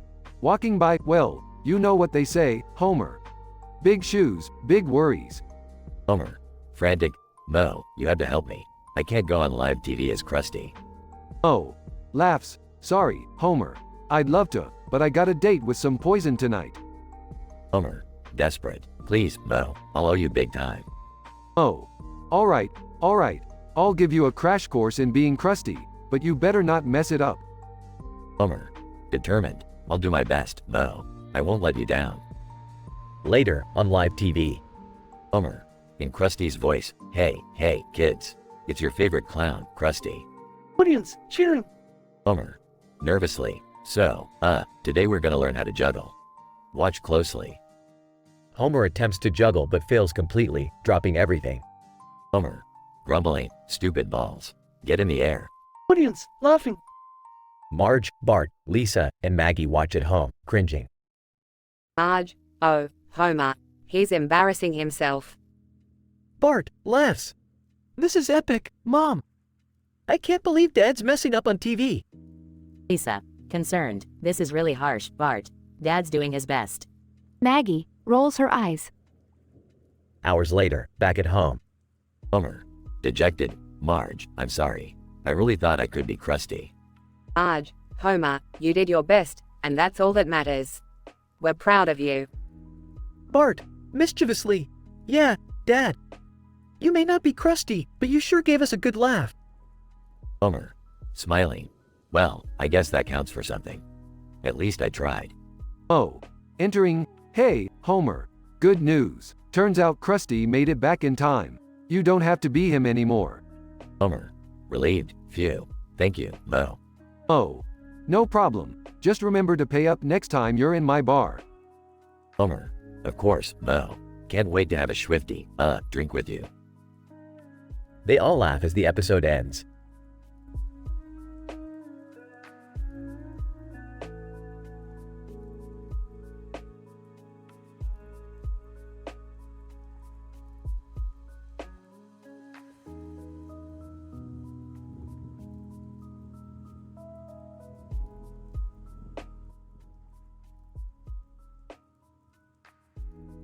George, holy fucking shit. Look at that green object on the wall with a white background and a black and white photo of a piece of paper. Harry, fuck me sideways. That's the most statistically improbable sight I've ever seen. But hold the phone, George, what the hell does it have to do with Anchor from Teapot making logo history for Channel 4? George. Well, you see, Mary, in a bizarre turn of events, the green object is none other than a rare artifact that holds the power to alter reality itself. And if Anchor gets his hands on it, he can make Channel 4's logo the most mind-blowing shit ever. Harry, are you fucking kidding me? How the fuck did a green object become the key to logo history? And why the fuck does Anchor even care about that shit? George. Trust me, Mary, this goes deep. Turns out, Anchor has a secret past as a graphic designer. He's been hiding his love for logos all this time, but now he wants to make his mark by creating the ultimate logo for Channel 4. Harry, well, fuck me gently with a chainsaw. I never thought I'd see the day when Anchor's logo fetish would send us on a wild goose chase for a green fucking object. George. Hold on tight, Mary, because it's about to get even crazier. To help Anchor on his quest, he's enlisted the aid of Boom Mic and Clapboard from Teapot, and even Blender. They're all pooling their skills to make this logo history shit happen. Harry, Jesus tap dancing Christ. Are they serious? These assholes are really going all out for a goddamn logo? What the actual fuck? George, I know, it's insane. But they believe that by combining their audiovisual expertise and Blender's 3D modeling skills, they can create something so mind-blowing it'll change the course of graphic design forever. Harry. Well, fuck me sideways and call me Picasso. This whole situation is absolutely batshit crazy, but I can't deny the thrill it gives me. Let's hop on board this twisted logo adventure and see where it takes us. George, buckle up, Mary, because we're about to dive into a world of outrageous creativity, intense drama, and logo history that'll make your head spin. It's gonna be one hell of a fucking ride. Mary and George share a mischievous grin before setting off on their wild logo adventure, never realizing just how unpredictable and exhilarating their journey would turn out to be. Scene fades out with a final profanity-laden laughter echoing in the background. End of dialogue.